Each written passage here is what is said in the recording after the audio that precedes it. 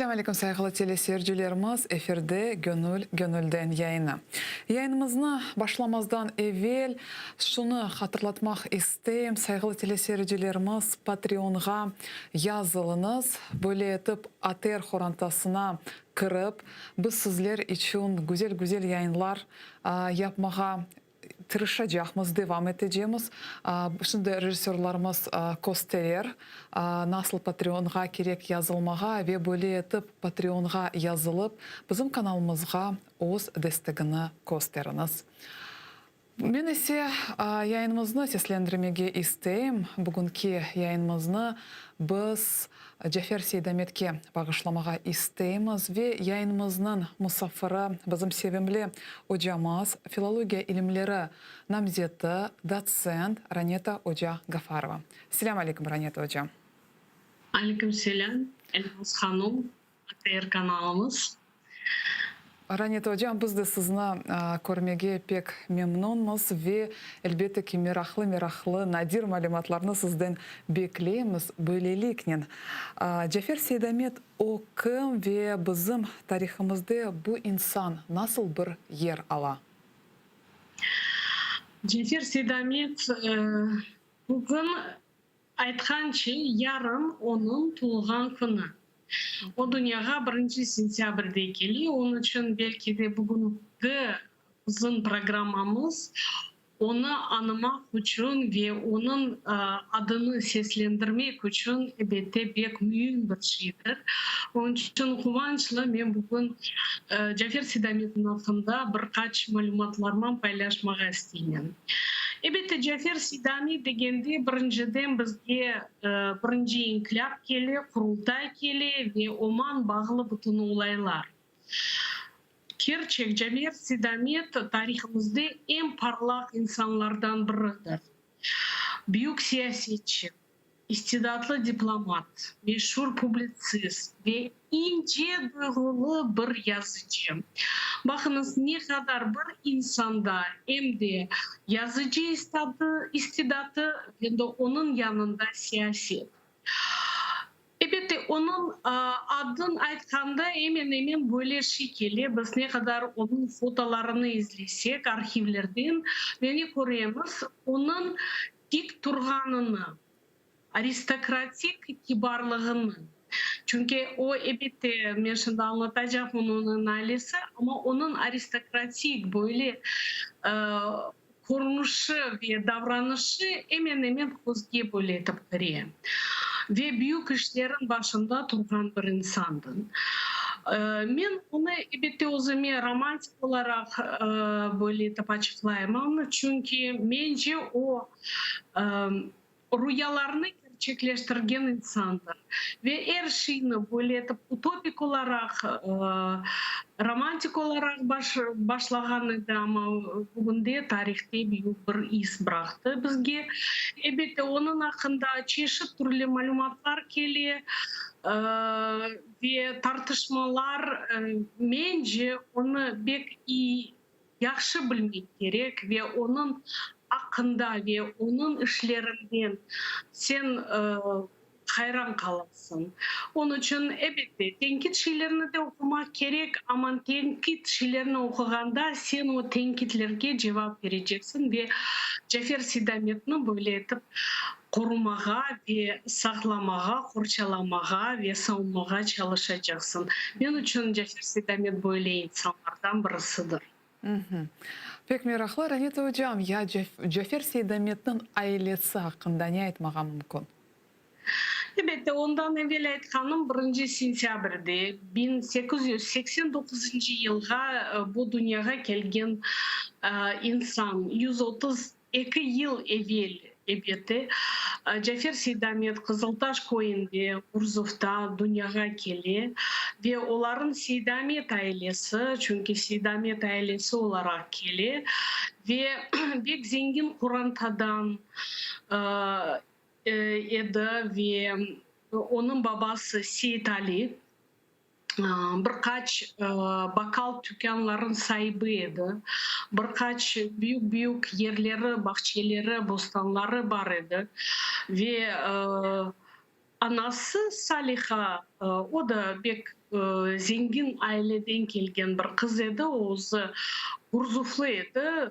İşte komşular ve bek güzel bir şeylerini bek çok anıydı bazı hatıralarda Kur'an tasın hakkında ve ben onun bazı hatıralardan bir parçalarını böyleydi bugün okuyacağım beraberlikte Cafer Sidamet'le bulmaya çalışırım ve ozun çocuğum deyip böyle bir çocukluğum degen bir böyle hatırada kısa parçası var.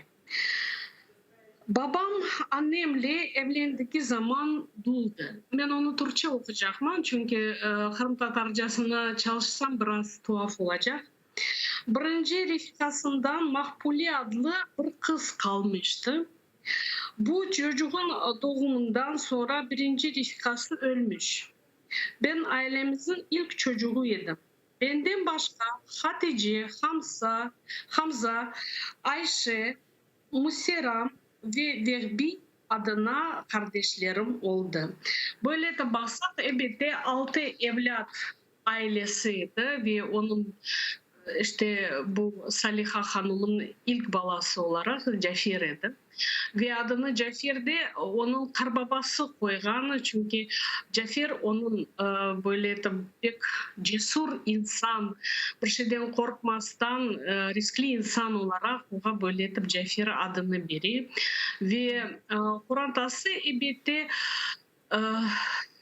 pek zengin yaşaganlar ama o zenginlikte de uzun kuralları olgan ve kurallarga bakanda pek terbiyeli ve namuslu, vicdanlı, akıllı ballar olsun deyip anasından babası bayağı çabalar gösterdiler. Çünkü anası babası işte Cafer Sidamet'in hatıralarına göre daima böyle misafirsever idi, fedakar idi. Güle güle yüzümüzden böyleydi ama bir mütevazi bir insan idi. Hiç özünü görsetmedi.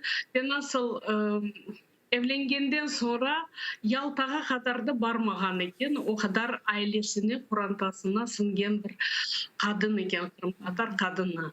Ve babasının hakkında bayağı böyle malumatlar var ve babasının hakkında çok şeylerini yazar. Çünkü babası pek aktif insanlardan idi ve sonra da 34 koyun nasıl kaymakamlığını etken babası o kadar derecede aktif insanlardan birisiydi ve hatıralarda pek çok emcesini hatırlay, karbabasını da hatırlay, büyük baba diyorlar çünkü belki de Yalıboy tarafında onların köylerinde böyle karbaba degen söz geçmedi, büyük atay aytaydılar ve hatıralarında elbette Kur'an tası bu kadar faaliyetli ve babasına ayrıca beriydi dikkat çünkü babasının nasıl desteğiyle bayağı eğitimde, tahsilde ilerledi. Onun için Kur'an taları pek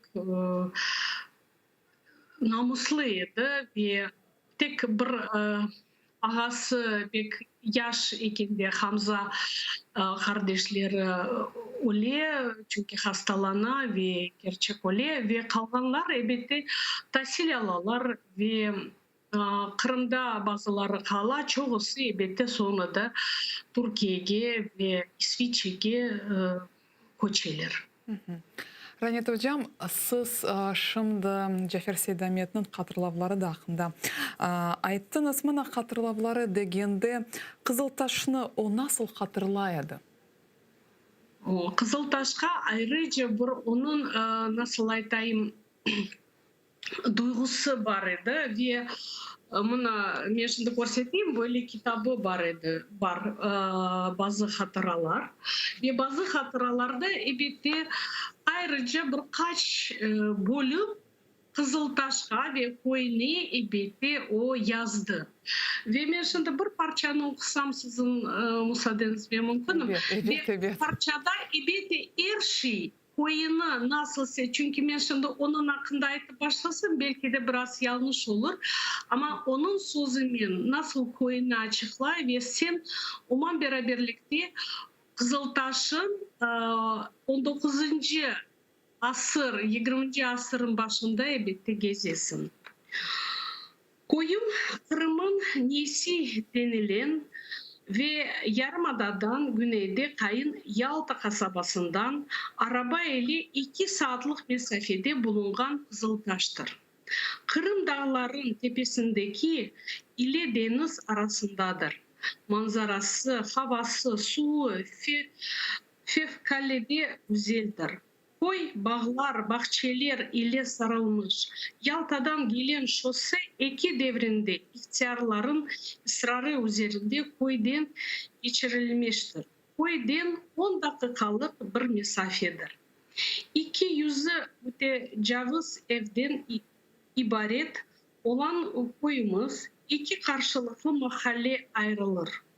Bu mahallelerin her ikisinin yukarıda ve aşağıdaki kısımları vardır. Koyumuzda taştan 2 cami, bir de büyük bir okul vardı. Bundan hepsi 1890-1900 yıllarından sonra yapılmışlardır.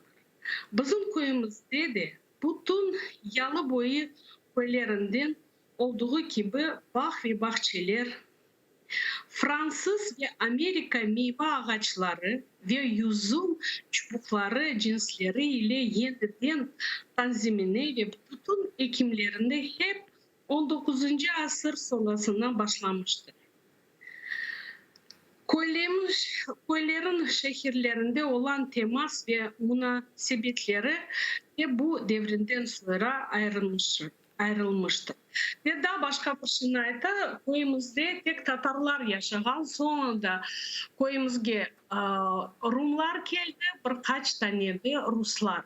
Ama başka koylarda eğer men koyunu açıklay, Ayvasil'ini açıklay ve onun Nikita civarlarında ve ayrıca aynı böyle etip açıklamalarını veriyor. Ama Kızıltaş onun eserinde geçiyor. Kaysi eserini bu soksak, bu edebi eserlerini ve Kızıltaş'ını sen sanki koruyorsun. Belki de sen çıkmaysın bu odan dışarına, ama onun havası ve onun şivesi ve onun adları daima Kızıltaş'ın içinde ve gerçek o Kızıltaş'ını pek seviyordu ve ama hatıraları belki pek çok böyle etip eserlerde geçken bir koydur. Ранет hocam, ya Cafer Seydamet tahsilini qayerda algan? Evet, onun babası pek istedi balası okusun deyip ve o kadar çok tahsilini aldı Cafer Seydamet, sanki o bir şeye yetişmeyecekmen ve okulda okuyan bir insandır. Böyle de başlasak, kaysı mektepten ve kaysı üniversiteye kadar bitirgenine şaşırıp kalasın. Ben sonra da saydım, 17 mektep çıktı içinden. Mektep değil mi? Okul. Çünkü onun içinde elbette bu başlangıç okuma yazma mekteplerinde onların koyunda iki okul vardı. İki mektep, bir kızlar mektebi, ikincisi de Bekir Efendi adına bir mektep. Ve onların iyi yanında, onların evleri caminin yanındaydı. Ve o mektep onlara pek yakındı ve kız kardeşlerle beraberlikte birkaç ay o mektepke katnadı ve o mektepte onların derslerini alıp bargan bir hanım edi ve okumasına, yazısına onda öğrendi. Sonra da babası Bekir Efendi mektebine onu geçirdi, onda okudu. Ve bek istedi onun balası da bek büyük halibeler kazansın deyip son Ahmetçik'e onu getiriyor ve onun tanış bir akrabası vardı, arkadaşı vardı Eyüp Hoca ve Eyüp Hoca mektebine onu yerleştiriyor. Ve 2 yıl devamında Cafer Seydamet o mektepte okuyor ve pansiyon деген yerde kala ve başta elbette Eyüp Hoca'nın evinde kalaydı. Ama onun hatırlarında okuganda Eyüp Hoca bir sert insan idi. Biraz kızaydı olarga ve neni hatırlaydı çubuk. Çubukman hepimizni böyle edip bazı vakit cezalaydı. Son elbette o mektepni bitirdim ya da işte okuşunu sonra da 2 yılın devamında Aluş'ta okudu, Gurzuf'ta okudu, Kurkulet'te okudu, Autka'da okudu ve sanki o bütün mekteplerini incelemeye çalıştı ve oğa bir tesiri olmadı. Tek faydası oldu. Elbette son 1901 yılında babası onu İstanbul'a alıp gitti ve İstanbul'da Numune Teraki Mektebi'ne kırsetti ve o mektepte elbette sonra da Cafer Sidamet okuyor. 1910 senesinde Sultaniye Lisesi'nde ben ondan evvel Bekir Çobanzade hakkında aytganda bu Sultan Liseleri Galata Lisesi olarak bilinir. O lisede de okuyor. İşte bütün hayatı sonra da elbette İstanbul'da geçiyor. Ранет hocam, İstanbul'da olan vaxtda o meraklı, serlivalı Risaleni yazdı. Bilesizim, bu Risalenin serlivası benim dikkatimi celp etti. Yani bir zavallı Tatar gençinin feryadı. Eserini adı Merak Doğra. Bu eser ne hakkında? Elbette o birinci bir eserlerinden birisiydi ve bilesizim ben da bir malumat okudum. Neden de bir zavallı Tatar gençin ferya adı. Onun eline İstanbul'da Namık Kemal'in eseri koluna düştü, zavallı genç. Zavallı gençin işte mevzusu biraz başka ama tekrar bu sosyal hayatını, zenginlik, fakirlik, akıl, zekalık, cahillik böyle şeylerin hakkında elbette ama son Cafer Sidamet'in elinden bu nasıl diyeyim broşür olarak çıkar. Onu eser dep aytmay, broşür nedende er yazdı de böyle edip geçer ve bu eserin esas mevzusu Kırım Tatar toplumunu değiştirmek ve böyle edip okuganda sen sanki onu tek çağrı olarak okuyorsun. Ben şimdi biraz o eserden birkaç tane belki de parça olmaz. Fakat nasıl diyeyim? Çünkü onun dilini okuganda bu eserini okuganda sanki sen Arap dilinde bir şeylerini okuyorsun. O kadar çok böyle eski sözler, Osmanlı sözler ve bütün o eser çağrı ile geçiyor. Çağrı ne demek? Çağrı sanki onun kahramanı yaş oğlan herkesini bir hareketke çağıran. Hareket nasıl hareket? Evet, fiziksel de hareket ola ama sanki uyandırmaya çalışan herkesini esas Kırım Tatar topluluğu ama onda içinde elbette Türk insanlara böyle edip çağrı geçen ve çağrı böyle edip başlanıyor. Ey sevgili karı böyle edip başlana. Son böyle geçiyor. Kardeşlerim, ey bütün gençler temiz vicdanlılar. Pek ilginç. Son bugün biz bu şeref arkasında bu insanlık vazifında manı idenden kimler? Biraz kıyın tili, onu gerçek. İnsaf edelim genç kardeşlerim, aziz milletdaşlarım. Ve en sonunda böyle bitireyim birkaç cümlelerini okuyayım. Temiz bir vicdanın nimet tahassüs ranesinden başka bir şey olmayan şu eseri memleketimize, Rusya vatandaşlarımızın arasında sokmağa, göndermeye çalışmasını milletimizin selamet namına rica eyler ve din vatanına karşı zerre kadar muhabbet besleyen bu vazifeden çekilmez zan ederim. Yaşa iyi gayretli vatandaşım. Yaşasın ben behit milletimiz. Her ne kadar sizni boş sözlerime taciz etmeseydim ve bunu Hasan nimetime binaen afu edeceğime ümit dilerimin bakım intizar. Ve takma adını mında kullana çok ilginç Şehap Nezihi. Şehap Nezihi olarak onun işte böyle eseri basıla çığa ve çok nasıl sanki titremeye tuşu Rusya konsolluğu o zaman onun başındaydı başkonsulu Nikolay Çarıkov.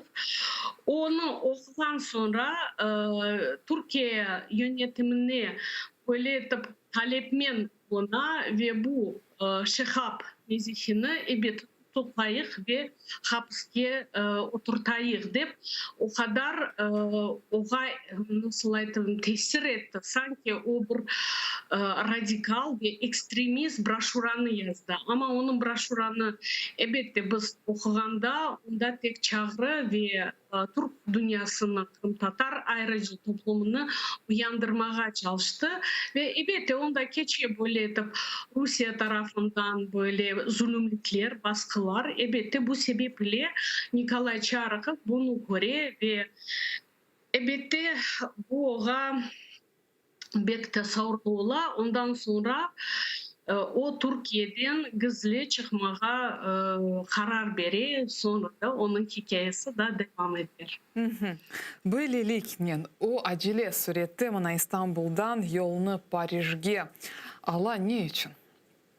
Ana bu sebeple çünkü elbette böyle takipçiler peşinden başlay ve onun o zamana arkadaşlarımız da oğaylanırmız. Numan Çelebiçihan, Sukuti, Ablahim Elmi ve bileler onu tutuklamasına ve bir kahvehanede görüşürler ve hemen hemen oğa bir Avustralya konsolluktan pasportunu eteler ve tez Türkiye'den çıkmasına elbette yardım edip vapurmen bu İstanbul'dan Avrupa'ya geçiyor.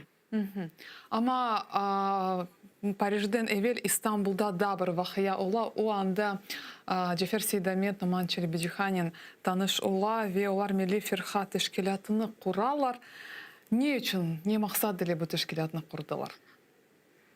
Elbette İstanbul'da onlar ayrı böyle okullarda okuyanlar ama Türkiye'de o zaman İstanbul'da böyle cemaatler ayrıca Kırım Tatarlar ayrıca Azeriler ya da başka bir Türk dünyasından gelgen talebeler daima birlikte turaydılar ve Kırım Tatarlar ona elbette onlar da hariç onlar da daima toplanaydılar ve kiralık bir evde onlar birbirinden konuşup ve Kırım'da olan yaşayış durumunu laf ettiler. Elbette o zamanları bütün dünya titriyedi inkılaplardan ve Fransa'da başlangan, İtalya'da başlangan son Rusya'da işte bu Rus 1905. Rus bu Burhan'ı diyemiz.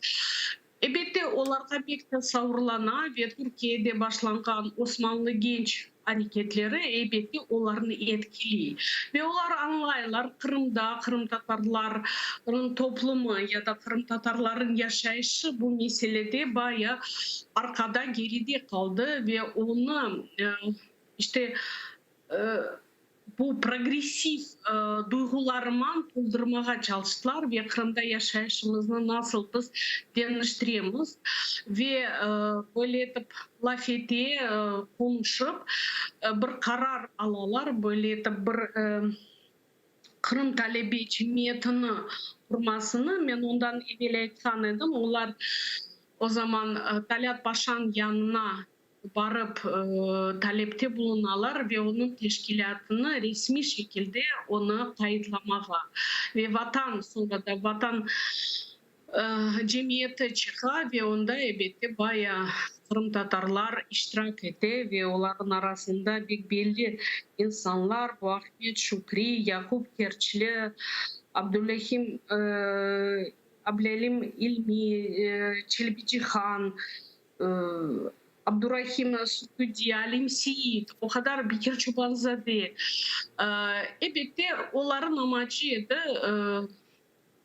Kırım'ı nasıl değiştirmeye, bakınız nasıl romantik böyle mefkürileri edi. Çünkü birkaç genç 17-18 yaşında gençler, yiğitler onların elinden ne gelgeni kalem.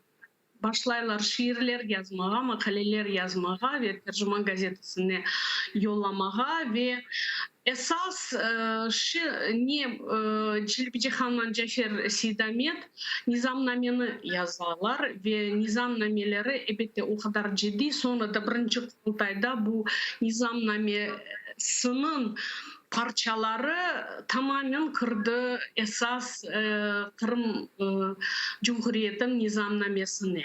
Elbette bu şirket, o cemiyet o kadar güçlüydü. Çünkü neden güçlü? Epeyleri bek istidatlı ballar. Kırım'a gitken talebeler ben böyle etip saydım 100'ge yakın bir gençler gitti o zaman Kırım'dan ve çoğusu elbette bu sonra da 17. seneleri kurultay olaylarından elbette yer algan bir insanlarıydı ve onlarını uyandırılgan insanlardan birisiydi Sabri Ayvazov.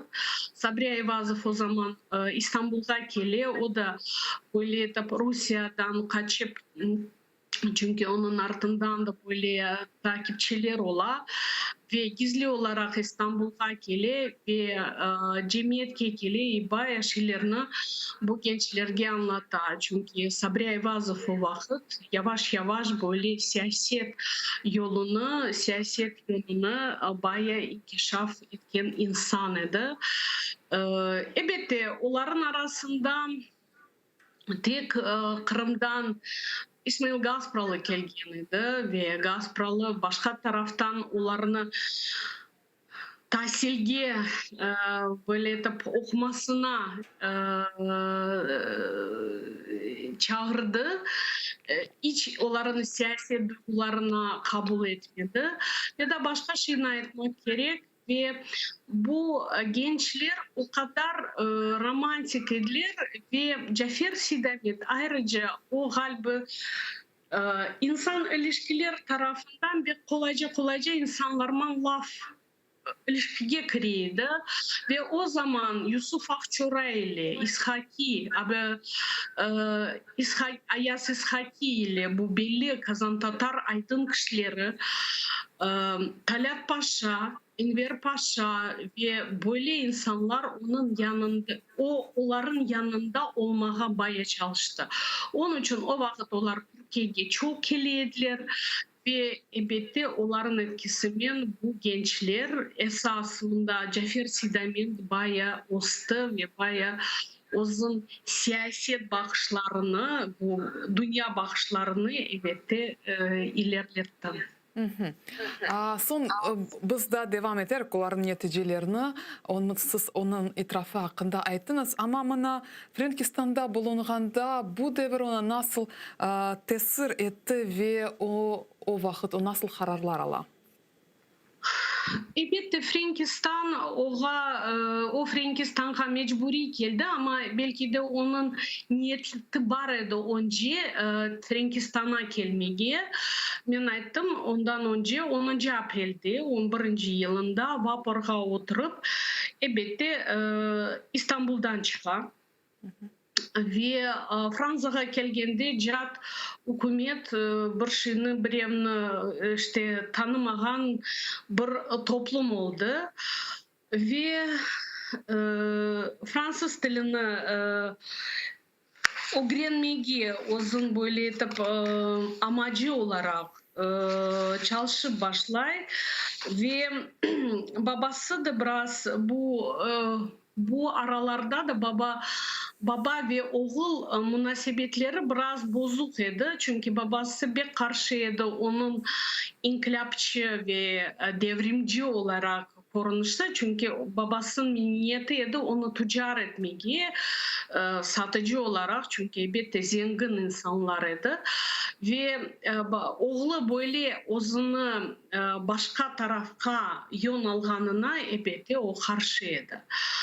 Elbette baba elbette sonra da babası yumuşadı ve o Fransa'ya geldiğinde onun bir kapığı yok idi yaşamaya ve elbette biraz kıyın böyle ucuz bir otelde kalan. Ve 2-3 hafta devamında biraz böyle kıyınçılıklarını geçti ve Paris'te o zaman babasının bir arkadaşı yaşaydı ve onun yanına barganda o arkadaş da başka ülkeye gitken onun için o biraz şaşmaladı onu aytayım ve o bek nasıl ruhtan düşmedi. Çünkü Fransa'ya gelgen son anladı böyle büyük Avrupa'nın merkezine düştüm ve inkılapçılar o zaman tamamen Fransa'da böyle toplanıyorlar ve onun işte maddi tarafı biraz yaxşı olgan sonra elbette o Fransız dilinden ucuz bir hoca taba. Başta bu erkek sonra da bir madamını bulup Fransız dilini bayağı emek veriyor ve neni böyle hatırlay. Kız mektebinde okuganda hanımlar hoca hanımları onların tilleri biraz düzgün olsun deyip tilin tıbını iki gümüş böyle tip kapıkını koyarkenler. Tilleri biraz düzgün olsun deyip. Onu hatıralarda aytayken yaxşı da o zaman böyle hocam beni bu tilimni düzgün etti. Çünkü Fransız diline gelgende benim şivem çok layık değil edi. Bambaşka dil. Fransız dilini öğreniyor, yaxşı etip onun içine giriyor ve başvuru etmeye Sorbonne Üniversitesi'ne hukuk fakültesine neyse de ona kabul ettiler ve o kadar oğa sevini. Onun yanına Abdurrahim Sukuti de geliyor çünkü o da Sorbonne Üniversitesi'ne girmeye ama biraz bu taraftan sıkıntılar çekiyor ve o kayıta ve neden de babası da başka bir olay geçiyorda niçin babası akçacı beri oğluna ondan evvel İsmail Gazpralman konuşuyorken böyle tesadüf ile onun babası Bahçesaray'da ve elbette onların evinde daima Tercüman gazetesini okuydular, Türkiye'den gelgen gazeteler okuydular ve Tercüman gazetesinin alganda onu babası oğlun hakkında aytayken, benim oğlum şimdi Frankistan'da okumağa istiyor ama böyle yok. ve o kadar İsmail Gaspralı onun babasını ikna ettiğiken ve kuvandı. Senin balan Frankistan'a gitti. Ben Frankistan'da okumağa bek istedim ama benim başka bir hayallerim vardı ve o sebepten elbette babası da böyle zevkli balasına yardım etti ve elbette o Sorbona hukuk fakültesine kayıtlı bola ve gerçek çok böyle malumatlarga göre Cafer Sidamet Fransa'da okuganda ben şimdi da bir benim o kadar çok kitaplarım için yanımda var. Ne aytayım? Fransız dilini okuganda ve belli böyle sosyalist politik Jean Soros'un derslerine katmayı. Ve o kadar onun mefkuresini, onun derslerini, onun derin bilgilerini o kadar sını ve anlayış böyle şeyler Kırım'da peyda olacak ve neden onun derslerine o kadar çok da katmay? Bu jurnalistik faaliyetini daha böyle geliştirmek için Soros'un derslerini, Soros'un derslerini. Son neyse de onun yanına böyle kitap dışı Rus hükümetin yahut hamçı saltanatı. Bu Fransız dilinde yazılgan Profesör Charles Sen-Bios'un ve onu sonra da Kırım Tatar diline çeviri. İlginç bir şey ve onun bu eseri Kamçı Saltanatı deyip çıkar ve herkes böyle bili bu Cafer Sidamet'in eseri yok. Bu Cafer Sidamet Fransız dilinden Kırım Tatar dilini böyle güzellikle bu eserini çeviriyor ve Rus çarlığının hakkında derin malumatlarını sanki vermeye çalışan ve Frankistan'da elbette çok insanlarla tanış ola ve onların arasında çoğusu inkılapçılar, Rus sosyalistler ve elbette bayağı tolup siyaset tarafından sonra da elbette Kırım'a kayıtıp geliyor. Ve onun hadiseleri elbette bu meselede o kadar çoktur ve aytamam Cafer Sidamet o büyük bir denizdir.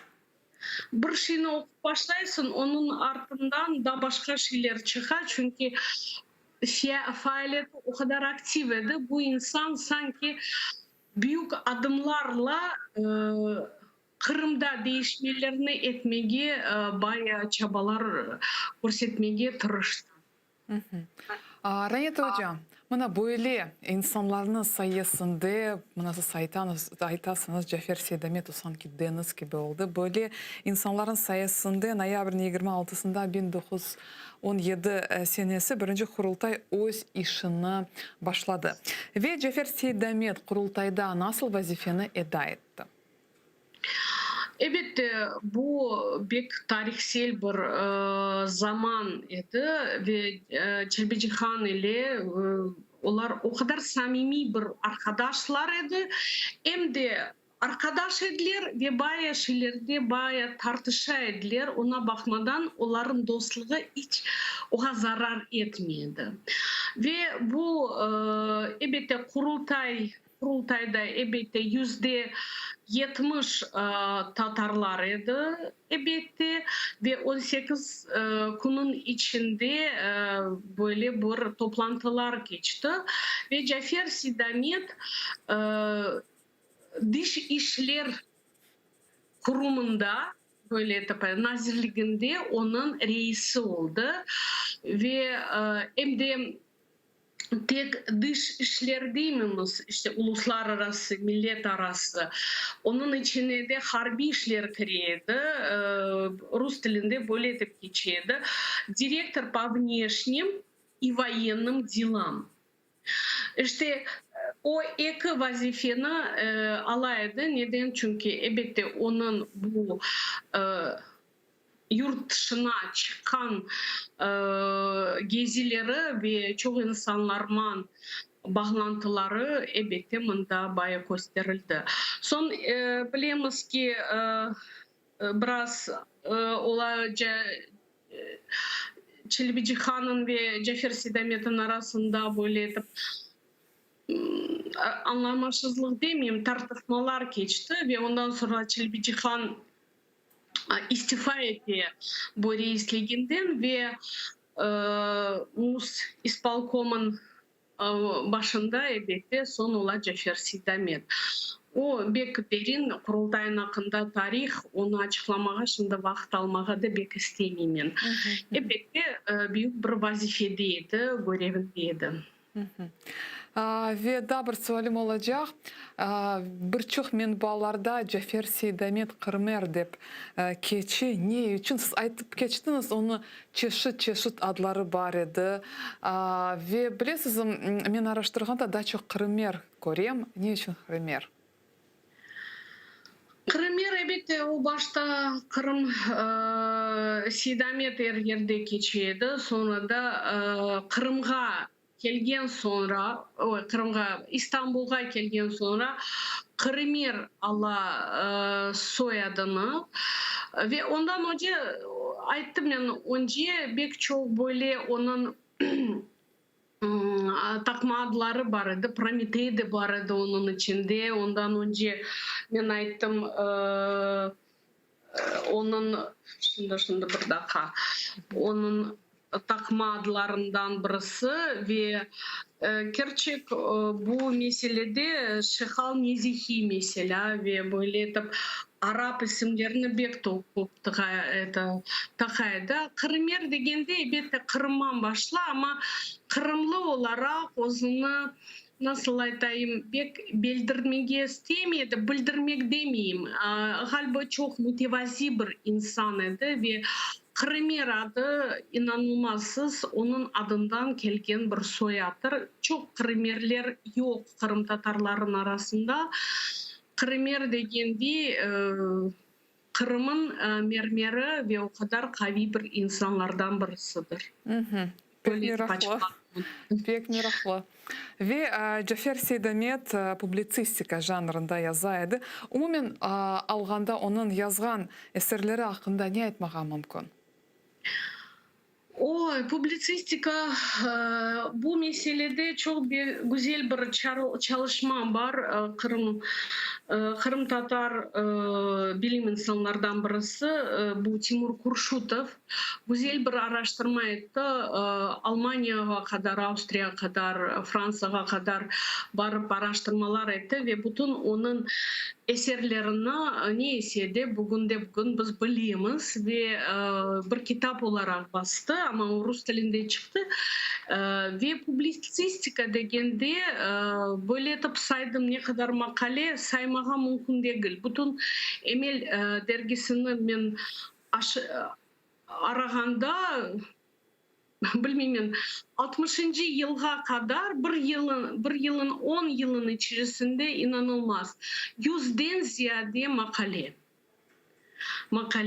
Şimdi bu publisistika bizdeki publisistikadan ilginç bir şeyler geliyor.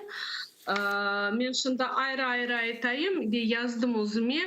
Kaysı gazetelerde uzun makalelerini yazam. Publisistika degende o uzun iç dünyasını, uzun bakışlarını, bu siyaset tarafı, sosyal tarafı, tahsil tarafı, sonra da onu bölmek mümkün. Ne kadar makale ya da ne kadar böyle hikayeler ya da oçerkler yazgan.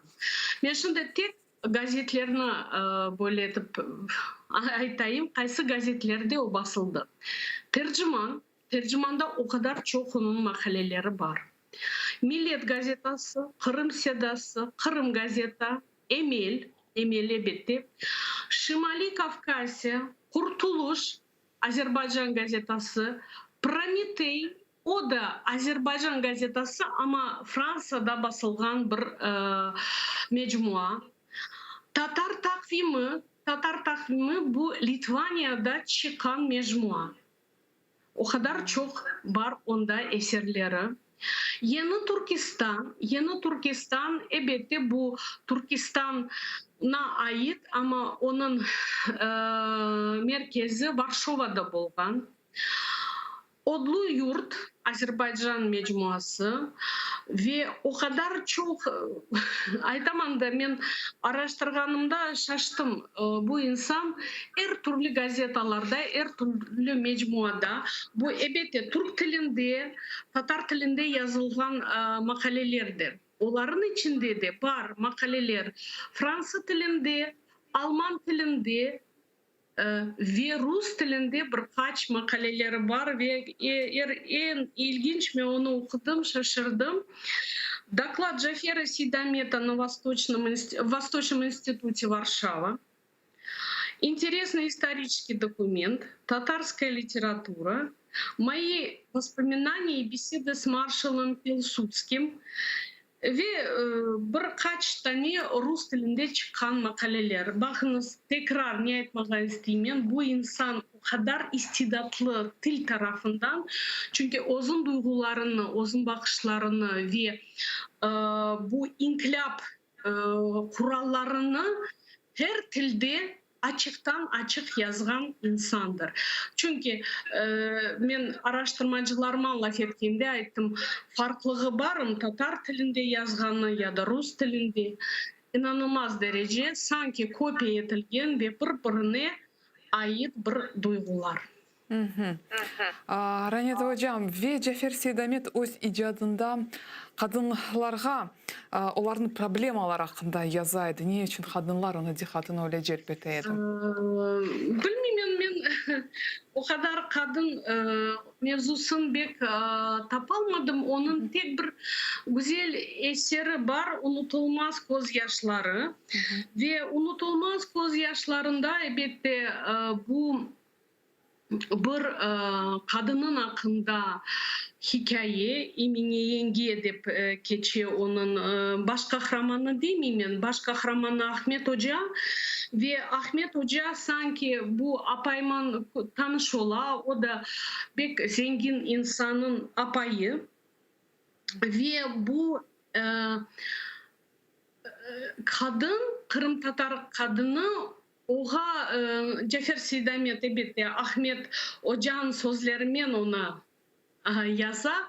Bütün kadınların hakkında sanki o kadar kederleni kadınların vazifesini. Çünkü elbette Fransa'da yaşadı ve Kore'de nasıl kadınlar yaşay. Türkiye'de o zaman bilmiyorum ne kadar kadınların durumu.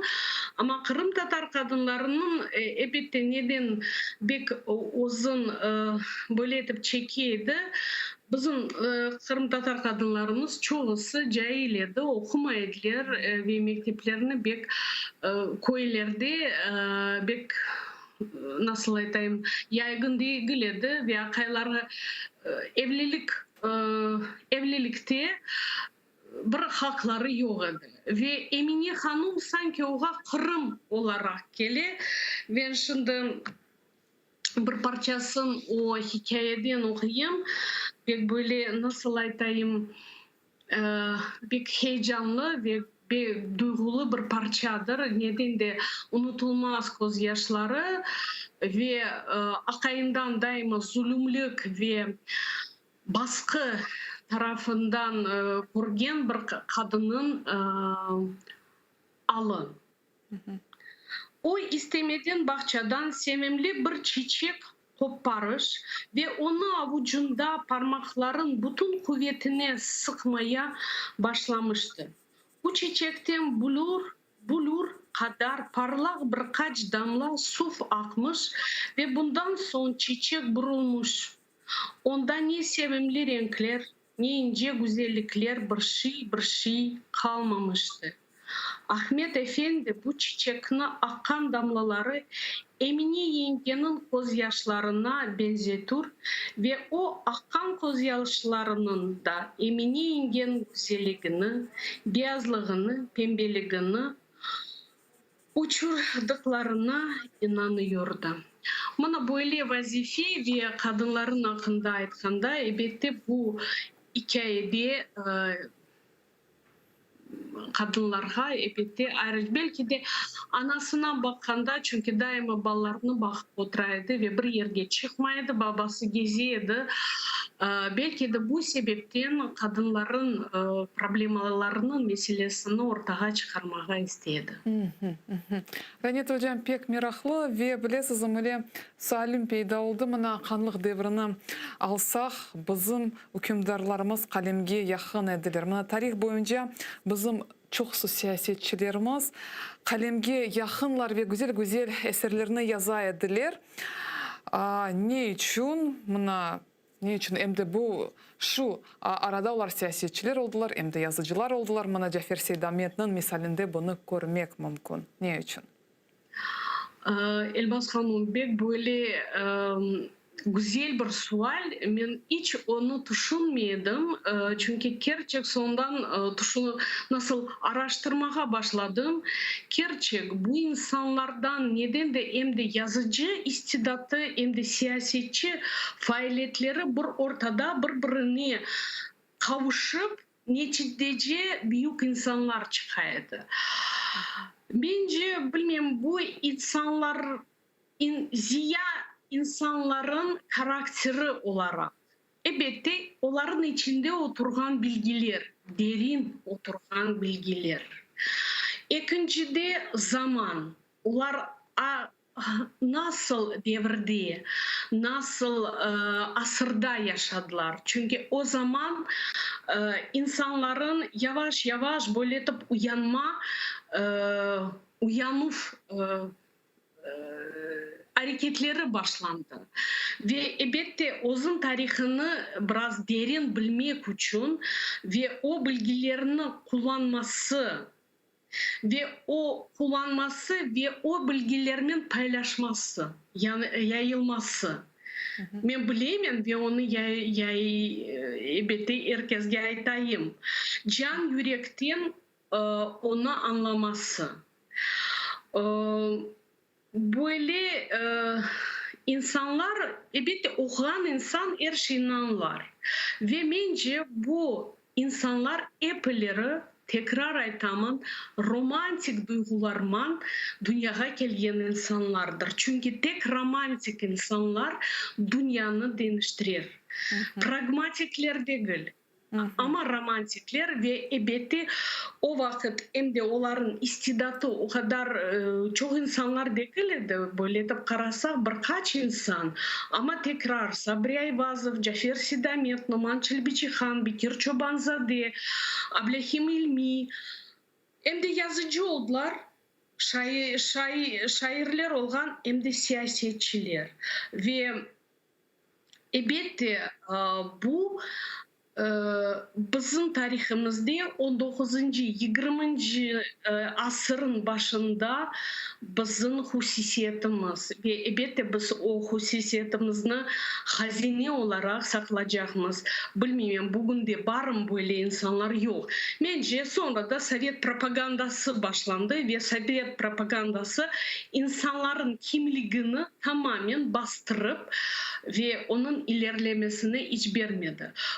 Bu elbette bu kısa sürede ve özgür hürriyet zamanda böyle insanlar meydana geldi. Gerçek bu efsane insanlar ve onların tarihini biz bileceğimiz ve onların tecrübesini biz özümüzün tecrübemizni de bakışlarımızı da değiştirmeye çalışacağız.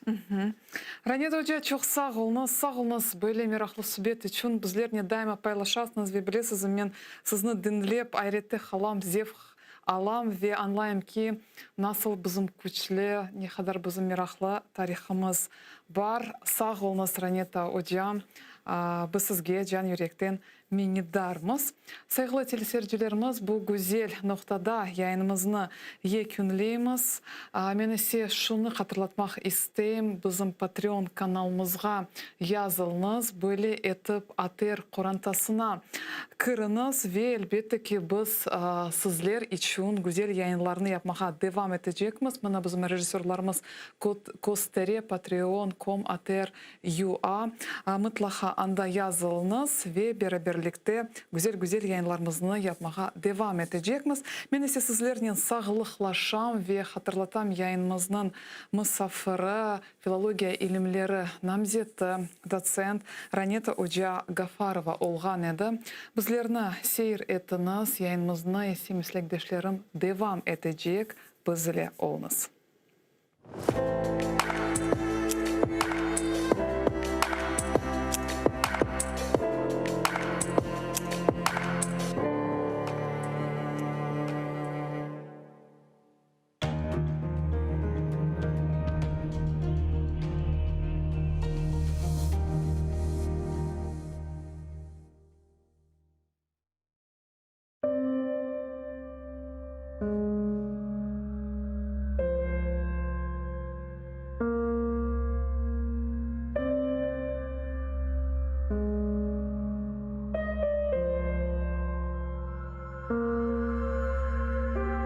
Nasıl bir günlerge kaldık kardeşler.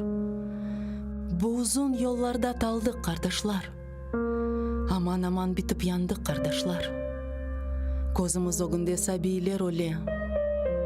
Dünya bizge bakıp bir koznen ağlay, bir koznen güle. Dünyaga nam bergen bir millet edik. Asırlar tubundan tirilip keldik. Vatanга koz tıkıp kurbanlar berdik. Bizni kene boleler bir şına ile. Dünya bizge bakıp bir koznen ağlay, bir koznen güle. Kalmadı aramızda birlik kengeşi. Şunun için kızdırmay vatan güneşi. Şunun için yürüşme ey halkım işim. Şunun için bağrını hancerler tile. Dünya bizge bakıp bir koznen ağlay, bir koznen güle. Hepimiz habardık mingen kamırday. Karışıp kalmayık bir top çamurday. Kesilip başladık kurgan tamırday. Yaşayımız bularını bile. Dünya bizge bakıp bir koznen ağlay, bir koznen güle. Bizni kene bir evler oynatmak istey. Kene damsız bir şorba kaynatmak istey. Kenardan koşlanıp bir bakmak istey. Bar, oyna koz yaşını sile ve sile. Dünya bizge bakıp bir koznen ağlay, bir koznen güle. Sanki düşman olduk birbirimizge. Hürmet yok ne ölü ne tirimizge. Ne oldu kardeşler? Ne oldu bizge? Kene dersin bir belalar bastırıp gele. Dünya bizge bakıp bir koznen ağlay, bir koznen güle.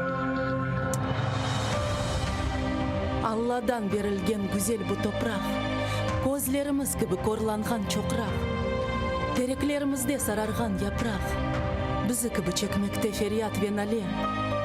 Dünya bizge bakıp bir koznen ağlay, bir koznen güle. Ey felek, işine akıllar yetmey, Tatarının başında düşünce bitmey. Bir küçük arzum var, aklımdan ketmey. Ömürler bite ve ömürler kelle. Demesinler, dünya bizge bakıp bir koznen ağlay, bir koznen güle.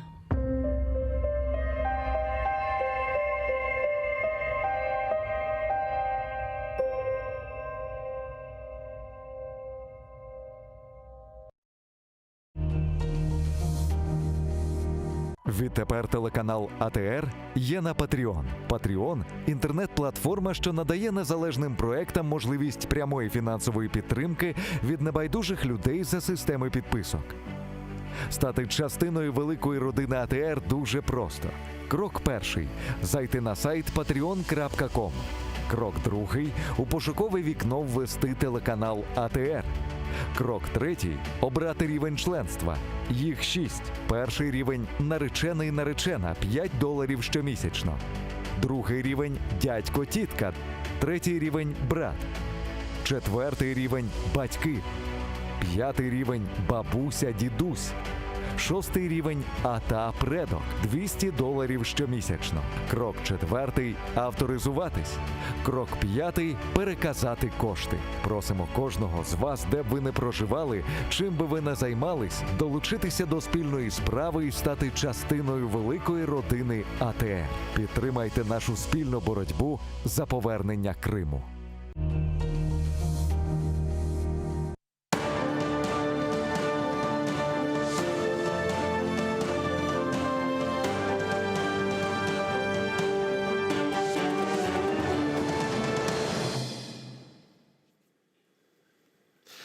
В эфире телеканала АТР программа «Бугунь». Я Роман Спиридонов. И в ближайший час мы будем говорить о самых важных и актуальных новостях как для оккупированного Крыма, так и для всей материковой Украины. И начну я с предложения подписаться на наш YouTube-канал. Вы там всегда сможете посмотреть наши эфиры, узнать много интересного от нашей информационной службы новостей «Заман». И можете поддержать еще нас, подписавшись на наш Patreon. Потому что ваша поддержка нам очень важна и как никогда нужна. А я представляю гостя нашего часа. Это Василий Вовк, эксперт по вопросам национальной безопасности. Добрый день. Вітаю, Романе, вітання глядачам. Делегация Европейского Союза в Украине 30 августа призвала Россию расследовать случаи насильственных исчезновений в Крыму. Об этом говорится в заявлении, опубликованном на официальной странице делегации в Твиттер. Давайте послушаем. Сьогодні відзначається Міжнародний день жертв насильницьких зникнень. Ми закликаємо Росію звільнити всіх політичних в'язнів, що незаконно утримуються в Криму, сумлінно розслідувати випадки викрадень політичних активістів і закликаємо Росію припинити незаконну анексію. Как вы думаете, почему застопорился процесс? Здесь речь идет, конечно, о насильственном исчезновении, о людях, которые пропали, и оккупационные власти не расследуют эти дела. Есть ли какие-то у нас рычаги, возможности повлиять на Россию для того, чтобы получить ответы, куда исчезли эти люди? Ми ж бачимо, що навіть в міжнародних організацій, солідних з першої точки зору, з точки зору їх організації, інституцій, ніяк не впливає на Росію. Оці заклики, вони швидше для формальної галочки поставити, що вони виконали свою функцію і закликали Росію розслідувати злочини, правопорушення, які вчиняються на окупованій території Криму і на Донбасі також окупованому. Мені видається тут, що потрібно заходити з іншої сторони. Не закликати Росію, тому що цих закликів вже 7 років, ніхто на них не звертає уваги, не реагують. Для них це як муха пролетіла, вибачте. Чому би не зайти з іншої сторони і не проводити самим розслідування? У нас такі можливості є. Такі можливості є у наших закордонних партнерів і, мабуть, ще більше, ніж у нас. Той же Bellingcat, коли потрібно, вони такі розслідування проводять, що купі країн з її правоохоронною системою слабо. Ми розуміємо, що там хто стоїть за Bellingcat'ом, але давайте не закликати Росію. Розумієте, ми закликаємо людину, яка вчинила злочин, розслідувати свій злочин. Є логіка в цьому? Скажіть, будь ласка. Погодьтеся. І от я не можу погодитися з цим закликом. Це ж у нас ОБСЄ звернення, так я розумію? Делегація Європейського Союзу в Україні. Ну, да, ЄС, да, делегації. Це все ж одна структура Європейського Союзу. І от ці заклики, вони для мене здаються як знущання, в тому числі щодо тих, хто потерпів від правопорушень і злочинів на території Криму. Ну, с другой стороны, возможности-то проводить расследования на оккупированных территориях нет. И даже тот же самый Bellingcat, он работает на территориях не оккупированных. Я вам скажу, що можливості проводити розслідування саме на окупованих немає, але дистанційно є можливості провести розслідування. Провести розслідування хоча б попереднє, зробити попередні висновки, а тоді, по-перше, до міжнародної спільноти довести, що були злочини і встановлені підозрювані особи, а потім вже закликати Росію. От ваші підозрювані. От вони вчинили злочини проти миру і людяності. Будь ласка, вчиняйте дії. Тут вже ближче до того, до конкретики. Ну, я не знаю, звичайно, не хочеться ображати наших європейських партнерів, але для мене це пустишка, оцей заклик, звернення до Росії. Ще раз наголошую, звертатися до злочинця, щоб він проводив розслідування сам проти себе, ніякої логіки немає. Більш того, воно прозоро, очевидно, неефективно і непродуктивно. Ну и тем более то, как Россия на эти обращения реагирует. Звичайно. Даже Ніяк не сегодня реагує, правильно? Лавров, министр иностранных дел России, на встрече с представителями национальных общин заявил, что даже в Украине уже поняли, что Крым – это закрытый вопрос. Дуже цікаве питання ви підняли. Я знайомий з цим меседжем Лаврова. І знаєте, що мене насторожує в ньому? Ну, риторику ми знаємо, так? Російську, московську, так далі. Крим – це наш, він не підлягає обговоренню, скільки платформ не проводьте, це російська платформа, і ніяких там перемовин і угод бути не може.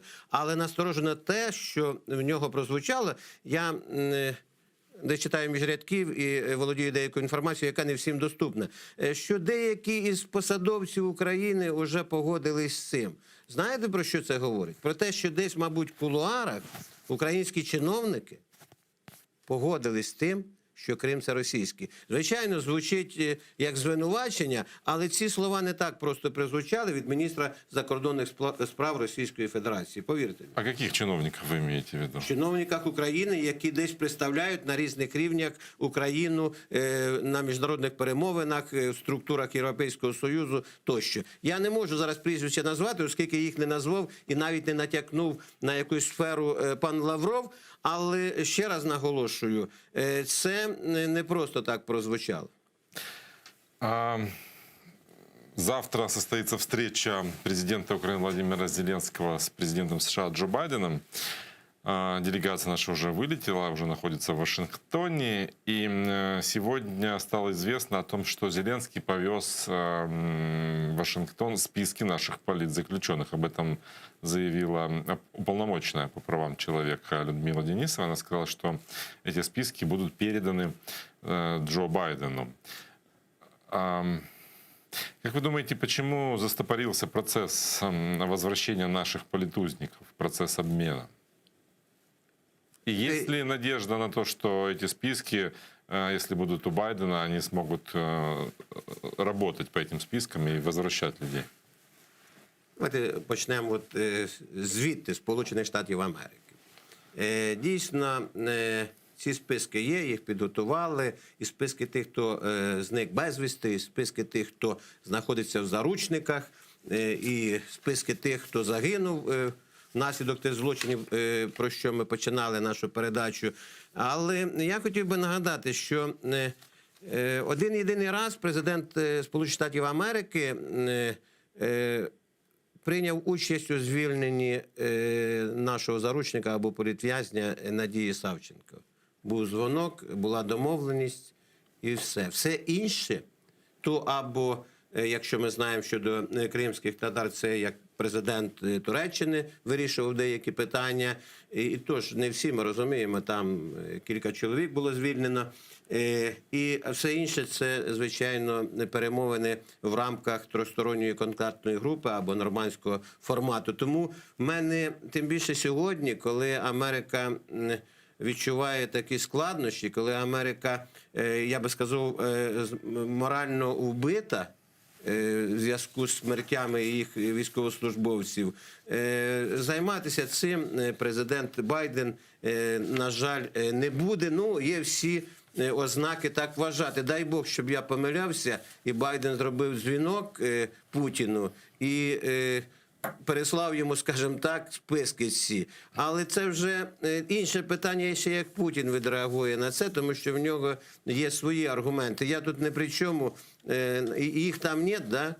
На Донбасі тримають, а все, що політв'язні в Росії, в тому числі в Криму, це російське законодавство, це російська кримінальна юстиція. І, як зазвичай, це всі так президенти говорять, в тому числі і нас. Я не вмішуюсь в справи правоохоронних органів. От яка буде відповідь, якщо навіть гіпотетично уявити, що президент Байден ці списки транспортує до президента Путіна. Ну, вот, например, председатель политической партии «Слуга народа» Александр Корниенко считает, что ключевой темой переговоров президентов Украины и США будет возможность присоединения американской страны к решению вопросов деоккупации Крыма и Донбасса. Вот давайте послушаем, что сказал Александр Корниенко. Звичайно, ключовою темою буде ситуація безпеки, а саме можливості США приєднатися до вирішення питань деокупації Донбасу і Криму. У той же час ми не граємо роль прохачів, бо у нас є що запропонувати для спільної протидії російській агресії. Кримська платформа – відчутний прогрес у забезпеченні і реформуванні армії за стандартами НАТО. І ми не вимагаємо від США виконати за нас нашу роботу. Возможно ли присоединение США к переговорам, каким-то форматам по деоккупации наших территорий? Ну, к крымской платформе США присоединились, была министр энергетики, а вот в донбасском вопросе как они могут поучаствовать? И могут ли, будет ли у них такое желание? Мені подобається, що нова, так би мовити, влада зараз ставить питання щодо деокупації не виключно там чи Донбасу, чи Криму, а в комплексі. Тому що це комплексна проблема, це комплексна трагедія за великим рахунком, і її потрібно так і розглядати. Звичайно, де вирішується, там потрібно і вирішувати, якщо це мова йде про поетапність якусь. Хай буде поетапність, починаючи з Донбасу, хай буде ще одночасно, хай буде з Криму, але це має бути в комплексі. Я погоджуюсь з паном Корнієнко, що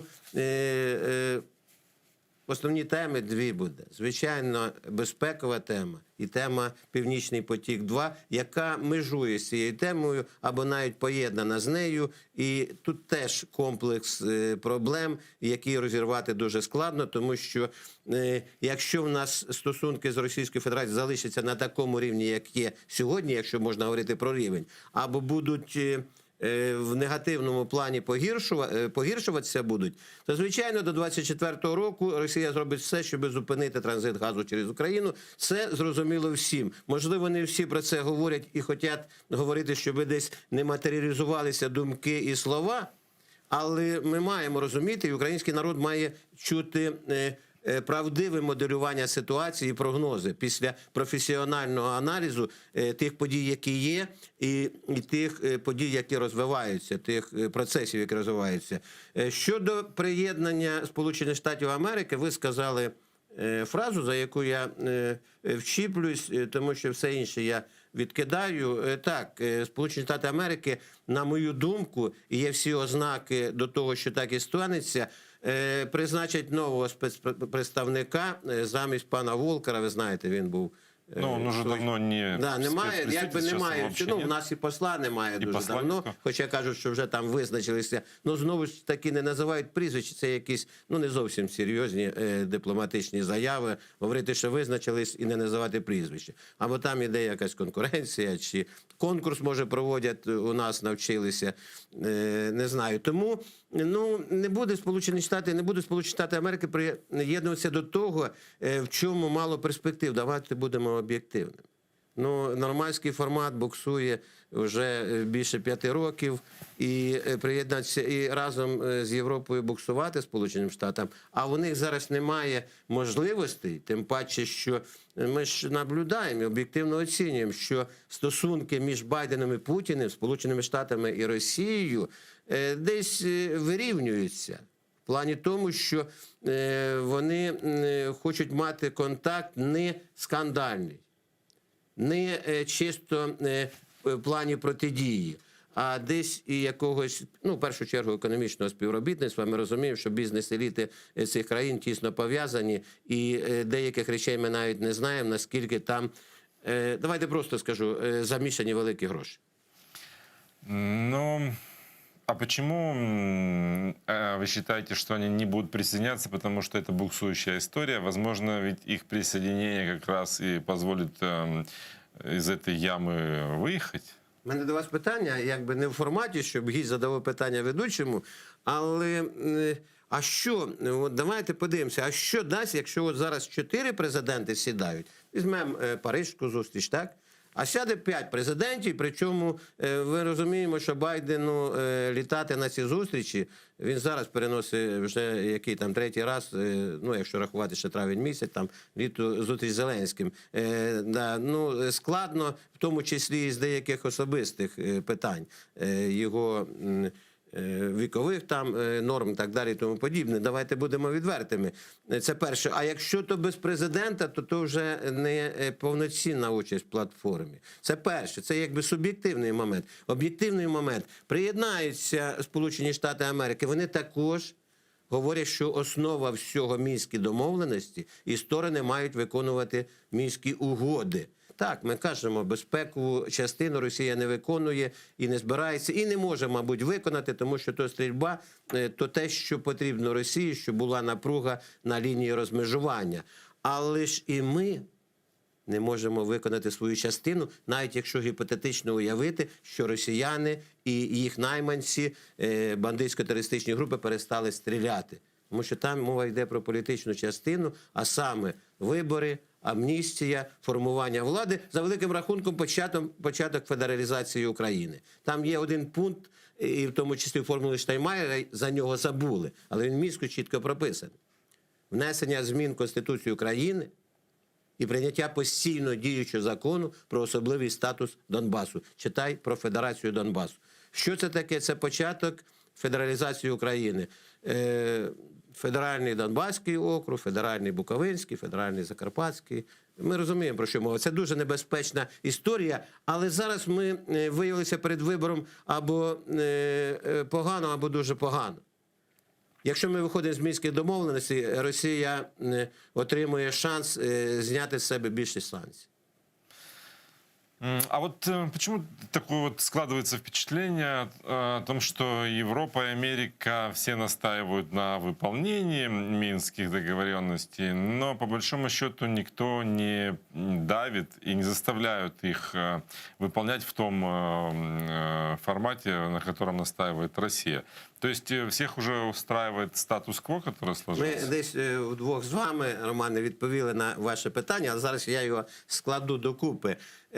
Наполягають на виконанні Мінських домов. Єдиний документ, він же десь з точки зору міжнародного права, навіть національного права, він не напівлегітимний.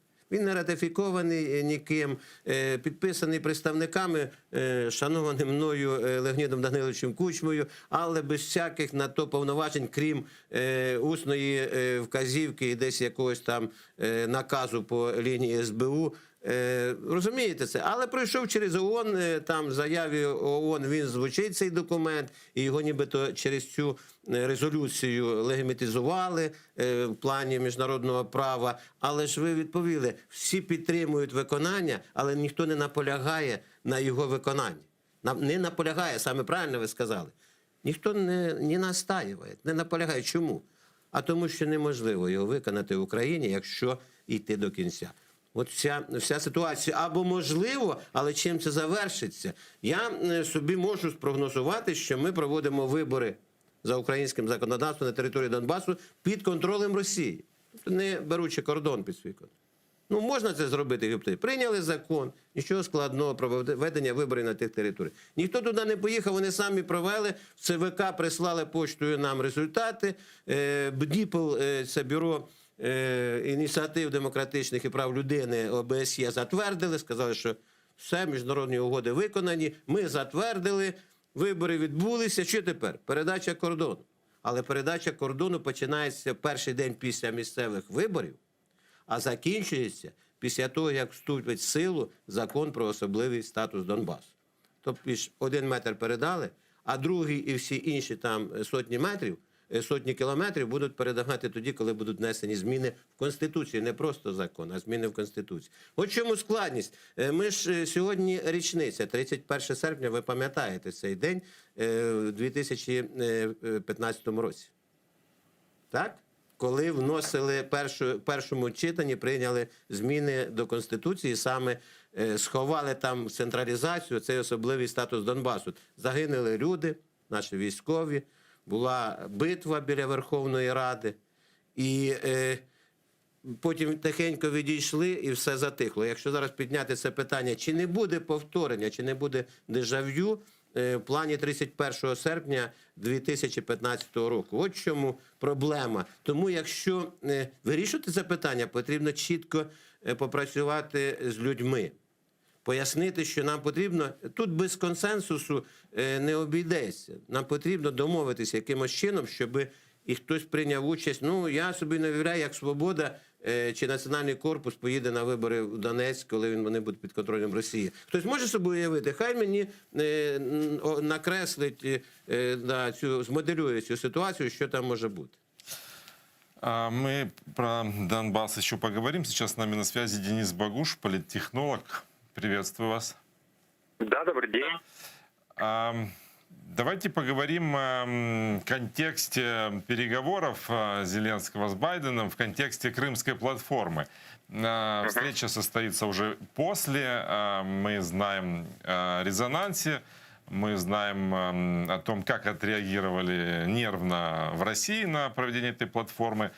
Даст ли этот саммит какие-то аргументы Зеленскому при встрече с Байденом для того, чтобы, может быть, договориться о более углубленном сотрудничестве, о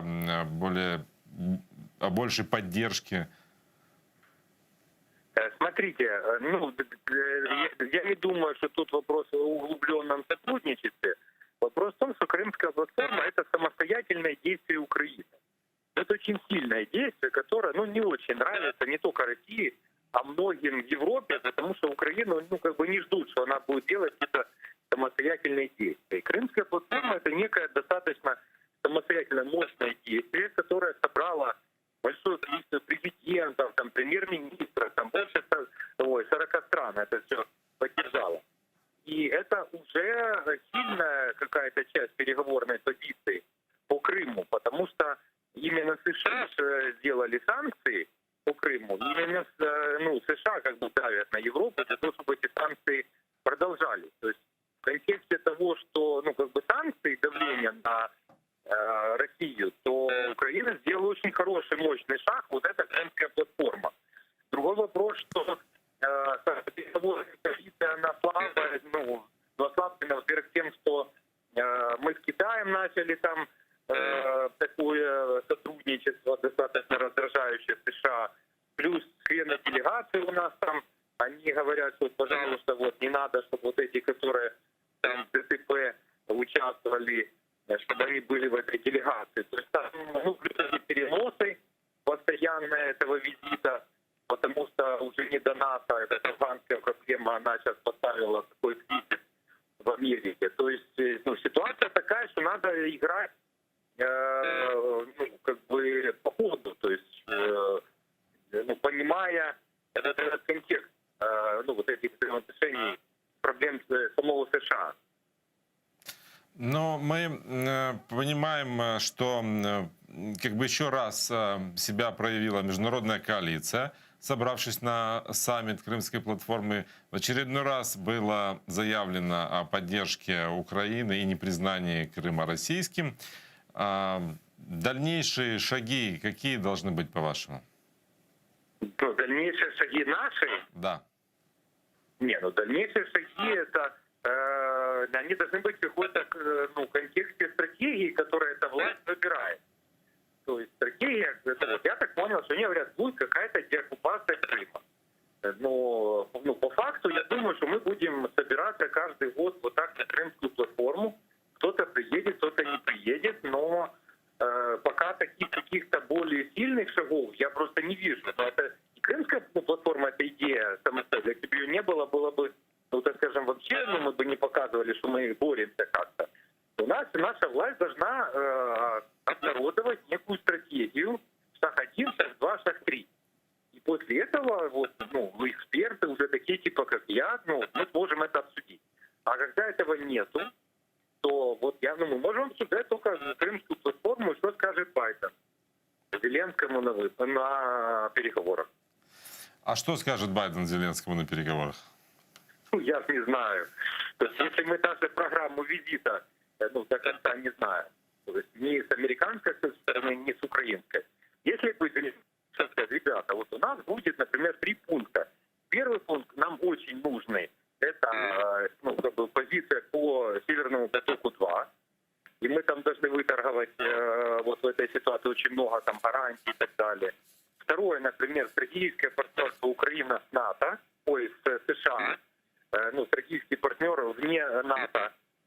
И, ну вот, например, 2 пункта. И третий пункт еще там какое-то там сотрудничество с бизнесом или еще с чем-то. А это же не декларируется, то есть и непонятно, то есть будем ли мы, вот хотим ли мы это стратегическое партнерство. В принципе, Конгресс был согласен был. Если бы проводилась лоббистская работа сейчас с обоими палатами Конгресса, то, во-первых, мы бы имели очень сильную позицию по Северному потоку-2 в переговорах с Байденом, потому что Конгресс против вот этих решений с Меркель. Вот. А второе, мы бы, ну, Конгресс тоже готов к этому стратегическому партнерству.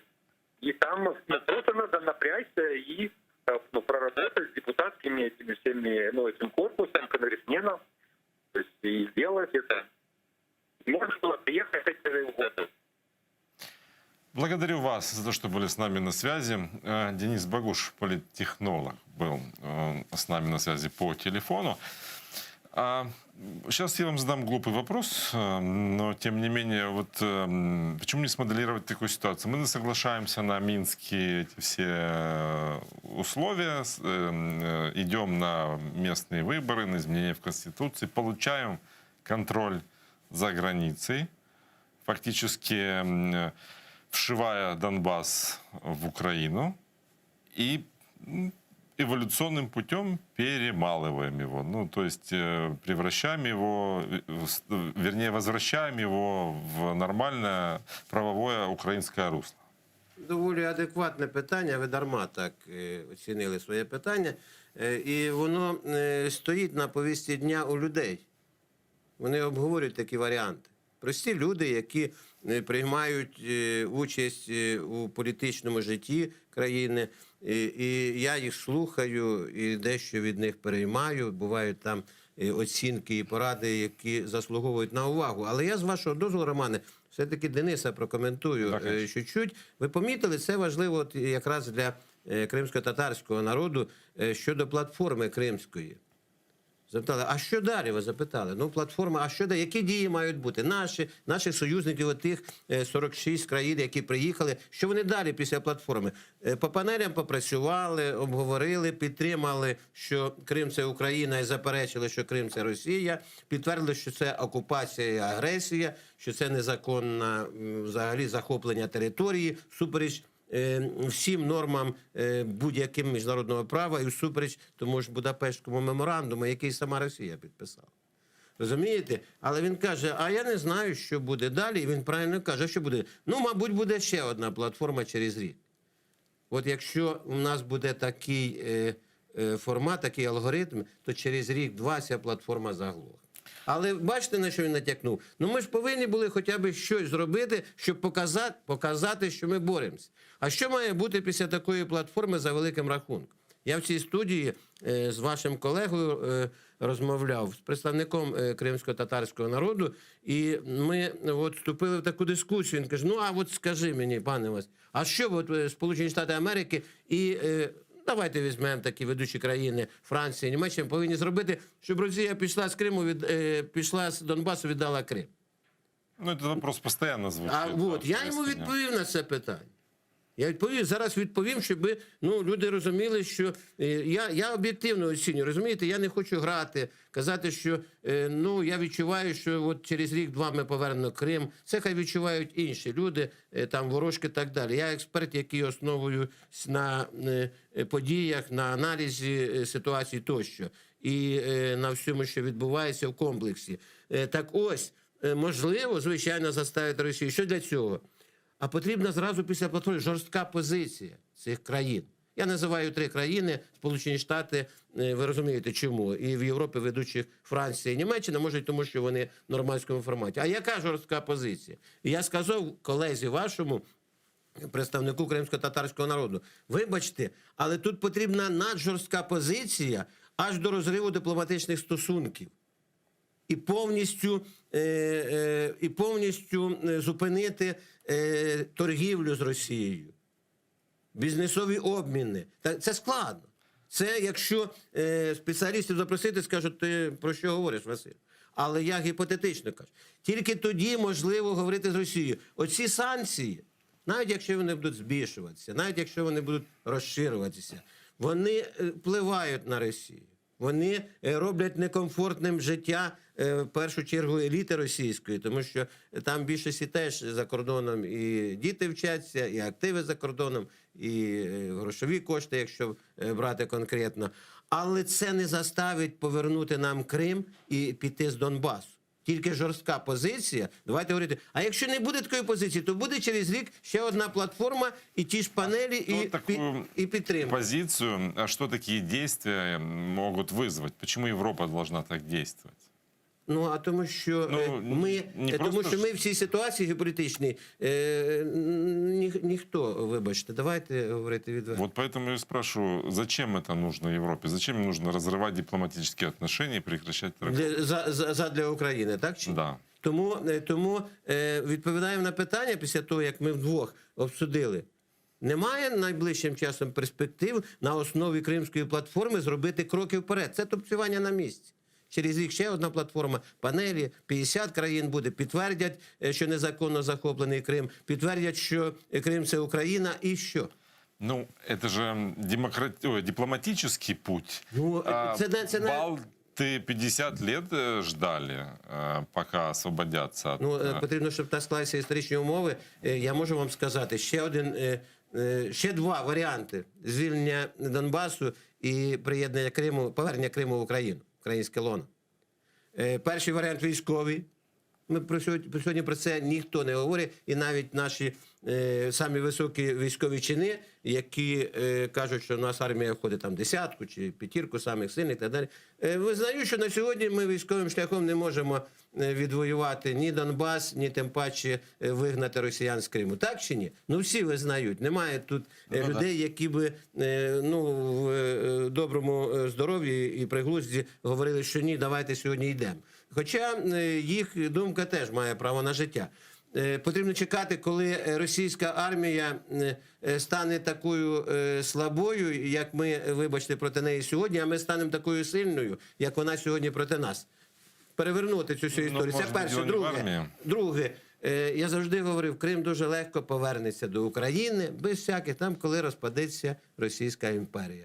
Коли вона розпадеться, знову ж таки, сьогодні гарно звучить, я дивлюся в стрічці новин, в Росії там міст завалився, там то розірвалось, там то Росія мре, Путін уже старий, він же не в розумі, тощо. Я говорю, шановні друзі, я слідчий, коли я приступив до розслідування нової справи, я займав позицію адвокат і працював проти себе. Тому я зараз закликаю, давайте професіонально, реально оцінювати ситуацію і робити висновки, самі складні для нас, щоб будувати свою політику і свої дії. На сьогодні немає ніяких ознак, що, вибачте, Путін завтра помре, а це ще й не значить, що якщо наступник Путіна буде набагато кращий нього, чи кращий, а може ще й гірший, захоче зразу піти і до лівого берега дойти. Ніхто ж не може тут дати гарантію. І немає ніяких ознак, що завтра Російська імперія розпадеться завтра.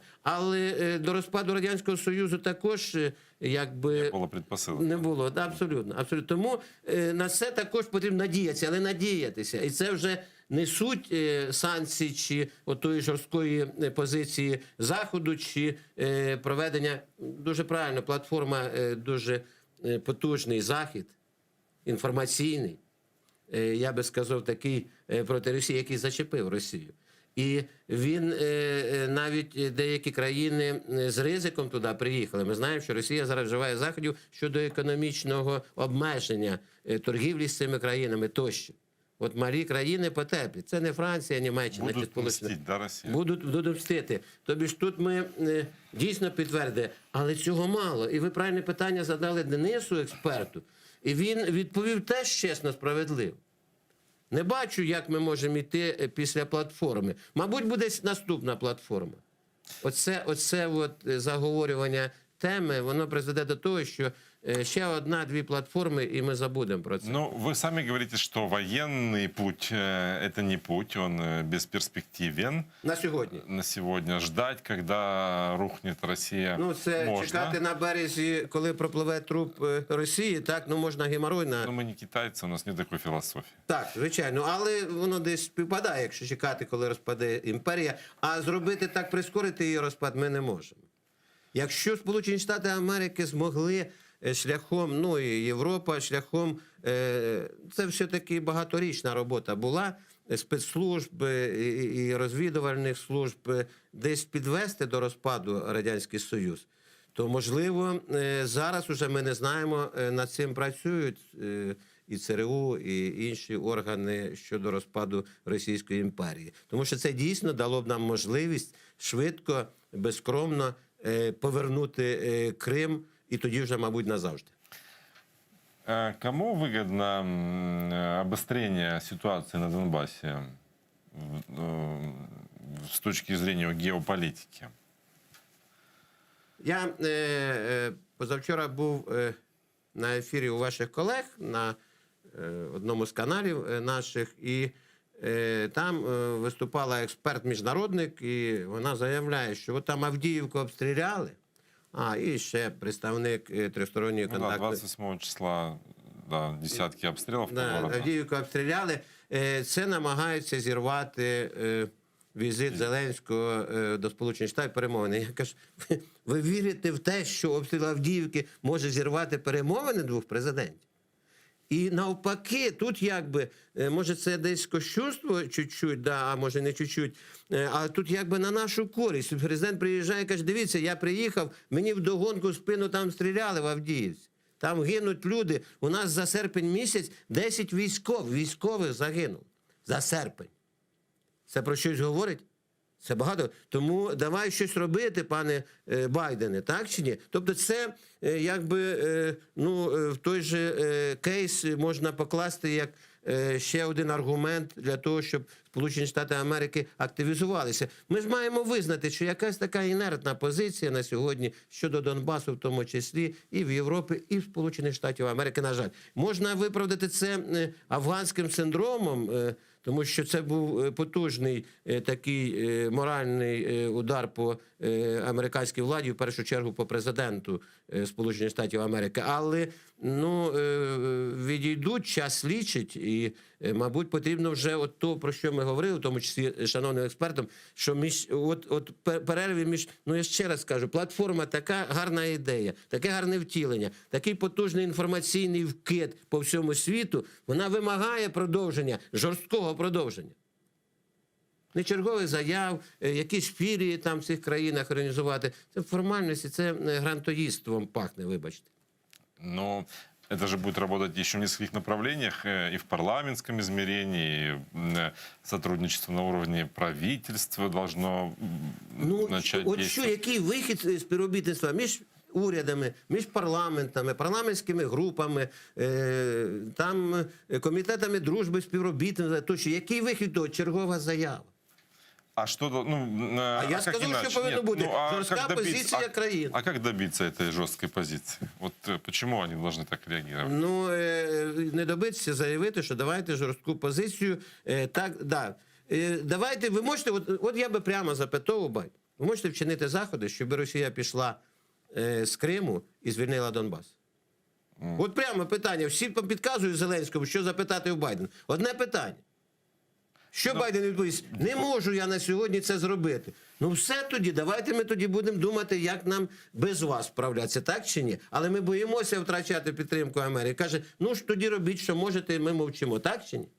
Вот яка ситуація. Лишаться поддержки, наверное, тоже не совсем разумно. Так напрямую ставить вопросы, чтобы получить отрицательный може я жорстко поставив. Звичайно, в дипломатичному ракурсі це має бути по-іншому поставлене питання, має бути підготовлене. Я, до речі, дійсно дуже розмитий план візиту, програма візиту. Ми не знаємо, які питання, і, до речі, десь конкретно питання, що буде обговоритися просування ідеї Кримської платформи, конкретні кроки.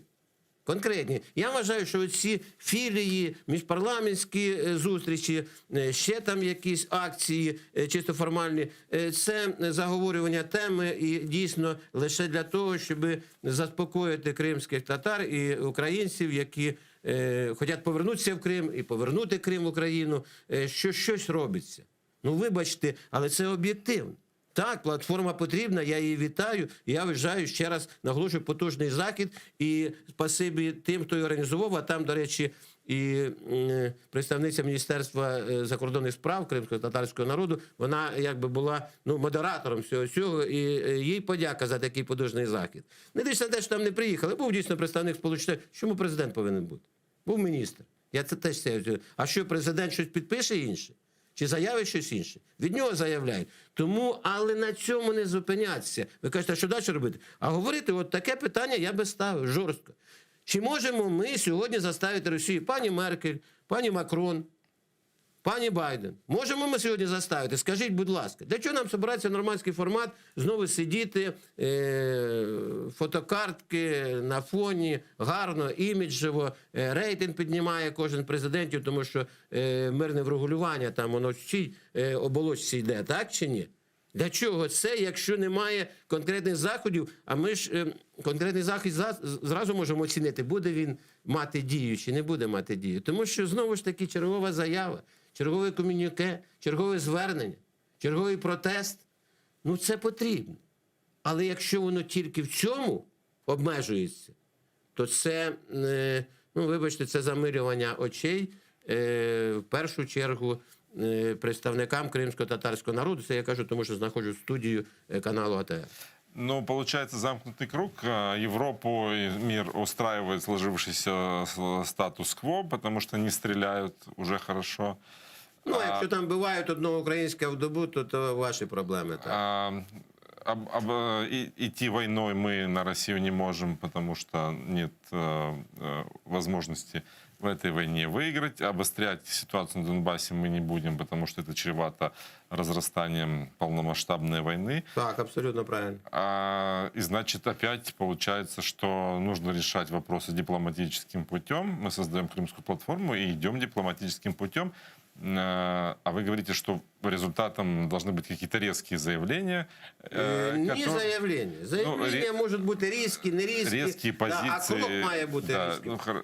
Европейских стран, которые на этот шаг могут пойти только если начнут стрелять, при обострении. Знаєте, різні ж варіанти висувалися, тому що дійсно замкнуте коло. Ми розуміємо, і в мінських домовленостях, і взагалі цій проблематиці і Криму, і Донбасу окуповано замкнуте коло. Ми йдемо і доходимо до того ж.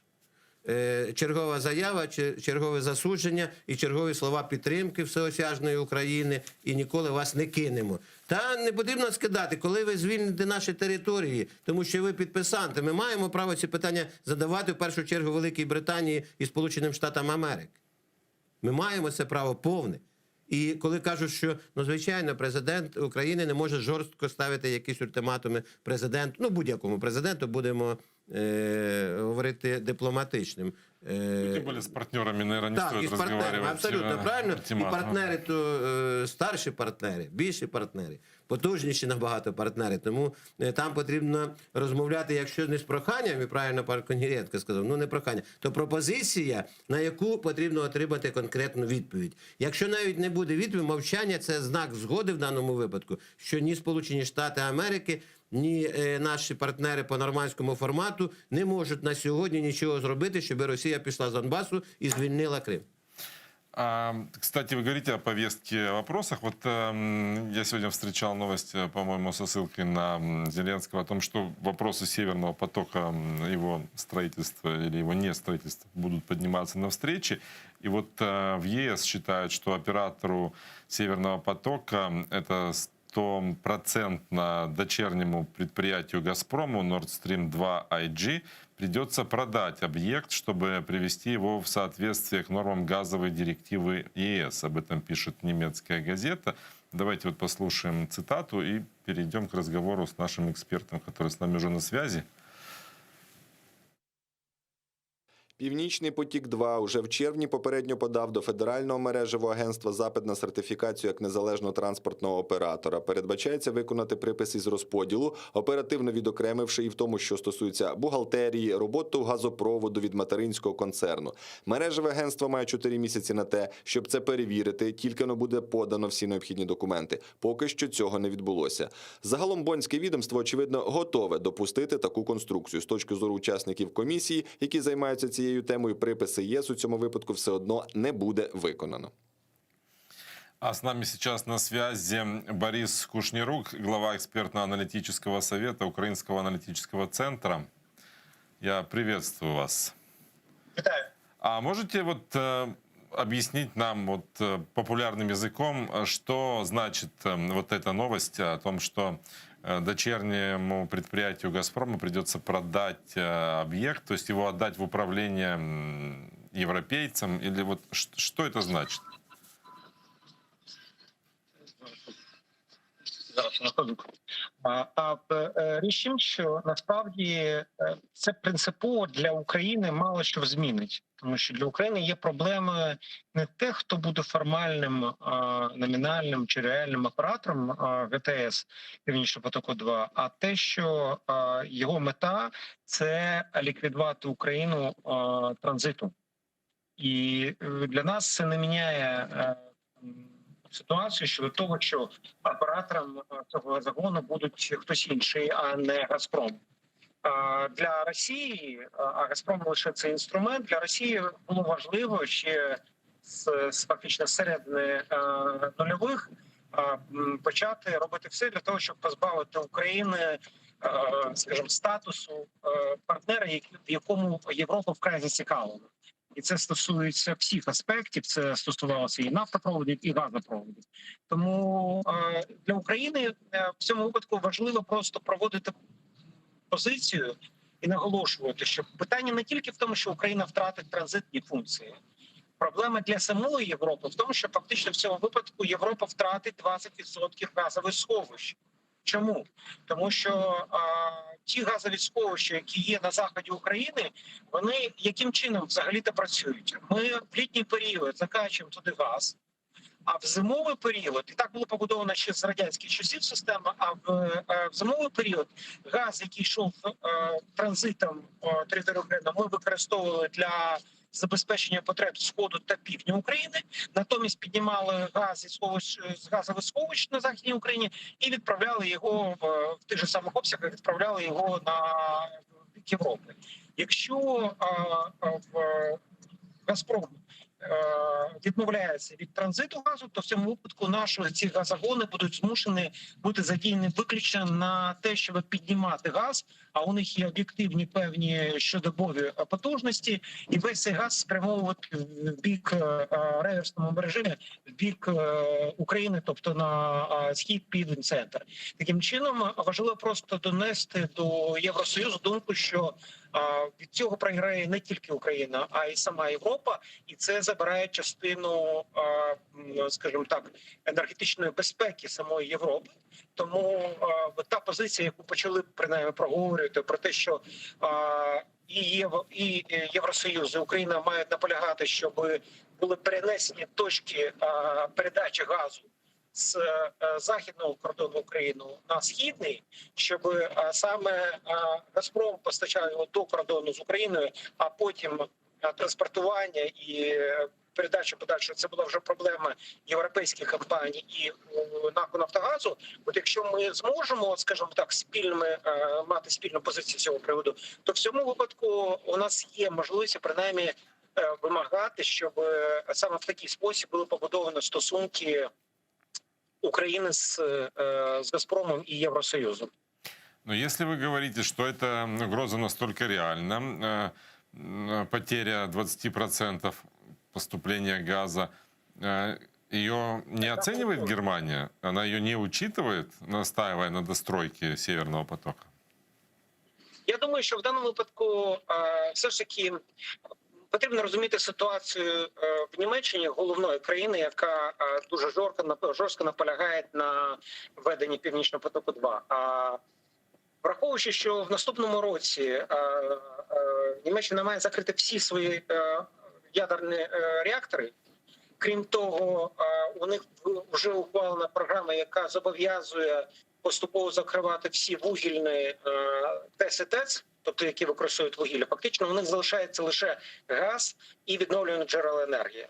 Відновлювані джерела енергії на сьогоднішній момент не можуть забезпечити стабільне виробництво електроенергії. Головне, там ще й проблема його зберігання. І тому Німеччина вкрай зацікавлена в дуже потужному, стабільному постачанні газу в Німеччину, щоб забезпечити потреби своєї економіки. Тому єдине, на чому можна грати і що пропонувати Німеччині, щоб все ж таки, і про це я, до речі, казав і в студії вашого телеканалу, що про що можна було б казати, і на чому наполягати, щоб Зеленський, в тому числі в Сполучених Штатах, ставив питання про те, що і США, і Євросоюз мають погодитись на запуск не просто на фізичну добудову, а на отримання сертифікації ліцензії Північного потоку-2, якщо тільки після того, як Газпром підпишуть новий довгостроковий контракт з Україною на постачання протягом 10 років не менше 40 мільярдів кубів, бо це той мінімальний обсяг, який необхідний для забезпечення функціонування цієї газотранспортної системи в бік Євросоюзу. А Россия отказывается транспортировать по нашему газопроводу? Ну, у неї є зараз контракт, який діє до 24-го року. Да. І тут вони принаймні поки що не беруть якихось кроків з невиконання.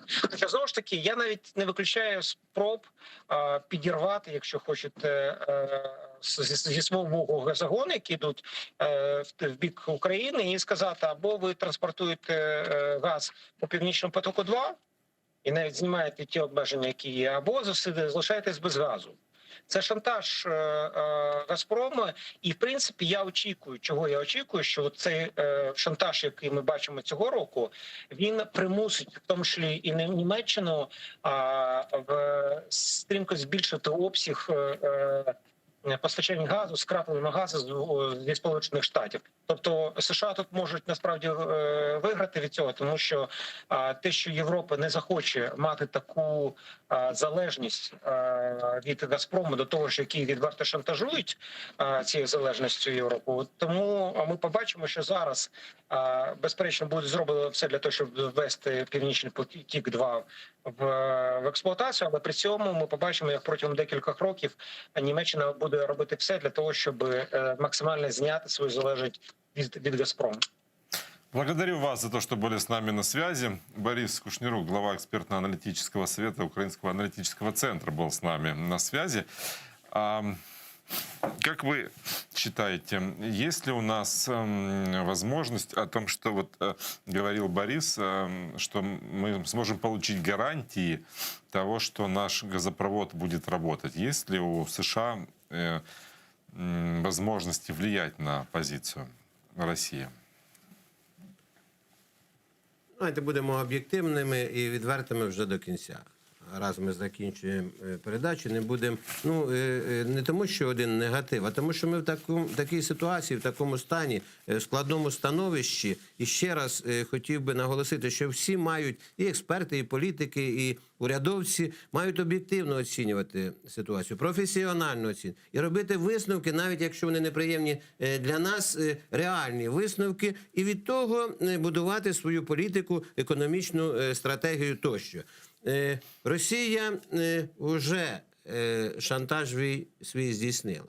Вона практично добудувала Північний потік-2.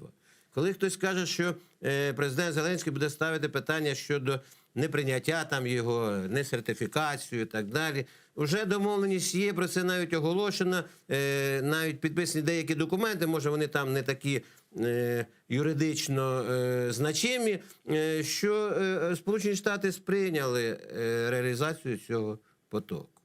Те, що там повинна продати Газпром якусь частину, вони коли починали, вони знали всі ці нюанси, які з директивами європейськими щодо використання газу пов'язані. Звичайно, це все передбачувано і все там буде оформлено так, що ця труба буде працювати на повну потужність. Тут ми не повинні за це й думати. Ми маємо думати про те, от про ті пункти передачі, про сховища наші 20%. Да? І для чого сховища, якщо вже через Сербію, Венгрію йде також газ, це вже кажемо про південні потоки, так? Північний потік. Ми маємо виходити з того, що на сьогодні все складається таким чином, що після 2024 року Росія заблокує транзит через Україну. А заблокируют ли? Ні, я кажу, виходити з того. З гіршого виходити. Готуватися до гіршого. Ну, хочеш миру, готуйся до війни. А ми ж надіємося, а от там, мабуть, в них проблема, там не виходить і хлопаємо в ладошки. Та ні, друзі, ми не маємо на то звертати увагу. То їх проблеми. У нас проблема є. Запустять, не запустять, Росія, якщо перекриє кран, то перекриє. Навіть якщо без газу Європа залишиться. Тому що вона не піде на підписання угоди, якщо наші стосунки залишаться, а зараз перспектив якби покращення їх немає. Тому я кажу про поєднання кримського, донбаського питання і північного потоку, енергетичного питання. Якщо ми хоча б не зробимо якісь просування в переговорному, в дипломатичному, про які ви кажете, тому що військові ми відкидаємо. Процесі, де вийдемо на якийсь шлях, ну хоча б видимості виконання тих же Мінських угод, а на них наполягають всі, і Франція, Німеччина, і Сполучені Штати, хоча заяви там йдуть, що формулу Штайнмаєра ми не підтримуємо. Це заява була від пана Блінкена, і не значить, що від Байдена піде така сама заява або такий самий посил. Тому от чому справа. Там все правильно пан експерт розказав, але тут питання... То все побічні питання. У нас основне питання – енергетична безпека, якщо нам перекриють. І друге питання – знову ж просити нам, вимагати нам. Пропозиції потрібно. На сьогодні я не бачу великої бажання у Сполучених Штатів і в Німеччині домовлятися з Росією щодо того, щоб вона залишила якийсь там об'єм, правильно він каже, 40 мільярдів кубічних метрів газу для України. Не видно цього. Можливо, дасть Бог, десь, коли буде сертифікація, коли почне працювати цей газогін північний, можливо, все-таки в них є приховані оці заходи безпеки або важелі попереджувальні щодо України, щоб Україна зберегла газотранспортну систему. Там є пару ідей і щодо того, щоб передати управління європейцям і так далі, але там пов'язано з законодавством, щодо майна державного, як воно може чи не може іноземцям передаватися, потрібно вносити зміни в закони, аж до Конституції. Тому дуже складна ситуація, ми з цього маємо виходити, а не шукати, де там якісь перепони чиняться для Росії. Давайте дивитися, де в нас перепони. Давайте. Ну, на этой ноте мы и закончим наш эфир. Время наше подошло к концу. Василий Вовк, эксперт по вопросам национальной безопасности, был гостем этого часа. Буквально через 5 минут в этой студии вас будет ждать Гульсум Халилова. Но пока она готовится к эфиру, подписывайтесь на наш YouTube-канал и на наш Patreon. Его вы видите сейчас на своем экране. Подпишитесь, чтобы поддержать нашу работу для вас. И ваша поддержка для нас очень важна. Спасибо, что были с нами. Спасибо. Можливість прямої фінансової підтримки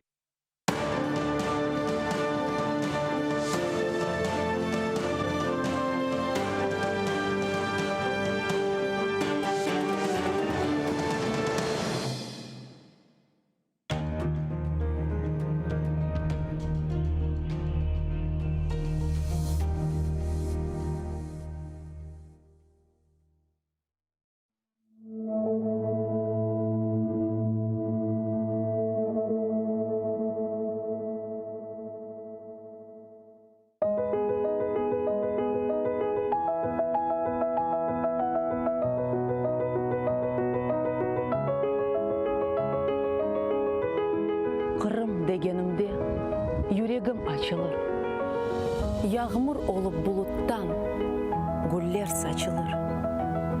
Dağ, çöller, denizden tebessüm yayılır. Kalbimnin melyemiz, ey ana vatan.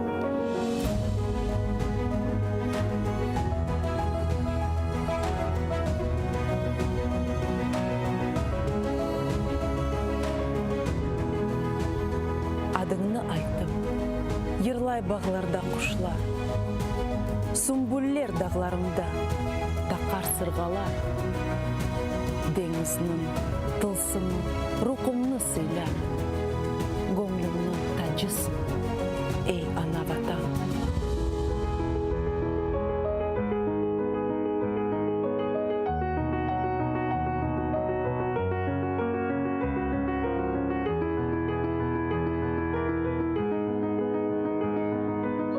Сәйлер соқақларда женнет авасы, бақча бағлар қалқың чун, дертлер девасы. Будыр асыл инсанның омыр сефасы, көзімнің нұрысын, ей ана ватан.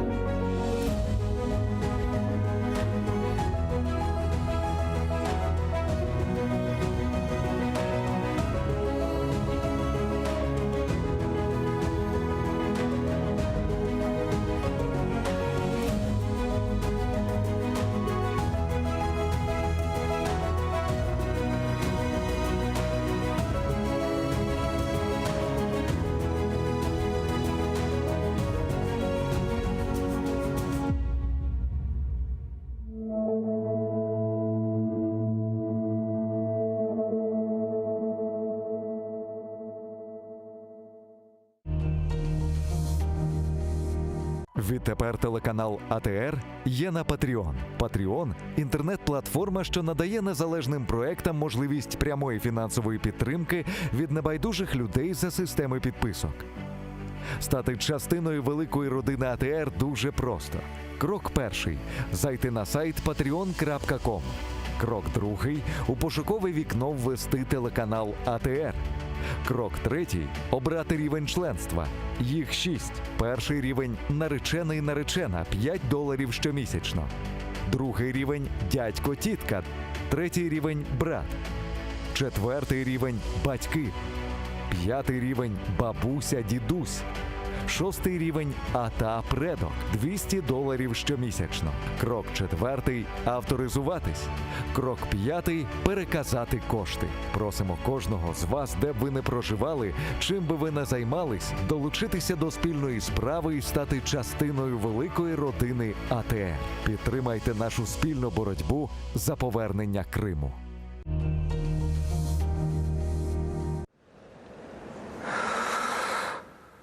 Эшетесіңіз ма?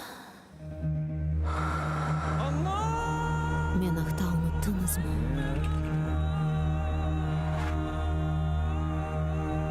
Мен мұнда. Бұл менің топырағым. Менің қырымым.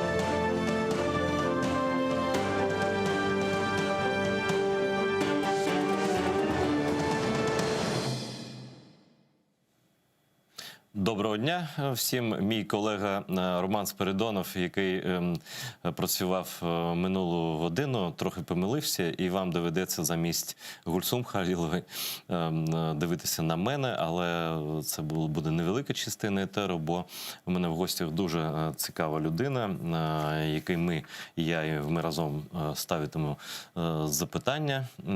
Це можна робити за телефоном, до речі, і там по вайберу, навіть скайп є, можете телефонувати у прямий етер. Ми у прямому етері телеканалу ЕТЕР, програма «Бугунь». І з нами Олександр Курбан з Центру протидії інформаційним агресіям AM and PM. Це назва така. Вітаю вас. Вітаю навзаєм. Вдруге ви у мене в студії, і наш попередній етер мені дуже сподобався, Дякую. тому що розмова була предметна і дуже професійна. І я хочу, звісно, ми будемо обговорювати все, у тому числі візит нашого президента до Сполучених Штатів, який почався, як відомо. Але все ж таки я хочу з ваших галузів почати. Які останні інформаційні агресії використовувала Росія проти України? Я, принаймні, одну новину чув, бачив, що СБУ, там, я не знаю, яким чином, але вона припинила діяльність, чи помітила, чи обмежила діяльність там декількох тисяч ботів-тролів, які працювали саме на проти кримської платформи. Так. Ось що вам про це відомо? Розповідайте. Я скажу чесно, як людина, яка стикається з такими речами, як знаєте, як працюють ботаферми, як з ними боротися і таке інше, такі події відбуваються регулярно. Просто не про все розповідають. Ботаферми є там різних рівнів. Є маленькі, скажімо так, там на кілька сот, є середні, є великі. Це накрили достатньо велику ботаферму, яка була заточена саме проти кримської платформи. І це звичайна справа. Насправді це звичайна справа. Де ця ботаферма існує? Вона в Росії? Ви знаєте, насправді немає значення, де вона. Вона може існувати в Росії, вона може існувати в Європі, вона в Україні може існувати. Тобто ті тролі можуть жити в різних країнах? Абсолютно вірно. Вони можуть абсолютно по різних країнах бути розпорушені. Один одного, а вони в переважній більшості і не знають. Просто, скажімо так, є технології, які дозволяють ті ж самі VPN зеркальні, які дозволяють приховувати IP-адресу, приховувати вхід і таке інше. І, скажімо так, тільки високі технології, тільки технології, якими володіють спецслужби, дозволяють накривати такі структури. За великим рахунком, от я аналізував, і свого часу ми різні групи створювали. В принципі, будь-яку групу, яка працює більше 2 місяців, можна накрити спокійно. Як? По однакових наративах, да? По однакових там якихось цитатах, Не думках? Не обов'язково. Ну, по-перше, семантично, так. Семантично вони повторюють те, що їм замовили. Звичайно. По-перше, немає ще таких програм, які би генерували, скажімо так, автентичний контент або генерували таке принципово щось нове. Зазвичай набирають там якусь добірку фраз, якихось ключових там меседжів і таке інше, і транслюють їх різних варіантів, моделюють і таке інше. І справа в тому, що, скажімо так, це залежить від професійності, все залежить від часу роботи по цій темі. Треба постійно змінюватися. Ну, від грошей, від технологій, які застосовуються.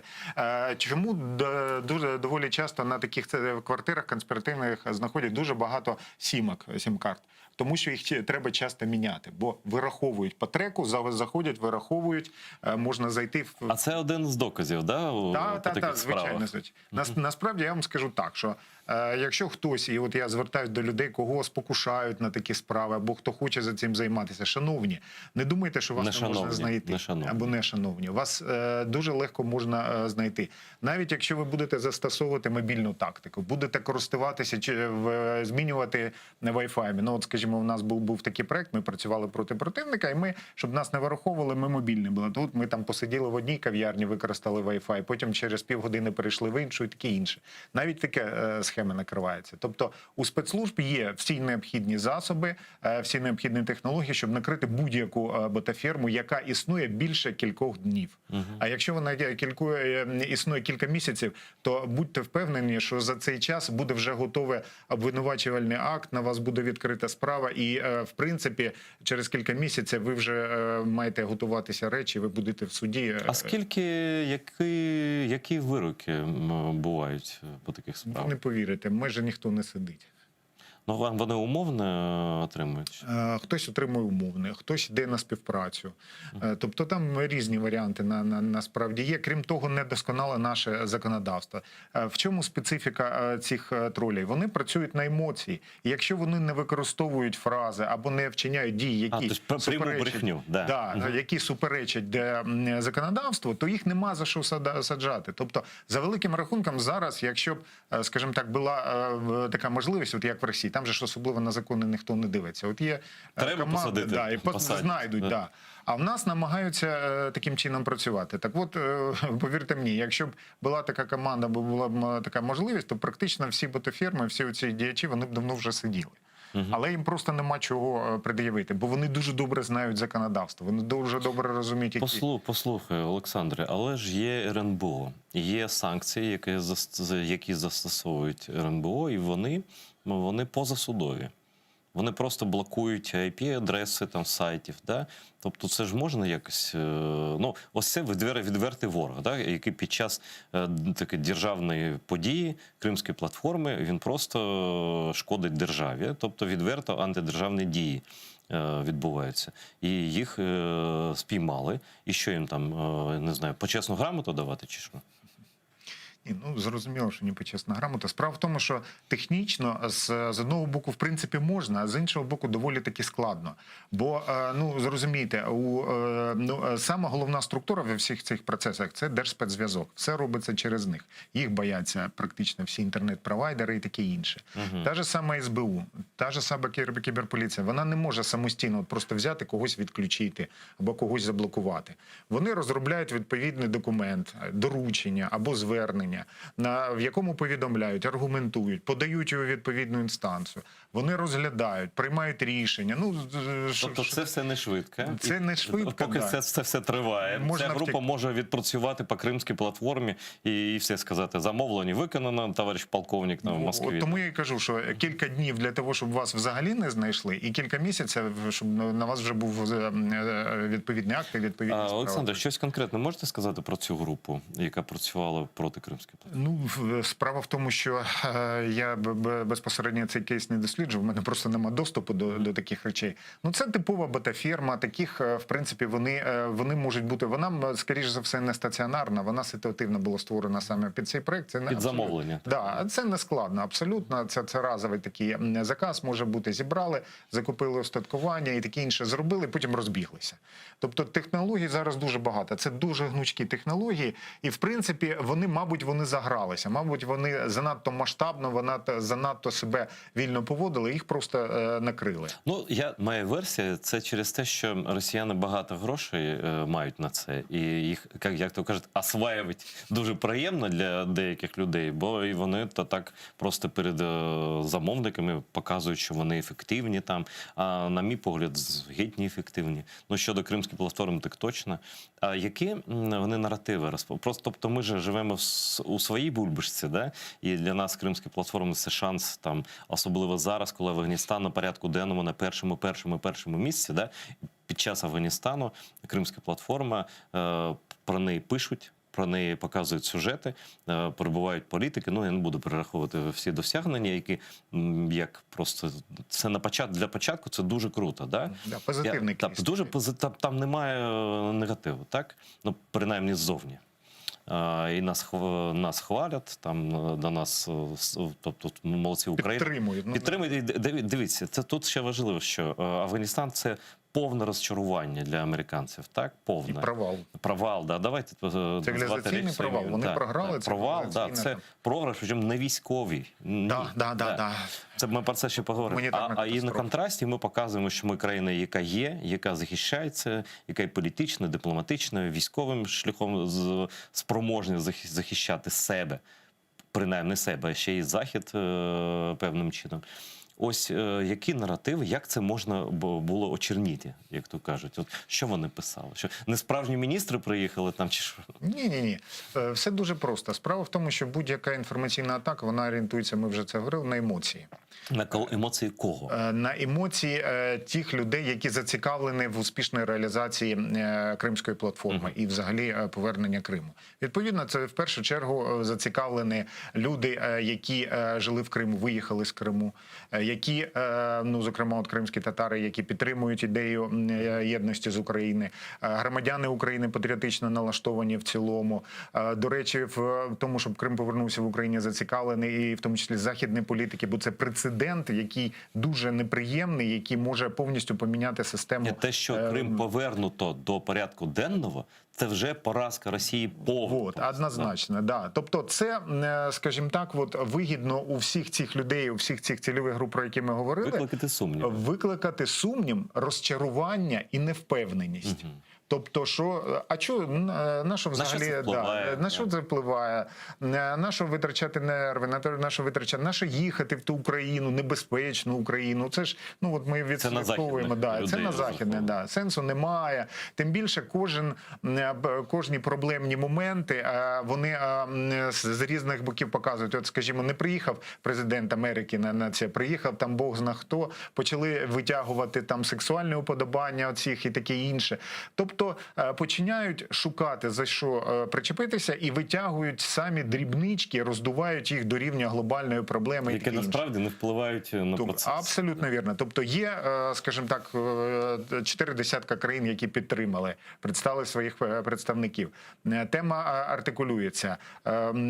Анексію Крима ніхто не визнав і таке інше. Тобто, скажімо так, от, по факту Росія нічого не виграла. Але в емоційному плані вона поширює такі наративи, такі тези і викликає... Посіяти зерна такі. Так, абсолютно вірно. І от, на жаль, в значній мірі Росії вдається от такий от негатив поширювати, невпевненість. Знаєш, Олександр, я давно дістався до такого висновку, що таке журналістика. Да? Це просто вміння, професійне вміння відокремлювати головне від другорядного. І на це головне доповідати людям. Да? Ось це для вас головне, що зараз відбувається. Суть події. Да? А тролінг – це навпаки. Це спроба видати другорядне за головне, а головне приховати. От ви абсолютно вірно зараз розказали зміст такого поняття, яке існує зараз. Він називається постправда. От те, про що ви казали, ЗМІ, вони дають нормальні, адекватні ЗМІ правду, а тролі соцмережі дають постправду. Тобто інформацію, яка виглядає дуже правдоподібно, вона дуже логічно не відповідає установкам тих цільових груп, на які вони орієнтовуються, вона виглядає абсолютно логічно, і люди в неї вірять. Вони не вірять в реальність, вони не вірять в ту правду, яку дають перевірені ЗМІ. Вони в це вірять, тому що це зручно, тому що це відповідає їх установкам, тому що це просто, не треба думати, їм вже готові рішення дають. От ми зараз, деякі експерти кажуть, що ми зараз живемо в епоху постправди. І в дійсності переважна більшість найбільш успішних інформаційних кампаній, меседжей, наративів і таке інше, вони будуються по схемі оцієї постправди. Тобто навколо правди будується ілюзія. Да. Або фейк. От ще є, ну, фейк – це більш така жорстка технологія. Ну, фейк – це, умовно кажучи, розп'ятий мальчик, да, хлопчик? Це фейк чистий. От розп'ятий хлопчик – це вже не фейк, це вже брехня відверта. Ну, це фейк. Тобто прямий фейк, тобто дезінформація пряма, вона не працює вже. Працює постправда. Да? Бо фейк за своїм механізмом – це правда, але подана під певним кутом. І чим більше правди в цьому фейку, тим більше він ефективний. Бо, скажімо, береться фото з подій Югославської війни. Це фото реальне? Реально. Але підписується Донбас. Підписується, там у ЗСУ влаштовує там етнічні чистки і таке інше. В основі правдива інформація, реальне фото або відео з цих моментів. Але те, як воно подається, те воно як обґрунтовується. От, до речі, цікавий момент був з одним моїм знайомим ізраїльським журналістом, ми це розкрутили. В пабліках донецьких, ДНРівських з'явилося фото, де 2 чоловіки прикривають дитину і підписано, що ЗСУ обстрілюють Донбас. Я бачив, да. І таке інше. Ми знайомі журналісти присылает, подожди, вот Хеврон, вот обстрел, значит, исламскими терористами и таким іншим все. Вот вам. Жодного відношення до вот ДНР. это фейк, да, вот постправда. Ще я хочу зауважити, що такий процес відбувається завжди перед якоюсь подією важливою для України. Це спроби масових банів людей, які можуть протидіяти цим фабрикам, бо вони беруть же обсягом, да, вони масою давлять, тиснуть. Тобто всюди в групах вони заходять і цю думку, сумніви це сіють. стрічках все Да. А є люди, до яких дослухаються, ну там умовний Аркадій лідери Бабченко, громадської думки, блогери, І його завжди зазвичай українських журналістів проукраїнських банять перед якимись там просто ми відчуваємо це спроби. А як вони це роблять? Ось я приблизно розумію, але я хочу, ось багато людей, хто в бані сидить, і навіть не тільки там лідерів там суспільної думки, да, а простих людей, які там висловлені якийсь раз і аккаунт забанений. Да? Як працюють фабрики тролі, як ця система скарг, як на неї реагують соціальні сеті? Я хочу, щоб ви, Олександр, це розповіли. Є два варіанти. Це робить софт відповідний, або це робиться вручну. Софт – це по словах відстежують програма. Просто, да? Я зараз розкажу механізми. Значить, якщо це робиться вручну, значить, у них є база небезпечних для них блогерів.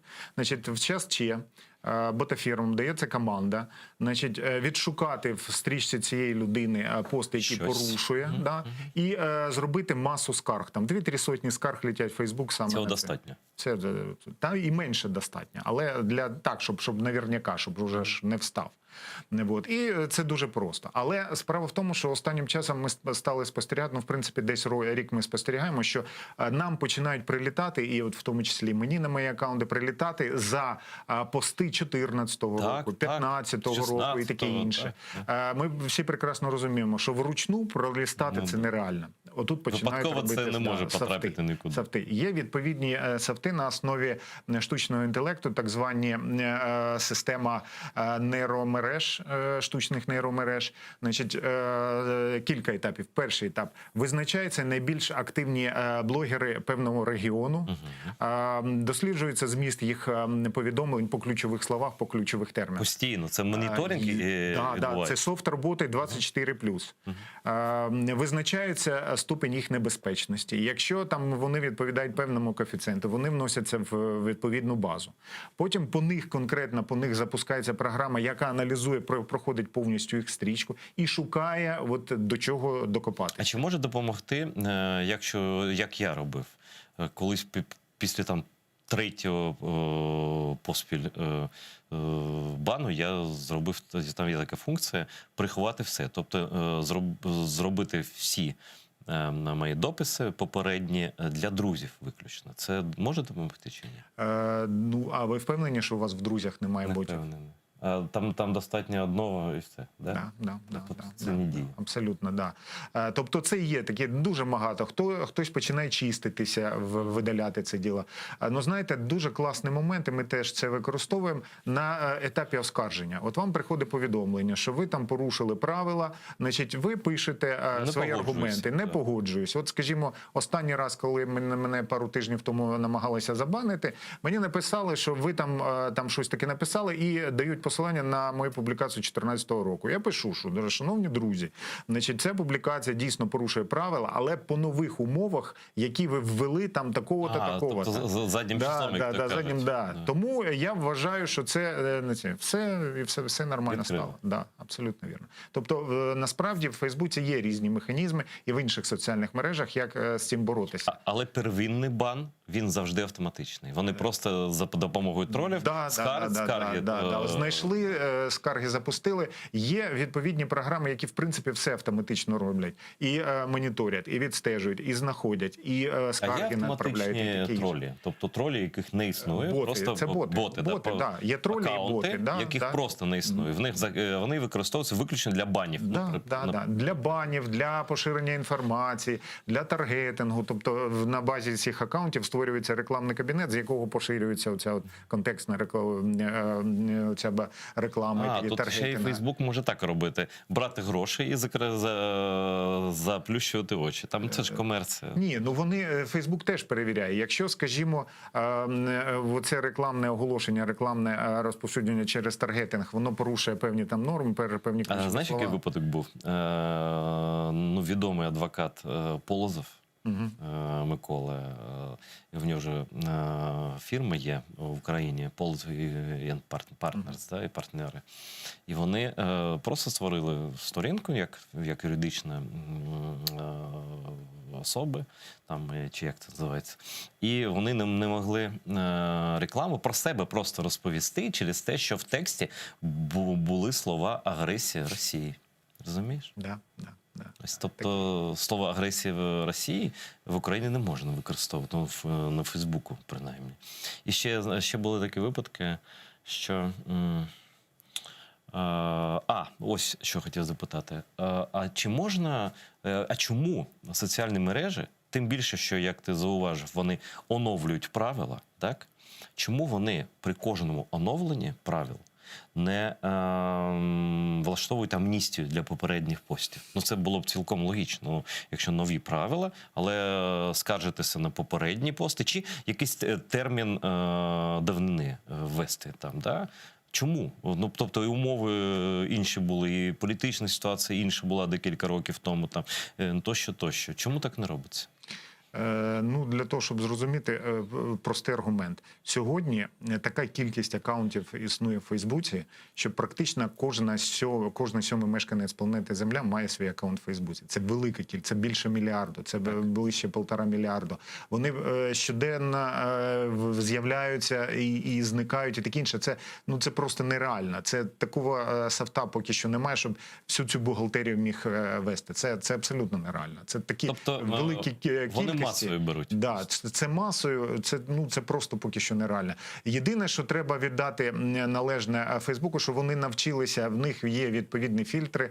Вони, як тільки в Фейсбук заходить стороннє програмне забезпечення, для того, щоб боти працювали і таке інше, вони дуже швидко їх вираховують і блокують. Хоча є і інші моменти, є інші засоби, є відповідні софти незалежні, які домовляються з адміністраторами Фейсбуку, і через них можна просто там SMM-планер є. Це такі технічні моменти. Тобто сервіси, ви до них звертаєтесь, можете через них автоматично поширювати інформацію, збирати інформацію, аналізувати і таке інше, планувати. Ось я думаю, що ти перерахував, на кого це розраховано. Це західні люди, це мешканці окупованих територій.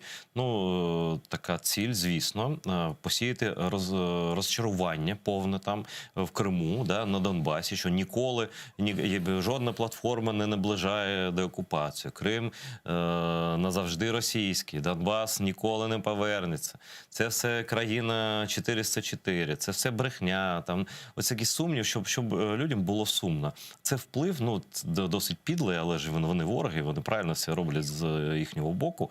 Тобто деморалізувати людей, які знаходяться в якості там жертв терористів, грубо кажучи, яких захопили терористи, тримають і тиснуть їм на мозок. До речі, є ще цільові групи з того боку, мається на увазі росіян, про кремлівськи налаштованих росіян, а в них вони викликають емоції сарказму, зловтіхи, якоїсь там радості і таке інше. Мені більше цікавить, просто нас зараз дивляться багато людей з окупованих територій. Крим, переважно Крим і Донбас. Ось прикидається людина. Проста людина, глядач АТР,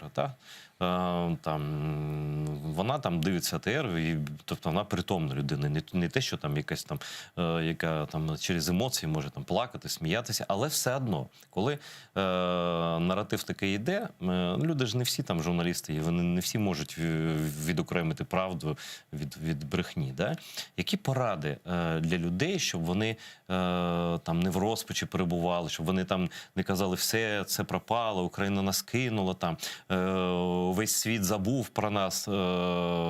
Які ознаки таких маніпуляцій у соцмережах? Я про ЗМІ навіть не кажу, там все зрозуміло. По-перше, я би порадив таким людям намагатися постійно знаходитись в інформаційному полі України. Це не так складно, як здається. Підписатися на певні ресурси, перевірені. Абсолютно вірно. Телеканали можна сьогодні на Ютубі дивитися, переглядати. В інтернеті все це є абсолютно. Тобто не лінуйтесь, переглядайте і не виходьте з українського інформаційного поля.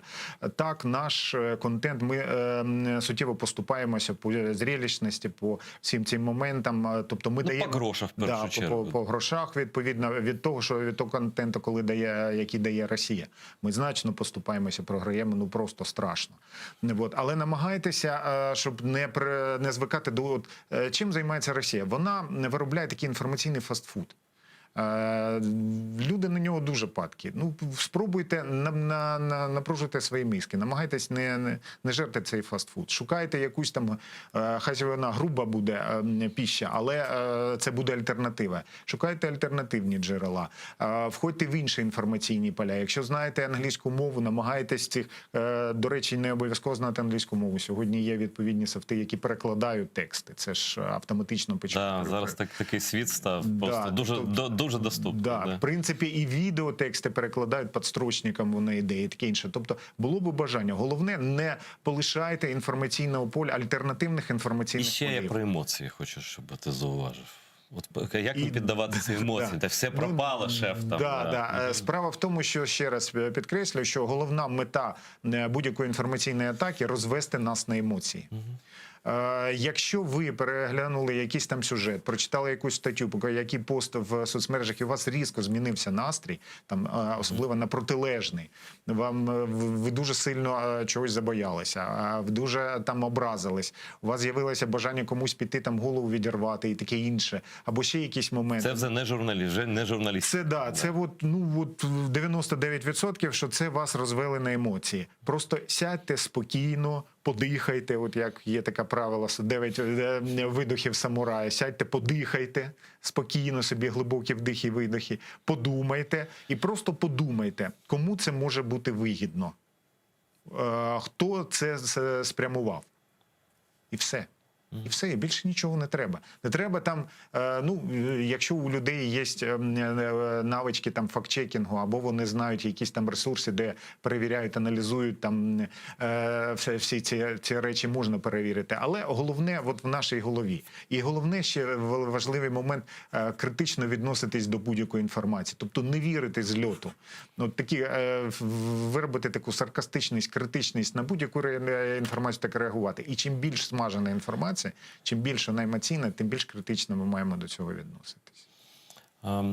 Дуже гарні поради, правда, і я сам ними користуюся, тобто заспокойся. Це все, що тобі зараз сказали, це розраховано на те, що ти там в себе настрій якийсь там поганий, спіймати тебе на цьому і цю зраду там запалити там так, щоб все палало там тощо. Я про те хочу запитати про наративи, які вони використовують для деморалізації людей всередині України. Зараз не про окуповані території, а про Україну. Ми ж живемо постійно в парадигмі зради перемоги. І зрада, вона постійно вкидується. Частково, напевно, так і є. Там якісь прояви такі сумнівні, да? Але переважна більшість цієї зради, просто за моїми спостереженнями, це штучна, ось як ми казали, з другорядного на перше місце ставлять і розповсюджують. Ось які наративи для українців, щоб вони там не вірили в свою державу? Перше. Все пропало, Захід нас кинув. Захід нас кинув. Це улюблене, це з 14-го року. Зараз про Байдена, напевно, про нічого Байдена, не буде. Про Афганістан, Афганістан візьме, тоді нас так кинуть, ми нікому не потрібні і таке інше. Всі вислови Ангели Меркель по Північному потоку, це взагалі найулюбленіше. А президентка Естонії який подарунок зробила? А ми сьогодні святкуємо, ви знаєте, я перепрошую, сьогодні в Естонії з'явився новий президент. Я ще не поцікавився, хто це, але це точно не ця людина, яка була, яка казала, обіцяла нам, що Україна там ніколи не буде членом НАТО і може бути за 20 років членом ЄС. Це її були особисті думки.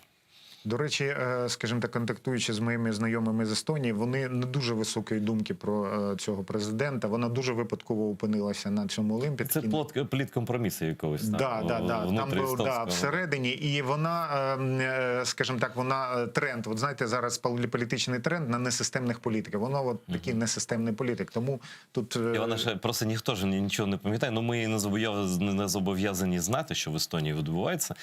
Мені естонці нагадали, що через 50 десь в 15-му році, вже після початку окупації Криму, вона намагалася побудувати дружні стосунки з Путіним. Вона поїхала до Москви, вона йому тиснула руку, вона фотографувалася, щось пропонувала. В них мав бути якийсь там спільний похід якимось старовинним чи ніби старовинним кораблем разом кудись там, якісь там святкування спільних якихось дій там історичних, ніби там між Росією і Естонією. Але на Путін там такі умови, я просто не пам'ятаю, поставив, що вона подумала, ні, треба відмовитися. Але все ж таки ось це її таке малівацтво, певне, воно все ж таки знайшло вихід в цьому інтерв'ю. Але це було останнє інтерв'ю пані Керсті на посаді президента Естонії. Да, так що повертаючись до наративів, які використовують, все пропало, ми нікому не потрібні, влада в нас, скажімо так, барижна, тоді була барижна, зараз вона непрофесійна, клоунська і таке інше. Точно, тоді бариги були, бариги, там заграти, ну все таке, а зараз вони клоуни. Клоуни, не молоді, невдалі, незрозумілі і таке інше, ніхто них не поважає, ніхто не хоче з ними спілкуватися і таке інше. Тобто тричі переніс дату зустрічі. Хоча ми ж розуміємо, так тверезо, стоп, чуваки, стоп. Перенесли виключно через те, що 31-ша – це дуже була така небезпечна дата, коли там будь-що могло відбутися в Кабулі. Да? І цей кейс Америка мала закрити перед тим, як розглядати кейс України. Це для нас, навпаки, це корисно для нас, да, корисно. Чи корисно? А ми там все пропало там, а на 30 хтось написав таки, ну, доволі дотепно, але я думаю, що це неправда, що перенесли зустріч, Байден переніс зустріч з Зеленським на 32-е. І такий момент. Ну, тут вже відповідальність навіть наступає не тільки журналістів, а і лідерів опініон-мейкерів наших, особливо блогерів. Вони мають пояснювати такі речі. От своїм авторитетом поширювати інформацію, бо не вся цільова аудиторія, читацька аудиторія буде в цьому розбиратися. Не всі знають основи геополітики, не всі знають основи. А як на твою думку, Олександре, а скільки людей зараз довіряють більше блогерам за звичайні класичні ЗМІ, навіть електронні? Ну, в відсотках не скажу, але переважна більшість порівняно ніж класичним ЗМІ. Тобто думки, ця сума думок вот этих ЛСД, ці ломів російською, вона важить більше за класичні ЗМІ? Чому? Блогери дають готові рішення. Готові відповіді, готові рішення, готові варіанти, готові бачення. Вони систематизують, вони не позбавляють людей необхідності збирати інформацію, аналізувати. От подивимося, скажімо так, от наших блогерів, які обговорюють там питання війни, миру і таке інше. Тот же Арестович. Кожен його пост – це от якась там енциклопедія, це збірка якихось там матеріалів і таке інше. Взагалі, я хочу сказати, можливо, я так когось ображу блогерів, але скажу відверто, як воно є. Переважна більшість топових блогерів – це не індивідуальна робота, це командна робота. На них працюють, їм готують матеріали, їм дають матеріали. На мене ніхто не... Переважно, ну не знаю, я не аналізував. Та я і не блогер. Переважна більшість топових блогерів, вони або корпоративні, або... обличчя. Да, це обличчя. Ну, я от з цікавістю стежу за моїми колегами, які там, скажімо, або піднімаються, або беруть в участь цих. Ну, от, скажімо, один мій колега, я по його колонці в одному з ЗМІ дивлюсь, то він був тихо, то в нього різко збільшується кількість публікацій. На якусь тему конкретно. Або на якусь тему, або взагалі. Ну от в нього на кожну тему, в нього є по 2-3 статті. Ну я просто порахував, скільки от я витрачаю час на статті, а я швидко пишу. Тобто він має практично 10 годин на день тільки займатися тим, що писати статті, писати пости, а він ще викладач, а він ще... Це, ну це нереально, абсолютно. Це або простимульовано, що людина кинула все інше і почали писати на цю тему там, статтю на день. Скоріше за все, це готова продукція. Готова продукція, він там, можливо, щось підкоригує, знизу своє прізвище поставив, все запускає. Таким чином створюються партійні, корпоративні і державні опініон-мейкери, за допомогою яких керуються громадською думкою. Це теж технологія. Тобто це така, ну як то кажуть, масонська ложа, така декілька Да, масонських да, лож, які да, сидять і кажуть, так, да. там Василю, там Да. Богдане, там Да. давайте Да. сьогодні ми робимо це. Так? Я навіть такий забавний випадок скажу. Мене якось якимось чином включили в розсилку темників однієї політичної сили. Ну вони під Цікаво. мене там кління підбивали, але я сказав, ні, шановні, не треба. Вот. І вони в мене внесли. І кілька тижнів мені приходили ці темники. Так, сьогодні ми обговорюємо цю тему. Запускаємо це. Ну от в мене просто свербить на язику сказати, хто це, ну я не можу. Бо це Не треба. непрофесійно Слухайте, буде. це могли зробити насправді будь-які політичні сили в Україні. Та переважна більшість так Да, само і вони працює. працюють. Це менеджмент, це політичний менеджмент. Я все це проходив, коли працював в Ну, ось передвиборчих як його проєктах. від брехни, ну, ти ж почав про це розповідати, що забагато текстів на тему таких великих досить, там, да, часто він там, ніколи до того він не торкався, Да. принаймні цієї теми, да? А тут експерт. Ну от як в Фейсбуці жартують, що так, сьогодні всі значить, експерти по епідеміям перетворилися на експертів по Афганістану і таке Ну, інше. це лише частково жарт. Да. Да, частково жарт. А в принципі, ну є така фраза, що в кожній жарті є доля жарту, все інше правда. От так воно і є. Насправді, от є регулярно там роблять рейтинги там топ-200 українських політологів або експертів. Ну от я б сказав так: перші 60 – це переважна більшість корпоративні, партійні або замовні. Ну це ж жах, Це жах. Олександре. Але це А де щирість, де А чесність? це в будь-якому суспільстві таке є. Це є і на Заході. Це інформаційно, це політичний менеджмент, цього нікуди не дінеться. Ну, напевно, знаєш, тут проблеми більше не виробника, а споживача. Як допоки Так. така І інформація альтернативності. споживається. Тобто, от якщо б у нас Немає був потреби. великий ринок альтернативних джерел інформації, незалежних, середніх, там, малих і таке інше, у нас було б більше Крафтових. шансів. Так, А так, знаєте, так. давайте порівняємо це зі звичайним ринком. Ну, наприклад, давайте візьмемо Абсолютно. умовний От продукт 100% ринок. пива, Так, наприклад. так. Ось вони є там як мережеве, є там брендове, да? А є крафтове. І його все більше, більше, гаражне, більше. да. І люди, які свідомі, вони обирають крафт. Так само можна казати там про м'ясо, про молоко.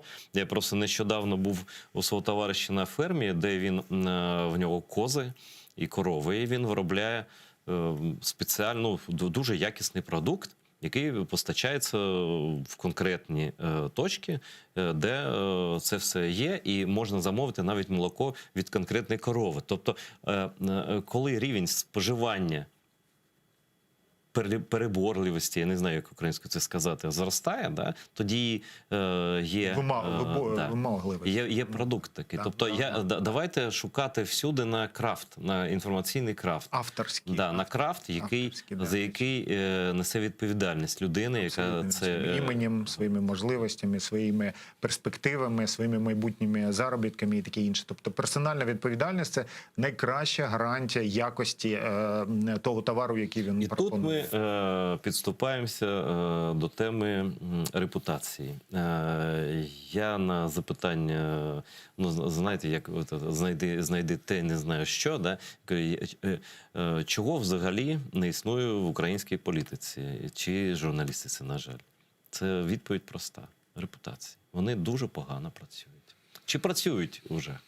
Як на твою думку? Репутація, справа в тому, що репутація буває з знаком плюс і з знаком мінус. Ну, я про плюс. І, до речі, іноді мінусова репутація працює більш ефективно. Так, для розповсюдження інформації, цитування. От. Є такі політики, які починають свою кар'єру з мінусовим авторитетом, з негативним іміджем, а потім, досягнувши певної мети, вони перетворюються в респектабельних політиків. Ну, от, скажімо, візьмемо того ж самого політика, нашого колишнього Ляшко. Його, згадаємо його кар'єру, що він починав з цивілами, бігав, кров там тягав і таке інше. Ну от ми зараз це його історія. Значить, як тільки він досягнув Верховної Ради, став головою фракції, таке інше, він перетворився в респектабельного політика. Він почав одягати дорогі костюми, їхати в крутих авто і таке інше. І все, він перестав бути цікавий своїй аудиторії. І він зник. Все. Він вже пішов в Тобто нікуди. порада для них усіх, з цих медійників чи політиків, будьте собою, намагайтеся бути собою. Абсолютно вірно. Абсолютно вірно. Це цінується більше всього. Але справа в тому, що треба спочатку привернути до себе увагу. А, скажімо так, вот, як пела старушка Шипокляк, хорошими ділами прославитися нельзя. Ну, знаєш, це як журналіст, я скажу, що перше, що я почув про журналістику, це літак, який приземлився, це не новина. Да. Да. Або, як казав один редактор, ну що за день? Не тобі вбивство, не тобі зґвалтування. Ну, це специфіка людської цікавості, тут нічого не робишся. Які очікування від від зустрічі Байдена з Зеленським, чи Зеленського з Байденом? В принципі, нічого неочікуваного не буде. Логіка подій, логіка коментарів, логіка заяв, вона, яка була, вона абсолютно не зміниться. Ніяких таких от подарунків несподіваних не буде. Ой, я прошу, знаєш, що у нас є цитата Зеленського, саме Зеленського. Давай її послухаємо. І про ось те, що на що він чекає від візиту до Вашингтону. Коротка така цитата. В цілому 3 оборонні угоди повинні бути. Також важливі речі щодо економічних домовленостей. Буде великий диспут по Північному потоку, має бути енергетична угода і домовленості. Я кажу, повинно бути, тому що диявол в деталях. Треба почекати трохи. Я хочу звернути увагу на цю дуже таку хорошу фразу, до речі, «диявол в деталях». Що може бути непередбачено? Як у плюс, так і в мінус. Ну от, виходячи з теперішніх ситуацій, я не бачу щось такого, щоб було принципово непередбачувальне ані по Північному потоку, ані по економічних питаннях, ані по політичних питаннях, ані по питаннях війни і миру і таке інше. Тобто немає сьогодні передумов для того, щоб відбувалися якісь різкі зміни, які будуть озвучені саме на цій зустрічі. Ну, можливо, ми чогось не розуміємо, бо не можна бути абсолютно впевненими.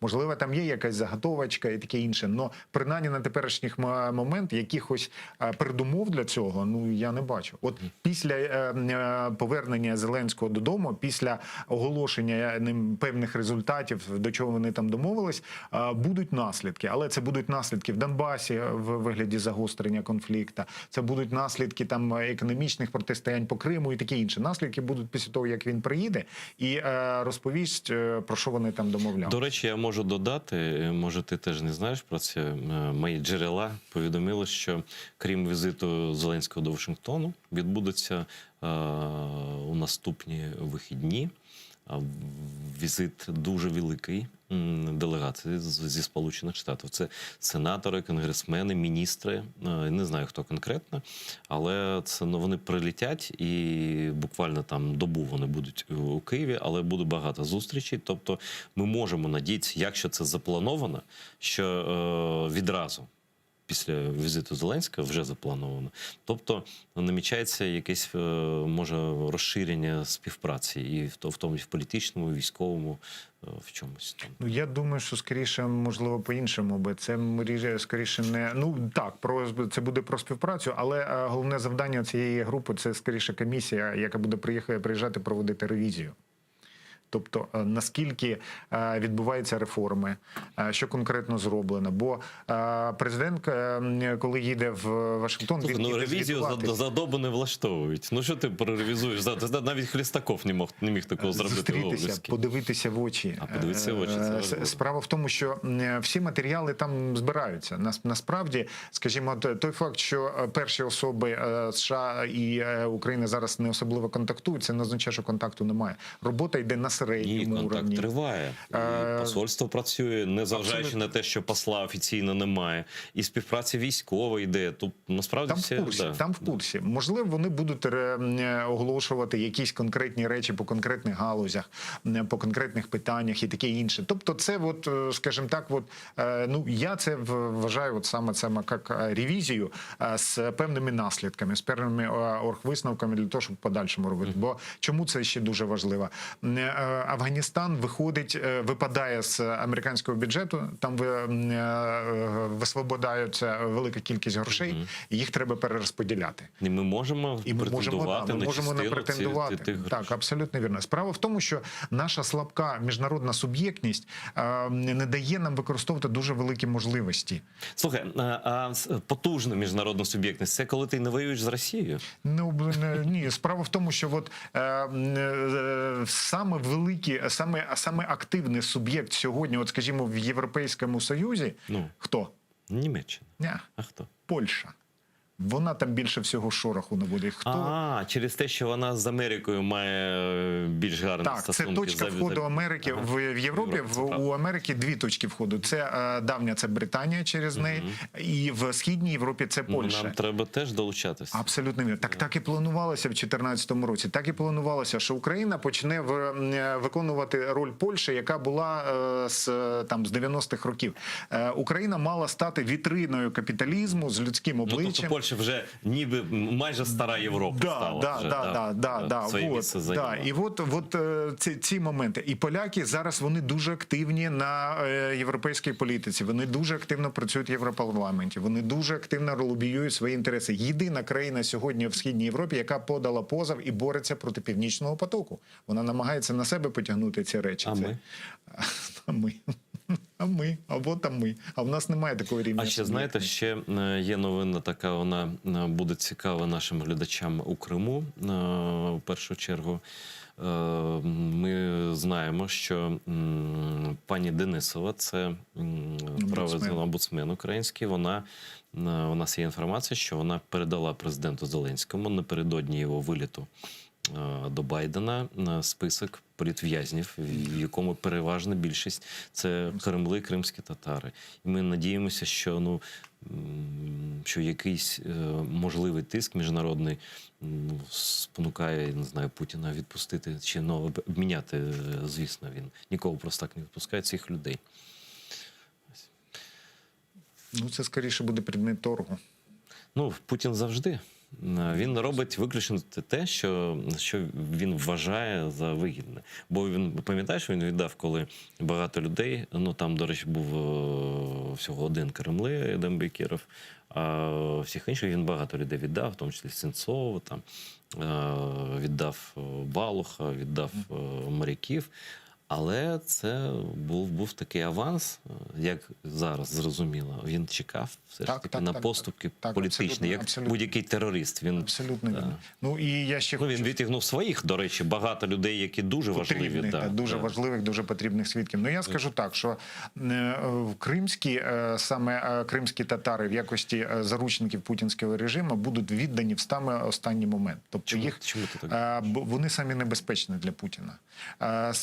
Вони дуже сплочені, вони дуже, скажімо так, об'єднані ідеологією. Ми самі по собі руйнуємо його легенду базову про російський Крим. Абсолютно вірно, так, абсолютно вірно. Тобто кримські татари – це, скажімо так, це спростування, 100% спростування міфа про руський Крим, про ісконно руську територію. Бо більш давніх народів, які жили в цьому країні, не збереглося. Завжди, знаєш, всю історію намагалися довести, що так, були давні греки, потім нічого, а потім Росія прийшла. До того якась орда там приходила, щось там уходила. Це ж все не так було, але їм потрібно обґрунтувати свою присутність там.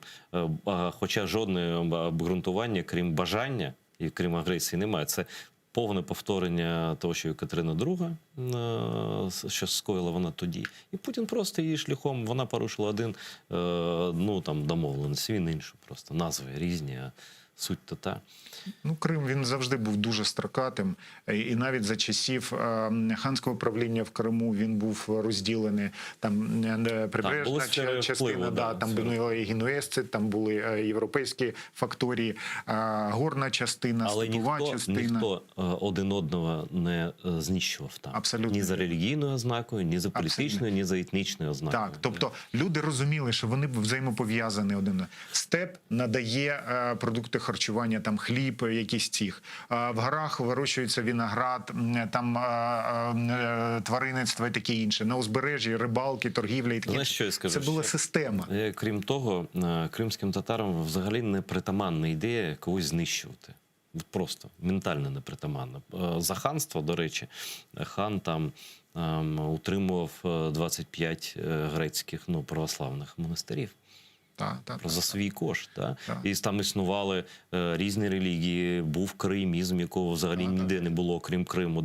І країмам була віддана галузь фінансова, наприклад. Були кримчаки, які іудеї, там, і всі вони мали рівні права. Просто місто, звідки моя родина, це Карасу-Базар, нині Білогірськ, Карасу-Базар історичний. Там ось до війни просто бабуся моя розповідала, там мова спілкування була міжнаціональна, була кримська мова. І всі її знали. Ну, Крим, кримчаки, звісно, там одна мова, але і росіяни говорили. Ну, звичайно. Ну, от якщо ми історію поглянемо, Бахчисарай, тут же печерний монастир православний, чуть вище Караїмське печерне місто з відповідними храмами. Це взагалі зразок Кримське кладовище, І все воно, не було. Це воно на такій ділянці, на такому п'ятачку невеликому, і так по всьому Криму. При тому, знаєш, в той же час існування Кримської держави, до держави ще, в Європі що відбувалося? Там вигнання євреїв з Іспанії, що почався це, фактично Голокост почався, Все привело до Голокосту, зрештою.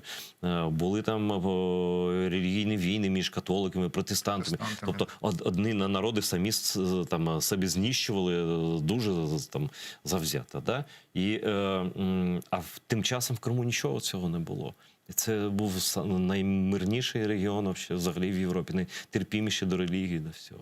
До речі, я хочу сказати, що в принципі, і ще такий момент треба згадати, що ідея, зокрема, пантюркізму, на якій зараз будується тюркський світ, Туреччина просуває свої інтереси і таке інше, воно ж з'явилося в Криму в кінці 19-го. Це ідеолог був Ісмаїл Гаспралий. Так. І, до речі, скажімо так, от така толерантність, вона притаманна класичному Турецькій імперії. Вона ж абсолютно не така була, як ми вчили в підручниках з радянських часів. Там була система, там був порядок, там не було гоніння на християн. Взагалі, головна легенда про рабство, яке не могло бути в Османській імперії більше 6 років. А тут було просто кріпацтво довічне. І твої діти, онуки, всі просто товар. А там такого не було.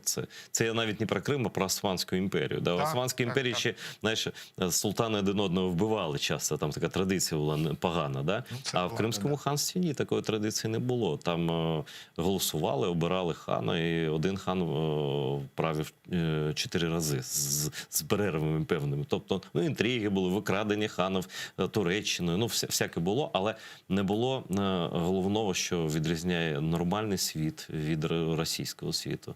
Не було бажання знищувати інші народи. Сенсу не було. Природа, ситуація, обмеженість ареалу, вона не давала можливості так вільно к таким речам відноситись і робити такі капості. Я хочу закінчити наш етер тим, що ось ми нації, Кремли і українці дуже добрі. І дуже ми довіряємо сусідям, ми не заздримо, ми не хочемо окупувати нікого. Історично так було, нікого не окуповували. Воювали так, але не окуповували. А вони якраз скористалися і майже одночасно знищили і Кримську державу, і козацтво, козацьку вільність. Майже одночасно. Вони просто дочекалися моменту послаблення військового, напевно, політичного, і зробили свою чорну справу. Але ми з Олександром конкретно не допустимо повторення цього прикрого інциденту. І все це, що зараз відбувається, це тимчасово. Окупація, бо вона не має під собою головної підстави, справедливості, вона нечесна. А правда завжди перемагає. Я прошу вас, я вдячний Олександру за те, що він прийшов, а вас я прошу долучатися до нашого Патреону. Це така шляхетна справа, благородна, іншою мовою, быть в борьбе с нашим общим врагом. Це не просто слова про Кримську платформу, про те, що Крим – це Україна.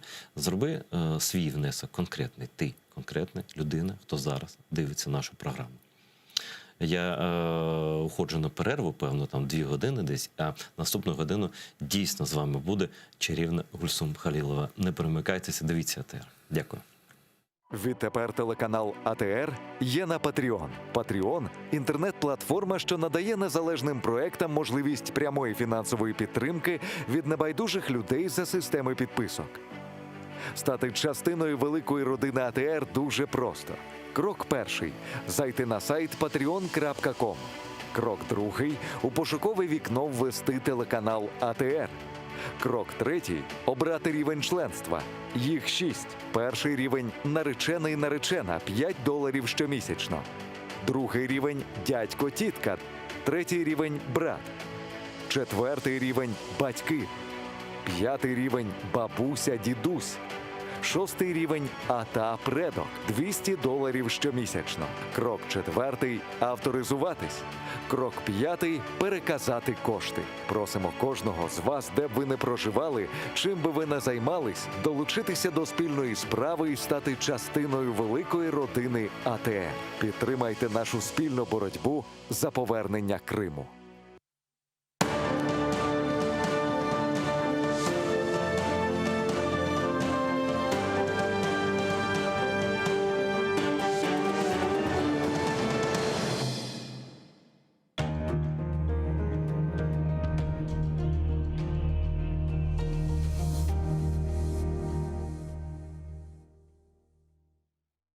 Маарифчы, нешырчы, драматург ве публицист Асан Сабри Айвазов Алупка көйінде майысының 6-сында 1878 сенесі дүнияға келді. О елке тасыны иптидаи мектепте алды.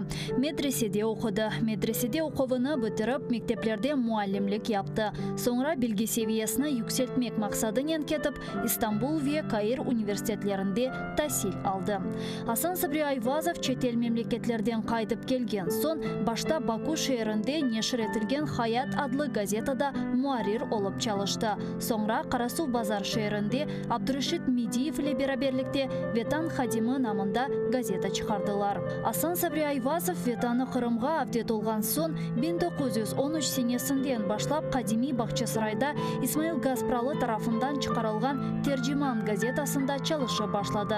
İsmail Gazpralı 1914 senesi vefat etken sonra Асан Сабри Айвазов tercümanın baş muariri oldu. Sonra o Ahmetçit şehrinde Millet dep adlandırılgan gazeta neşir etti ve aynı zamanda Kırım Milli Kurultayı reisi vazifesinde bulundu. Асан Сабри Айвазов publicist olmak ile beraberlikte hem yazıcı, hem dramaturg, hem de acayip edebi tercüman edi. Anneciğim neredesin?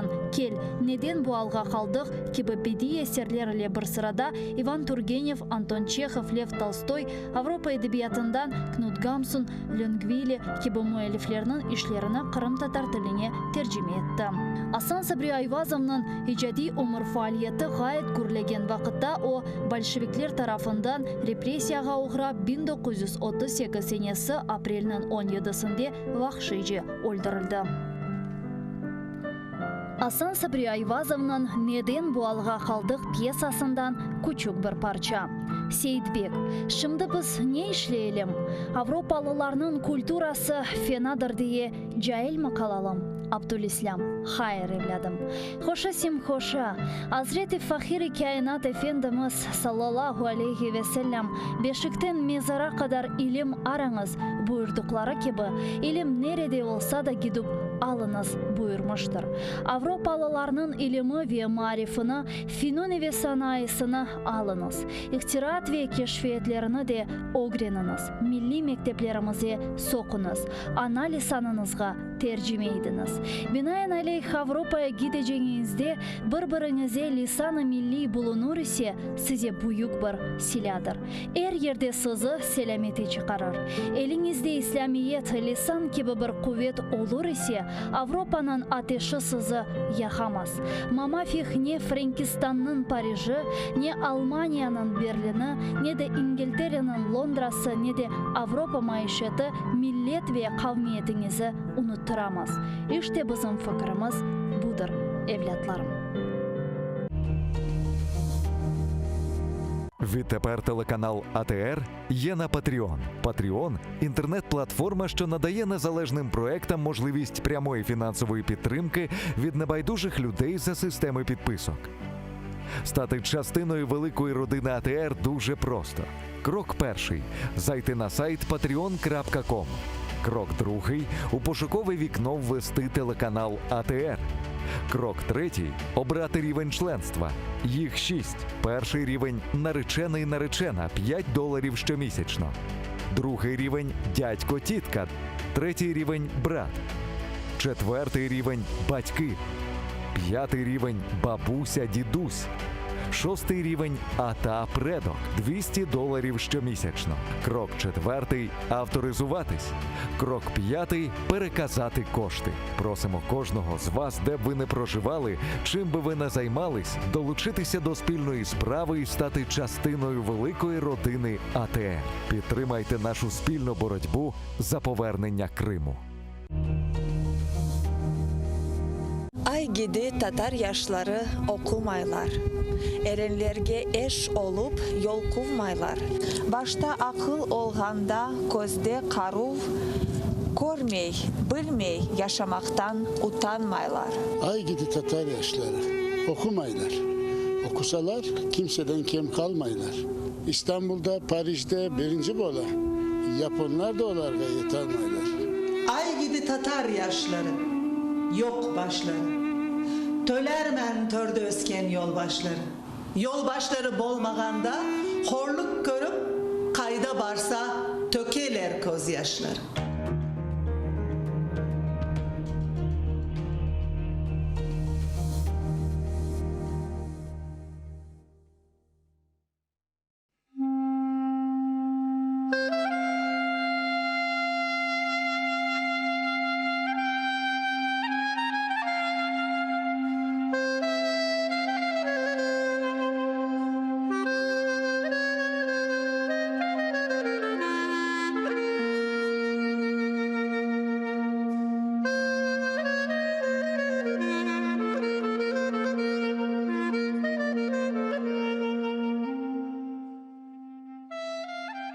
Bismillahirrahmanirrahim.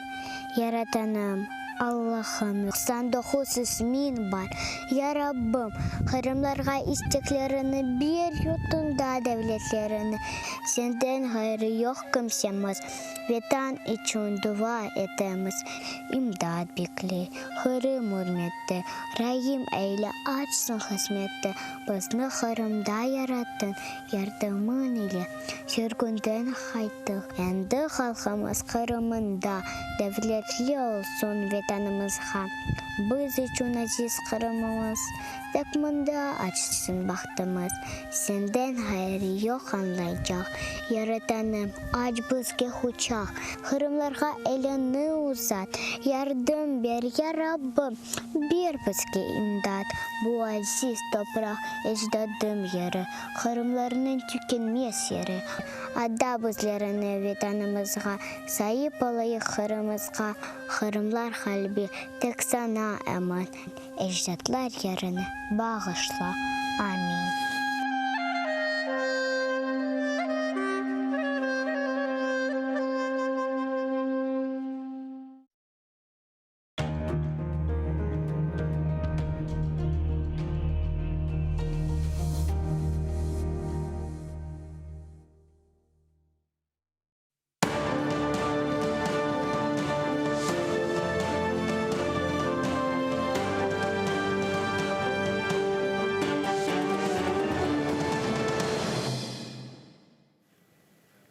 Ассаляму алейкум, хайрлах шамлар. Добрый вечер. В эфире телеканала АТР вы смотрите информационно-аналитическую программу «Бугунь».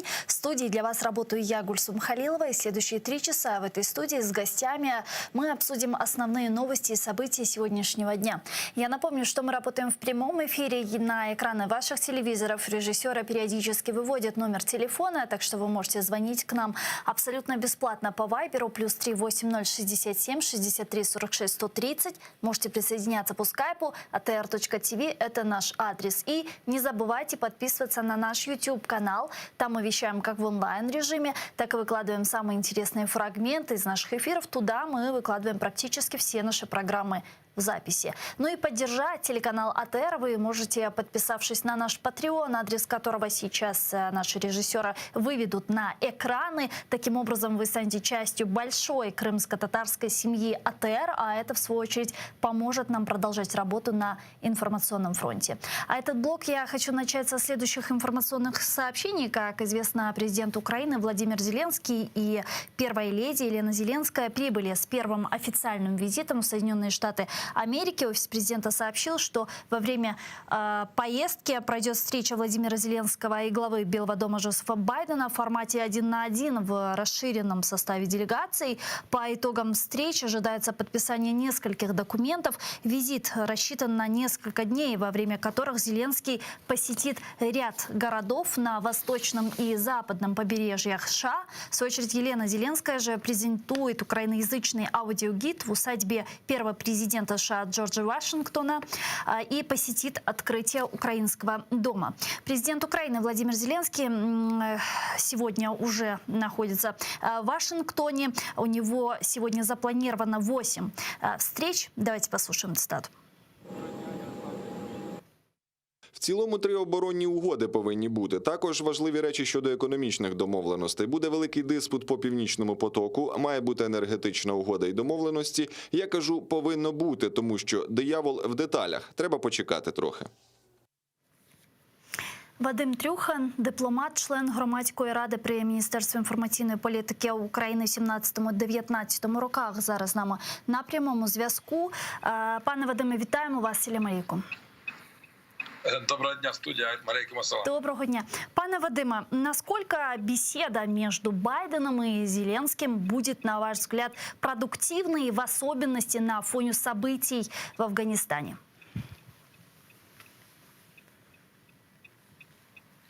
На мою думку, сам візит архіважливий. Президент Зеленський насправді понад 2 роки чекав аудієнції в Білому домі. Цього не вдалося зробити за Дональда Трампа, і от уже Джозеф Байден 8 місяців в офісі, і лише зараз відбудеться ця зустріч. Тому сам факт позитив. Друге, те, що стосується фону Афганістан.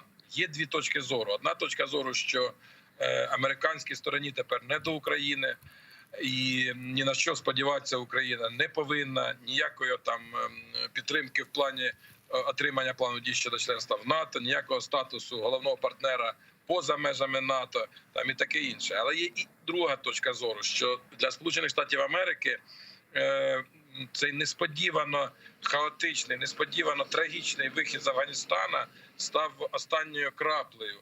І, відповідно, далі вже для адміністрації Джо Байдена абсолютно неприпустимо потерпати якихось чергових зовнішньополітичних поразок. Тому Джозеф Байден, навпаки, має заглибитись в українське досьє і вийти на серйозні домовленості з Україною, показавши, що США не тільки можуть звідкись виходити, а й кудись можуть входити, заглиблюватися в якісь серйозні проблеми. То есть в данном случае Украина даже может использовать ситуацию в Афганистане в свою пользу во время визита Зеленского с Байденом? Знаєте, мені здається так, і тут ще цікава одна деталь. От як президент Зеленський сказав, «Devil in the details», чи «Дьявол в деталях».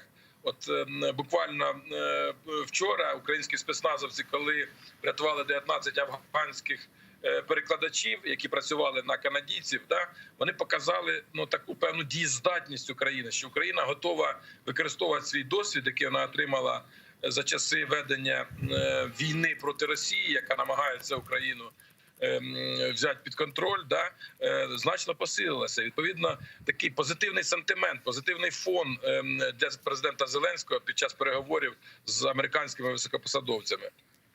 Ну, если все же говорить о конкретике, о каких-то конкретных действиях, несложно предположить, что после переговоров тет-а-тет мы услышим очень много трюизмов из уст Байдена относительно непризнания оккупации Крыма, относительно поддержки территориальной целостности и суверенитета Украины, относительно агрессии России на востоке Украины. Но если все же говорить о каких-то конкретных договоренностях и конкретных действиях поддержки США Украины, что мы можем увидеть в конечном итоге?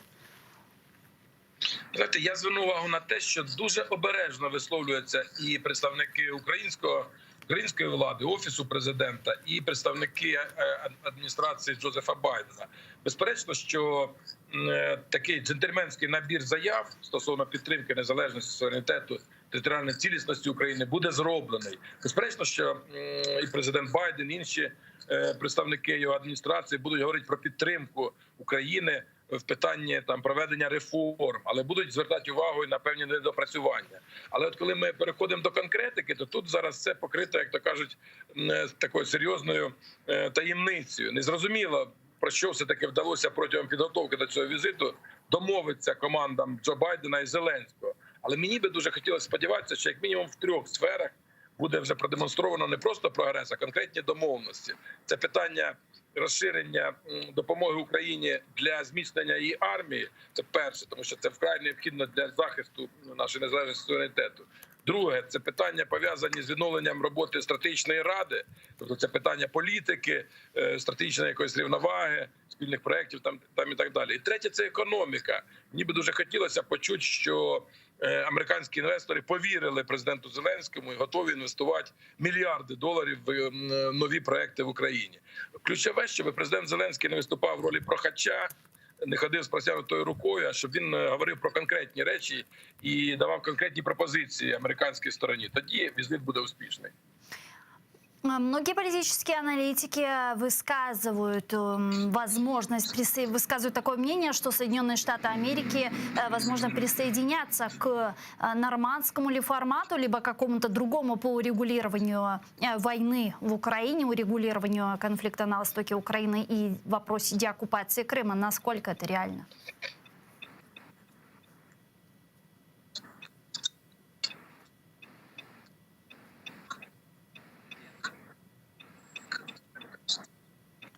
Я так понимаю, у нас какие-то технические неполадки. Пан Вадим Трюхан нас не слышит. Пане Вадиму, ви чуєте нас зараз? Чи ні? Дуже слабо, дуже слабо. Пропадає зв'язок чомусь. Мне продублировать свой вопрос. Вот сейчас вы нас слышите? Алло. Да, зараз хорошо. Да, есть в Украине ожидание, что Соединенные Штаты Америки в результате этих переговоров присоединятся к нормандскому формату, либо какому-то другому по урегулированию войны в Украине, в частности на Востоке, и по Крыму. Насколько это реально? Дивіться, давайте розділимо питання нормандського формату і питання Криму. Те, що стосується нормандського формату, я переконаний, що американська сторона розглядає варіант власного, більш активного занурення в цю проблему. США – це не та країна, яка приєднується до якихось форматів. Це та країна, це та держава, яка сама формує порядок денний, яка сама може врегульовувати будь-які конфлікти на будь-якій точці землі. Навіть незважаючи на цей доволі неорганізований вихід, назвемо це м'яко, з Афганістану, нічого не змінилось. Міць Сполучених Штатів ніде не поділася. Тому мені би дуже хотілося сподіватися, що з'явиться інший формат, коли президент Трамп буде модерувати процес переговорів між Зеленським і Путіним.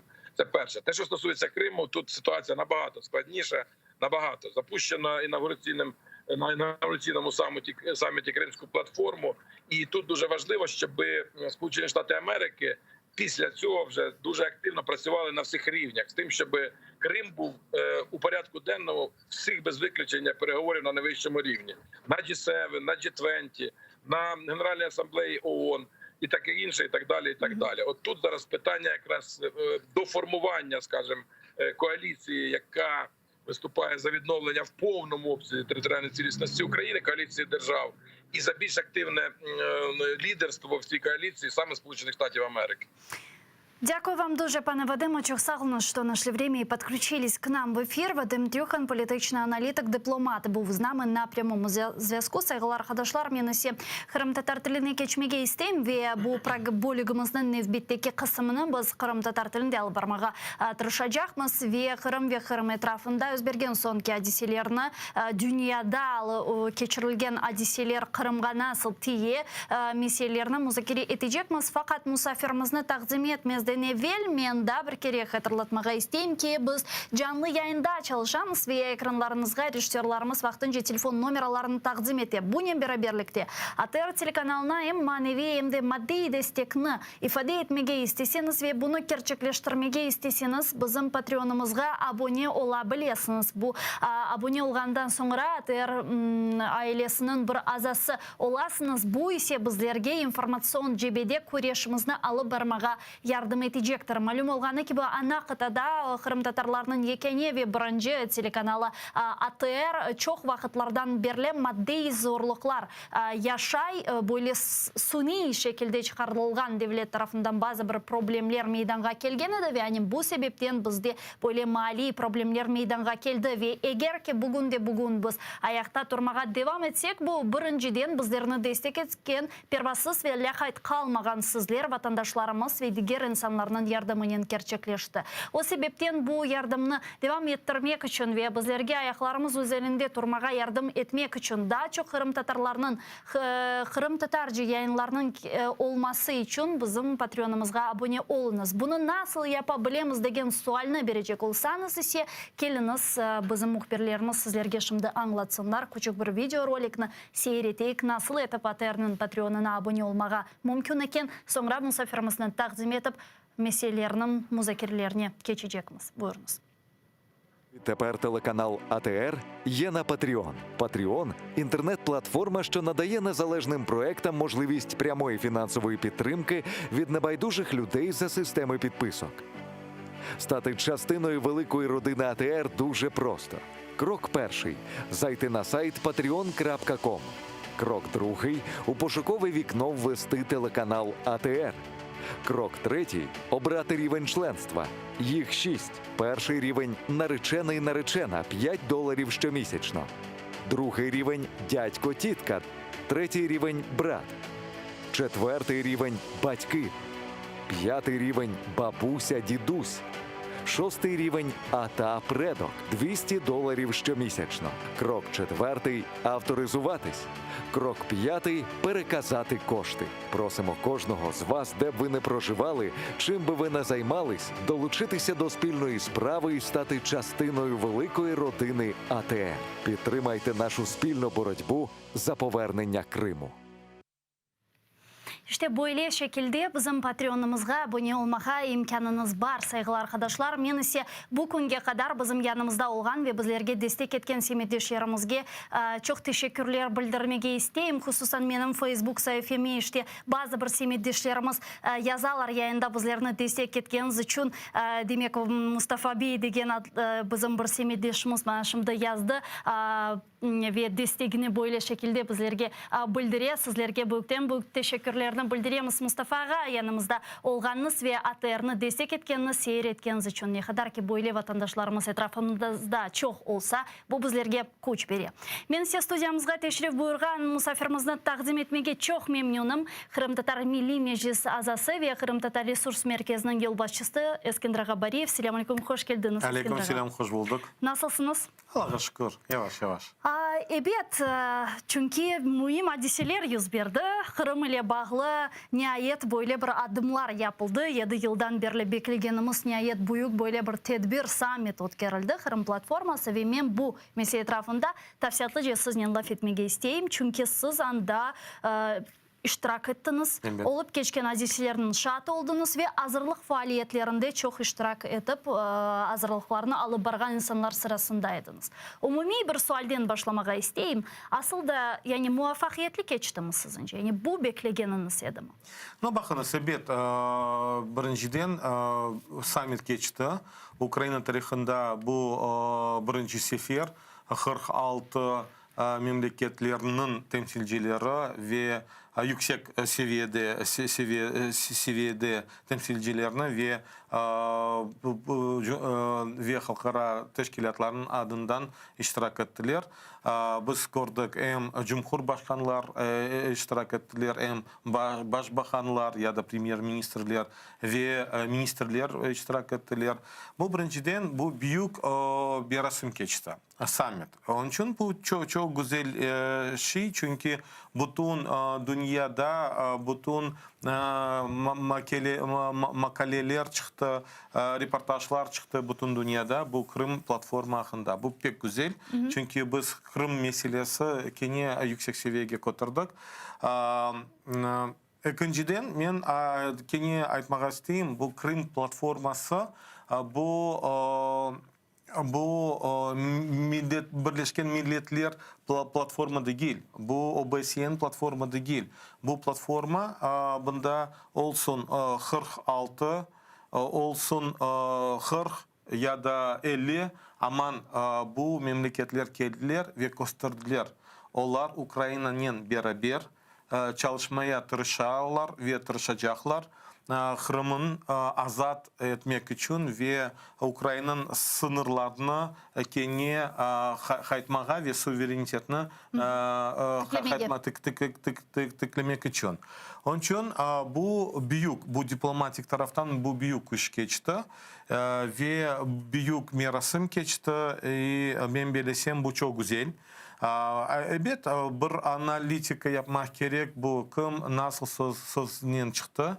Evet, sözga çıkan misafirler, onlar evet kim pek açık çıktı, pek açık söyledi. Evet, biz yardım edeceğiz hem para taraftan hem diplomatik taraftan hem aktif iştirak edeceğiz. Mesela bu Koşma Ştatların temsilcisi, Kanada temsilcisi ya da Britanya temsilcisi ya da NATO temsilcisi. Ama mesela Slovenya temsilcisi söyledi, evet Rusya'nın beraber konuşmaya gerek, bir masaya oturmak gerek ve çözmek gerek meselesi.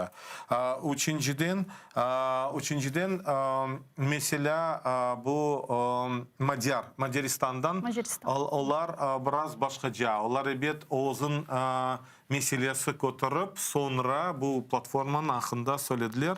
Aman onlar geldi. Onlar bütün dünyaya gösterdi. Onlar Ukrayna'nın beraber iş alvermeye hazırlar ve işin yapacaklar. Aman bu summit geçti. Son devamı var. Nasıl devamı olacak ve nasıl planlarının olacak, nasıl strateji olacak, nasıl indikatörler olacak. Bu ben bilesem bu kıyın mesele. Bu esas mesele. Buna nasıl gelecek hakkında, Kırım platformasının geleceği hakkında da tavsiyalı cevap eder misiniz? Buna çekilmezden evvel başka meseleden bu temsilcilik meselesi etrafında birkaç sualim olacak. Biz işgal etilgen Kırım'da insan haklarının bozgunluğu hakkında meseleni Kırım platformasında kötürülgen böyle meseleler sırasındaydı. Ve bu meselede Kırım platformasında onun ve OBSE'nin olmamasına nasıl bakasınız, nasıl kıymet kesiyorsunuz? Bakınız, bu platforma, это не является платформой, которая обозначает или какой-то переговорной площадкой. Это платформа, которая имеет функцию консультативную функцию, и в которой объединились, по сути дела, союзники. То есть в этом случае ООН все равно должно находиться как международная организация в нейтральных каких-то позициях, потому что ООН это совершенно все-таки другая площадка. Но ведь были и другие международные организации на Крымском. Нет, были две международные организации. Да. Это было НАТО, это все-таки военно-политический блок, в который входят в основном все те страны, которые в том числе были представлены на этой крымской платформе. И понятно, что НАТО может иметь четкую свою позицию в том или ином вопросе. Или ГУАМ, это Грузия, Украина, Азербайджан, Молдова. Кстати, были вопросы, почему все-таки Азербайджан не оказался. Есть разные мнения, есть в том числе и мнение, что все-таки было оказано определенное давление на Азербайджан со стороны Российской Российской Федерации. Есть другое мнение, что если бы принимал участие непосредственно президент Турецкой Республики Реджеп Тайип Эрдоган, то, соответственно, конечно же, Азербайджан не смог бы не участвовать, скажем, в этом в саммите. Но мы должны четко понимать, что здесь объединены союзники Украины, у которых одна задача – это ненасильственным путем, дипломатическим путем восстановить целостность Украины и деоккупировать Крым. Точка. ООН – это Организация Объединенных Наций, у которой есть большая бюрократическая система, у которой есть определенные институты, которые отвечают за безопасность в том или ином регионе или в мире вообще. Но в данном случае они не могут занимать одну позицию.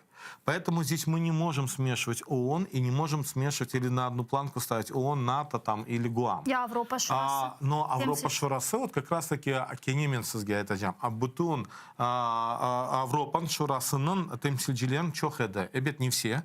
Эркездигель, mesela мен Грециян көрмедім анда. Аман, большая часть членов Европейского Союза, они присутствовали там. И они обозначали свою позицию. То есть это Европейский Союз, это опять же политическое и экономическое объединение, которое выражает четкую свою позицию в отношении нарушения целостности Украины и оккупации Крыма со стороны Российской Федерации.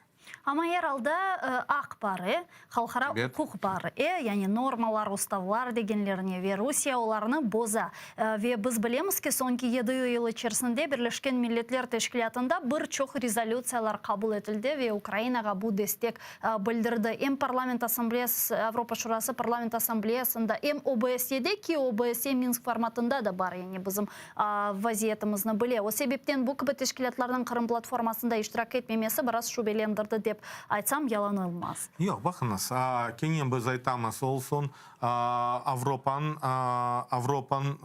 Sovet Европы, Avrupan Şurası olsun Birleşken Milletleri. Анда эбет bu резолюциялар біріншіден, вот я на нескольких каналах когда был, и когда я слышал такое заявление, вот впервые на Крымской платформе заявили, что Крым оккупированная территория, Россия оккупант. Я им ответил, не надо, скажем, давайте будем открытыми и будем все-таки трезвыми, да, во всех этих вопросах. Ведь впервые о том, что Российская Федерация является оккупантом, а Крым оккупированной территорией, обозначено в резолюции Генеральной Ассамблеи ООН.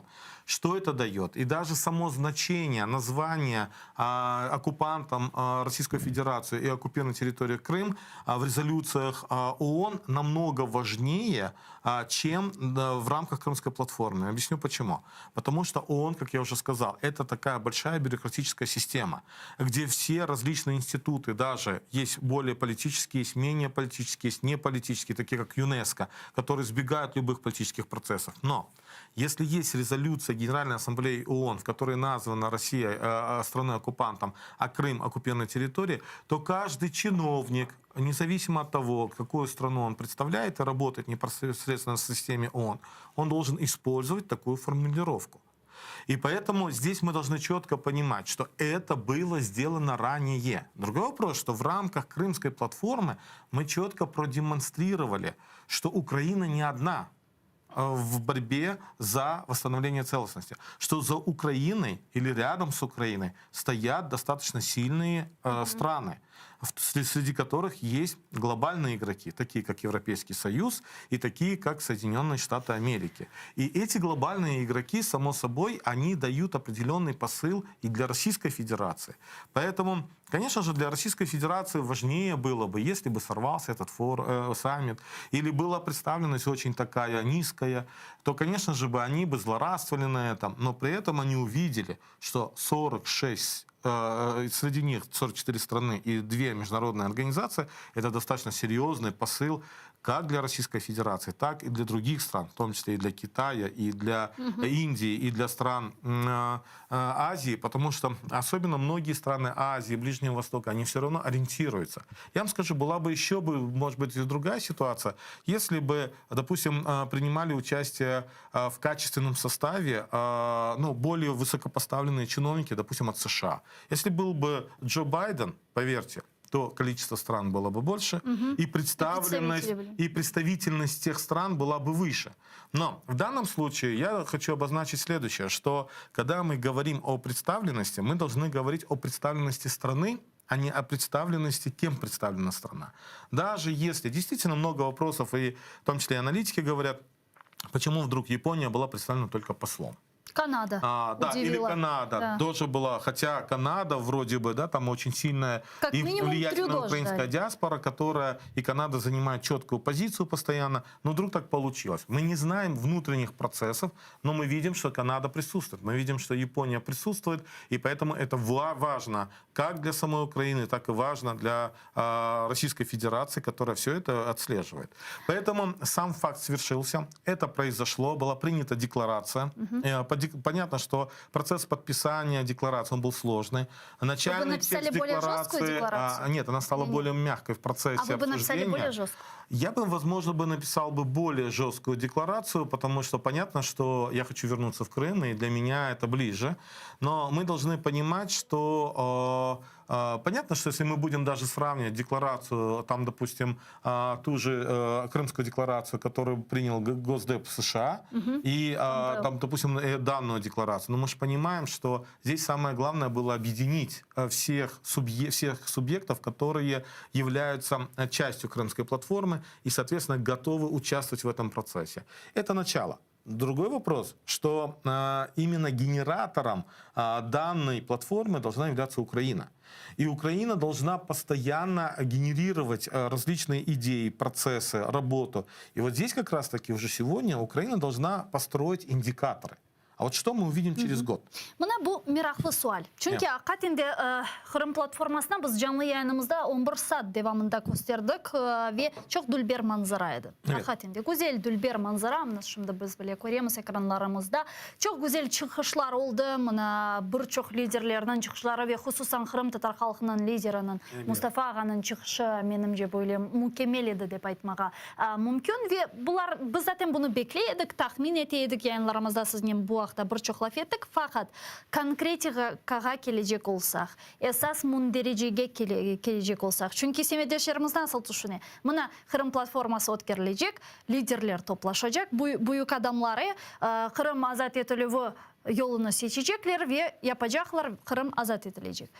Nasıl oldu? Bu mekanizmalar, bu aletler, instrumentler, Kırım platformasına bilmeyim kapalı toplaşılar belki de ötkerildi, belki de bu yollar çizildi. Ya da nasıl görüyorsunuz? Nasıl olacak şimdi? Bakınız, bu summit, bu кому мероприятие, да, я да, публичное мероприятие. Но для того, чтобы совершилось данное публичное мероприятие, это на самом деле огромный процесс кулуарной работы. Кулуарной работы МИДа, кулуарной работы организаций общественных, в том числе и кулуарная работа Меджлиса крымско-татарского народа. Потому что на самом деле при встречах с послами нам много задавали вопрос, а что вы и как вы понимаете Крымскую платформу, как она должна работать. Ну, на самом деле я знаю, сколько труда вложил в эту Крымскую платформу Мустафа Ага, который вплоть до того, что перед Крымской платформой в том числе попытался поехать в Турецкую республику для того, чтобы попросить Реджеп Таyyипа Эрдогана все-таки лично приехать на данную Крымскую платформу. Я знаю, что Мустафа Ага также пытался встречаться и пытался коммуницировать с рядом послов, рядом мусульманских стран, для того, чтобы они активно принимали участие. Понятно, что противодействие этому совершала Российская Федерация, вплоть до каких-то там провокаций или угроз, или еще каких-то процессов. И поэтому, конечно же, некоторые страны, которые могли бы принимать участие, они несколько воздержались. Вот здесь мы как раз и говорим, когда страны, если бы это в рамках ООН, было бы. И, соответственно, те страны, как члены ООН, они, конечно, участвовали бы в этом процессе и либо воздерживались бы от голосования и так далее, как это делается за резолюцию, голосуется. А здесь же это четкое позиционирование. Четкое позиционирование страны за тот или иной, вернее, за деоккупацию Крыма и восстановление и поддержку Украины в этом вопросе. То есть, по сути дела, да, были постоянные посылы о том, что мы приглашаем Российскую Федерацию, хотя для меня этот посыл абсолютно непонятен. Потому что это же не переговорная площадка. Это площадка союзников, которые должны оказать давление на Российскую Федерацию, чтобы потом создать формат переговорный, в рамках которого уже садиться и обсуждать, как все-таки выйти из ситуации и как деоккупировать Крым, и, соответственно, как дальше будет Крым развиваться. Вот это уже совершенно следующий этап, к которому нужно стремиться. А сегодня нам нужно думать о следующем. Какие будут индикаторы через год? Вот мен башладым бұл меселе көтермеге. Бақыңыз, мен түшінем, индикаторлар более олмақ керек. Біріншіден, бір елдан соң Кения саммит olacak ya da yok. Eğer biz isteyimiz bir neticelerine göstermege... Sizde var mı bu sualge cevap? Olacak mı yok mu? Ben bilesem gerek yapmağa ya da 2 yıl sonra gerek yapmağa. Çünkü bu summit, bu men söylegen adam, bu kuluar işlegen son böyle bir tantanalı merasim. Bu tantanalı merasimde göstermeye gerek. Nasıl çalıştık, nasıl neticeler var ve neticelerini göstermek için. Bu birinciden. İkinci indikator, bir yıldan son ne kadar memleketler bu Kırım platformasında iştirak edecekler. Belki daha çokça olacak, belki de azca olacak. Но мен bilesem, eğer aktif iştirak etseniz ve efektif iştirak edeceğimiz, evet bu daha çokça memleketlerin Kırım platformasından olmak gerektir. Üçüncüden, men düşünüyorum, bu bir yıl devamında biraz göstermeye gerek nasıl ya da nasıl programalar hazırlanıp yaptılar yıl devamında. Bu nasıl strateji hazırlanıp yaptılar, hazırlagan. Ve bu programaların nasıl diplomatik ve ekonomik taraftan baskı Rusya'ya mümkün etmege.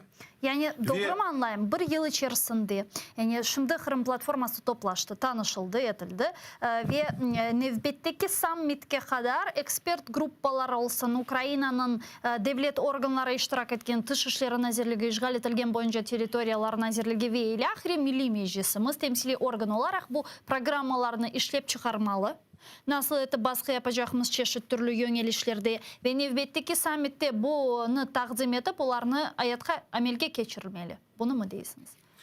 Ну, evet, bu programmalar birinciden hazırlamak gerek. Bu programmalarını yapmak gerek. То есть не просто нужно сформировать планы, на это тоже уходит время, но в том числе и уже реализовывать эти планы и показать определенные результаты. Если мы даже увидим усиление в каких-либо направлениях экономические санкции или даже персональные санкции, то мы можем говорить о том, что есть позитивная динамика. Понятно, что это будет не быстрый процесс. Понятно, что здесь, опять же, каждая страна, которая даже приехала и поддержала Украину, даже те страны, которые больше говорили о 30-летии независимости, нежели о деоккупации Крыма, и такие были, мы начали обсуждать это в начале, речь идет о том, что у каждой из этих стран есть свои собственные национальные интересы, в том числе во взаимоотношении с Российской Федерацией. И то, что они уже объединились, они есть, и то, что выработаны будут хотя бы совместные планы и мероприятия, это уже тоже результат. Другой вопрос. Ya bu planlarını Kırım platformasında endi takdim etmek gerek miydi mi? Но bakınız başından bu должны утвердиться. Во-первых, для многих даже и экспертов, и там других уровней, там, допустим, депутатов и так далее, важный посыл самой позиции страны. Вот как раз-таки саммит, он продемонстрировал в первую часть, это декларативную часть. Декларативная часть, что мы объединились, мы готовы, мы работаем. Другой вопрос, что уже системно должны вырабатываться уровни, там, допустим, какое будет межпарламентское сотрудничество. И, допустим, мы в рамках нашей рабочей группы по восстановлению прав коренных народов как инструмент деоккупации Крыма, мы четкие даем посылы. И мы в резолюцию экспертной сети, которая пока еще не была озвучена, она будет озвучена позже, мы четко даем посылы, что нужно найти механизм, что в рамках Крымской платформы в межпарламентском сотрудничестве должно быть место Меджлиса крымско-татарского народа как представительного органа коренного народа, который имеет прямое отношение к Крыму. Теперь дальше, когда мы говорим о следующих направлениях, да, ведь на самом деле, откровенно говоря, ведь, скажем, имплементация закона о коренных народов — это в том числе элементы деоккупации. И поэтому здесь очень важно, чтобы этот процесс также как можно быстрее шел. Это тоже будет позитивный индикатор. Когда мы говорим о экспертной среде, ведь на самом деле очень важно было, на мой взгляд, выступление от экспертной сети у выступающего дать основной посыл, чтобы все государства, участники Крымской платформы, они способствовали приобщению экспертной среды своих стран к вопросам Крымской платформы, к вопросам деоккупации. Потому что, вы же понимаете, любой достаточно высококвалифицированный эксперт, он проводит работу, но не бесплатно. И для того, чтобы привлечь его, соответственно, в том числе нужно обеспечить его работу, скажем, соответствующим ресурсом. И поэтому вот здесь вот эти посылы очень важны. И когда мы говорим о том, что создается международная экспертная такая сеть, причем там четко у нас были разделены направления. Это направление безопасности, это направление прав человека, это направление коренных народов и так далее. Вот очень важно, чтобы здесь была профессиональная, качественная работа, с помощью анализом или продуктом которых могут пользоваться политики на высоком уровне.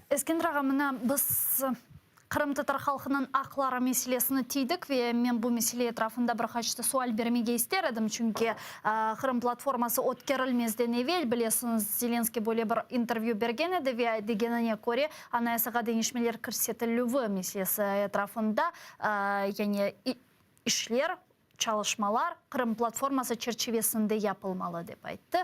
Мұны сіз насыл бақасыңыз? Kırım platforması çerçevesinde kene böyle bir grup tizilip, iş gruppası meydanға kelip, bu sualını yanıdan көтеріп, bunun üzerinde uğraşmalar yapılması bu meseleni böyle uzatmaz mı aksine? Zira benim bilgenime göre çeşit türlü kanun leyhalarında azır ve Rifat Ağa Çubarov'nın da yayınımızda aytkanına göre bu kanun leyhaları zaten Zelenskiy'e endi berilgen edi da 19 senesi. Bakınız, kanunlar bu anayasанın ақында біз сөйлейміз. Şimdi біріншіден тамыр халықларын kanun ақында çalıştırmak керек. Bu біріншіден. Мен белесем, егер более çalıştırsak bu kanunu, o da faydalı, da büyük adım olacak. Bu anayasанın 10. maddesi. Aman tek 10. madde değil, anda 9. da madde var. Dönüştürmek gerek. Onun için biz efirde olğanında siz söylediniz. Nasıl, niçin Ukrayna Cumhurbaşkanı söylüyor, o bilmeyi bu kanunların hakkında. Birinciden men sizge aytmak isteyeyim, bu Poroshenko vaxtında, zamanda yapkan edi iş grupa anayasa komissiyanın yanındaki çalıştı. Aman.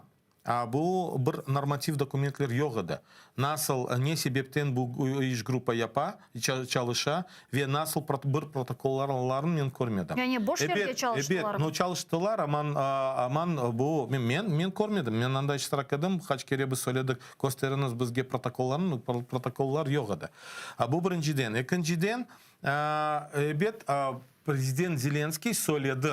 Aman, söylegen son, men yaxşılık bu bir taraftan göreyim, o bu mesele ozu kotardı ve söyledi bu meselenin çözmek gerek. Çünkü onda Zelenskiy'de yukarı şurasında hem Верховная Радa'da hem большинство var.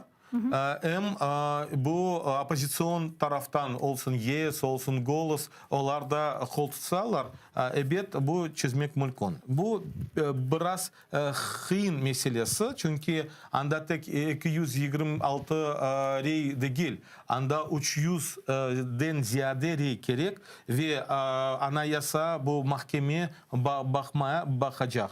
Son karar çıkacak. Son kendi Верховная Rada'da 300'den rey çokça da olmak gerek. Ben ne hakkında söyleyeyim? Bakınız. Биринчиден, бында социологический опрос проводился. И сегодня украинское общество 50% поддерживает, 57%, я об этом и говорю, поддерживает национально-территориальную автономию крымских татар. Это первое. Это позитивный момент. Поэтому говорить для отдельного широкого обсуждения нам нет необходимости, потому что сегодня социологические опросы подтверждают, что украинское общество готово к этому вопросу. Второе. Президент заявил публично. Понятно, он сказал о том, что в рамках Крымской платформы.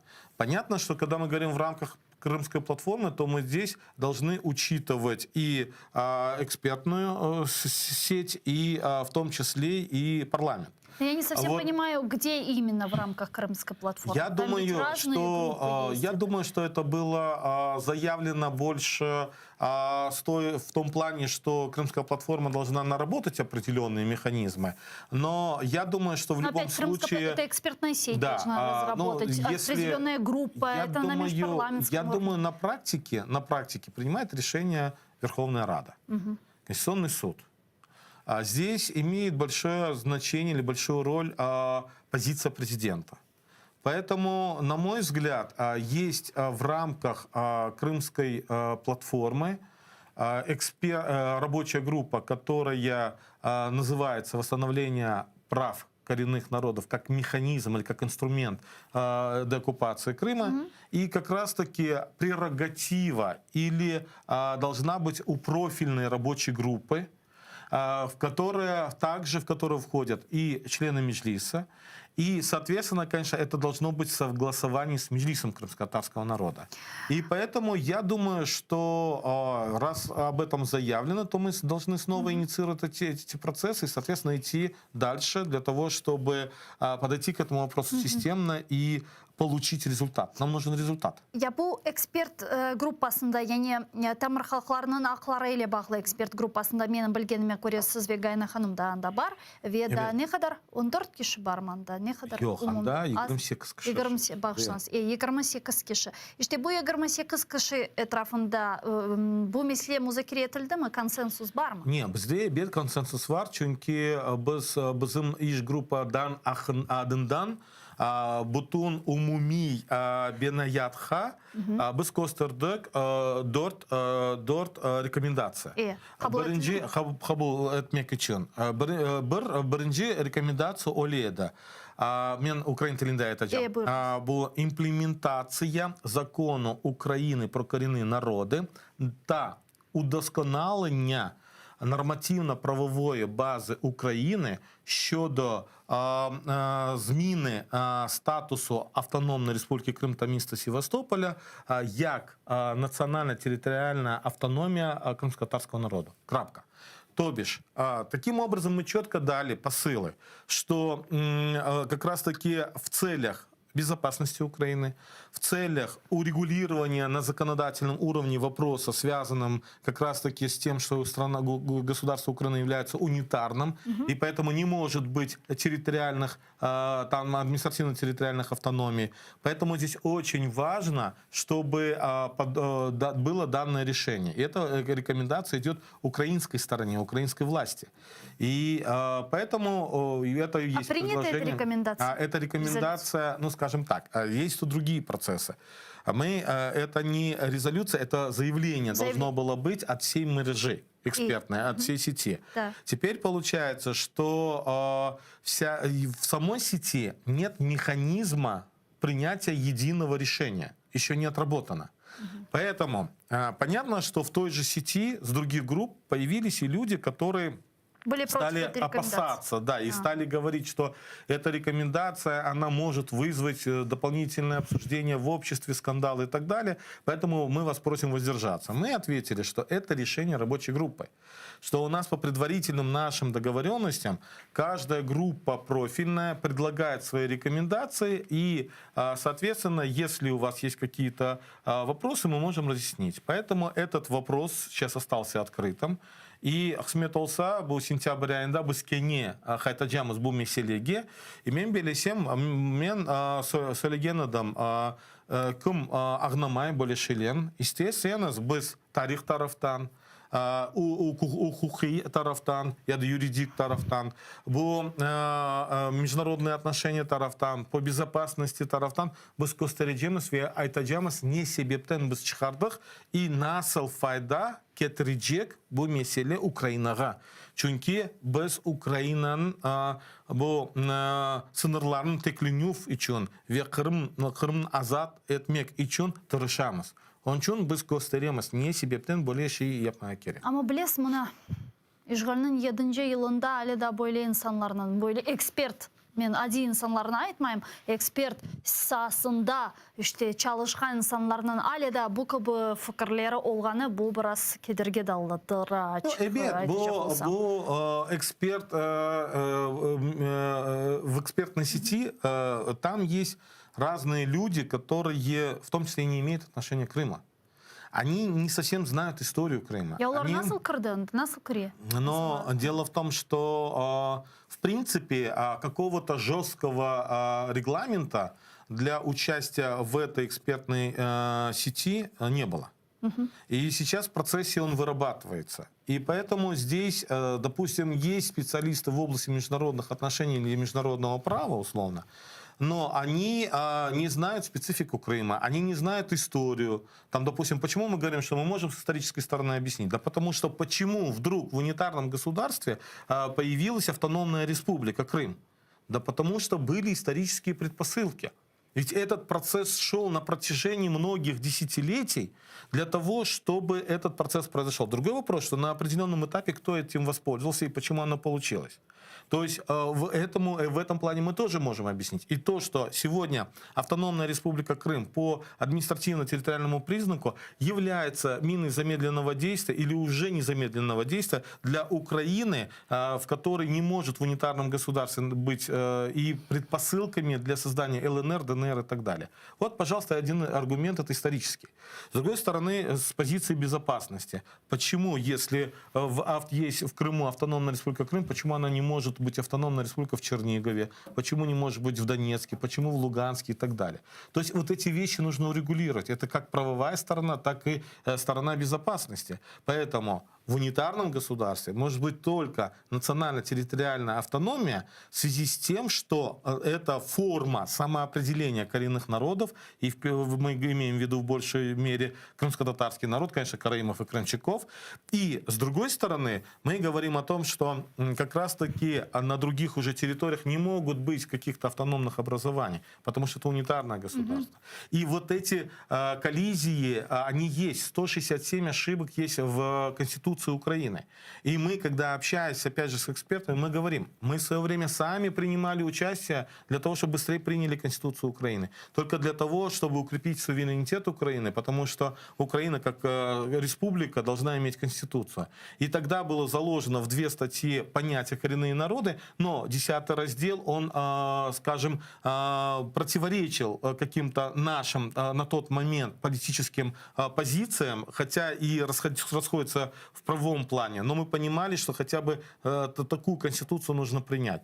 Но теперь уже нужно на 30-летие независимости Украины, наверное, просматривать и приводить конституцию в соответствие для того, чтобы не было внутренних противоречий.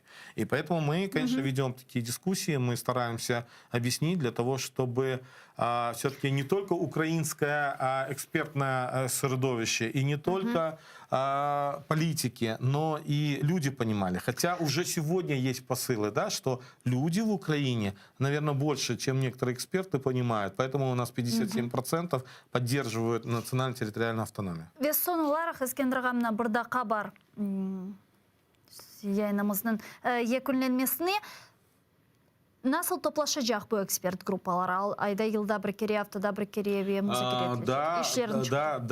Да, çalışmadılar. Şunçak biz bilemiz bir ofis çalışacak. Bu ofis bu prezident temsilcisinin, Kırım prezident temsilcisinin yanındaki olacak. Ama yakın zamanlarda bu cuma günü bizde bir toplaşma olacak. Anda iştirak edecekler Dış Nazırlıgı'dan, bu представительство президента taraftan ve 7 bu iş grupadan koordinatörler. Biz anda belki bu planların hakkında konuşacağız. Çok sağ olun Eskender Ağa. Stüdyamıza gelip suallarımızga cevap bergeniz için, aşikar etkeniz için bazı bir suallarımızı. Eskender Bariyev, Milli Meclis Azası ve Kırım Tatar Resurs Merkezi'nin yol başçısı stüdyamızın musafiri. Saygılar arkadaşlar, men sizden sağlıklaşmayın. Biz 5 dakikadan sonra şimdi zaman informasyon programmasına geçeceğiz. Ukrayna tilinde sonki haberlerini muhabirlerimiz sizlerge tarif edecektir. Sonra biz bu stüdyaya qaytacağımız ve yayınlarımızı devam edecekmiz. Değerli olunuz görüşkence.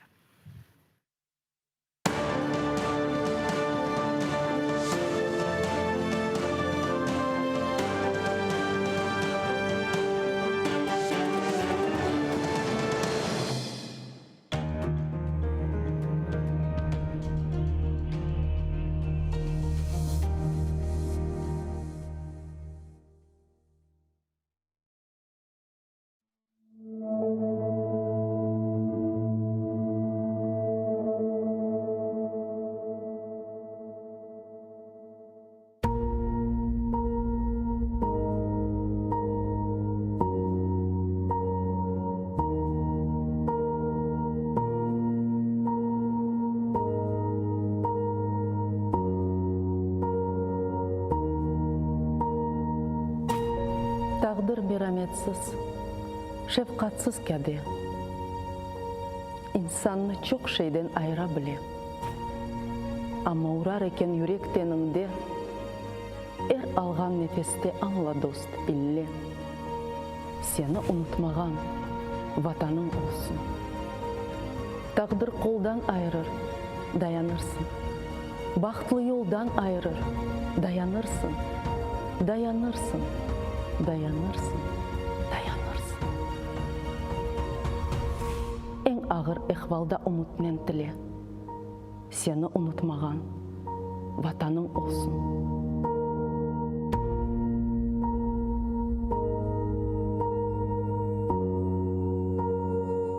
Ayaksız yürgenler yok mu dünyada?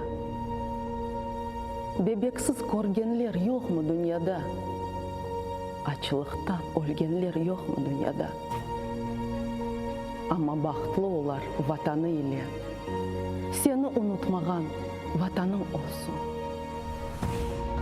Kozunun bebeği nursuzlanacak. Omur ne? Altın mı? Kırsızlanacak. Ebedi ne şöhret ne şan kalacak.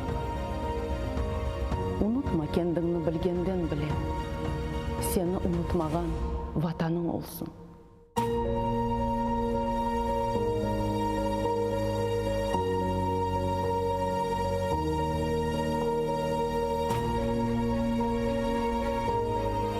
Kaydadır jürükке minip çapsan da, dumanlar артында yolsuz kalsan da, ecnebi toprakta Allah olsan da, kozunun o günde tursun os kullen, seni unutmagan vatanın olsun.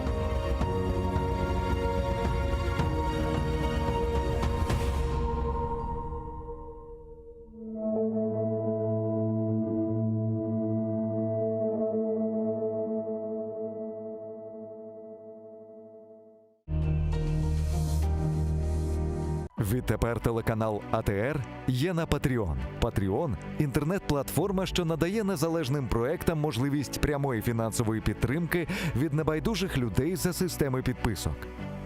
Стати частиною великої родини АТР дуже просто. Крок перший – зайти на сайт patreon.com.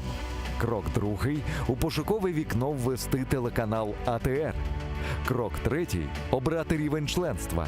Їх 6. Перший рівень – наречений-наречена – $5 щомісячно. Другий рівень – дядько-тітка. Третій рівень – брат.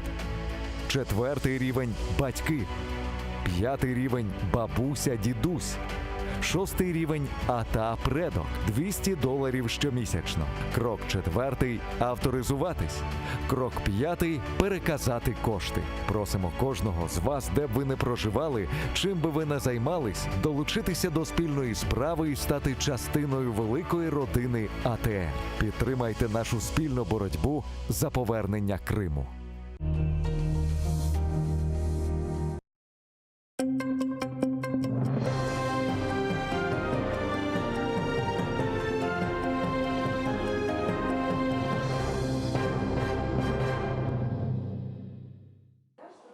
Не підсудний, а засуджений. Так керуючий суддя Південного окружного військового суду, що в російському Ростові-на-Дону, назвав кримського татарина Еміля Зієдінова, якого через нібито причетність до Хізбут Тахрір звинувачують у тероризмі та спробі захоплення влади. Про це повідомив адвокат Айдар Азаматов після чергового засідання. За його словами, після нез'явлення свідка обвинувачення, прокурор почав оголошувати протокол обшуку та представляти речові докази. У переліку 25 речей, більшість з яких не мають стосунку до висунутого обвинувачення. Голова суду заборонив Зієдінову висловлювати заперечення та назвав його засудженим.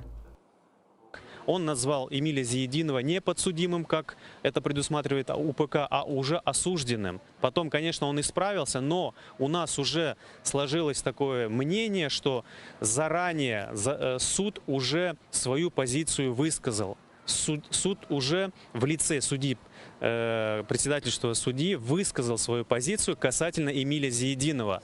Мы даже еще не приступили к нашей стадии представления доказательств, судья уже его назвал осужденным. Несмотря на то, что он исправился, но мнение уже понятно какое.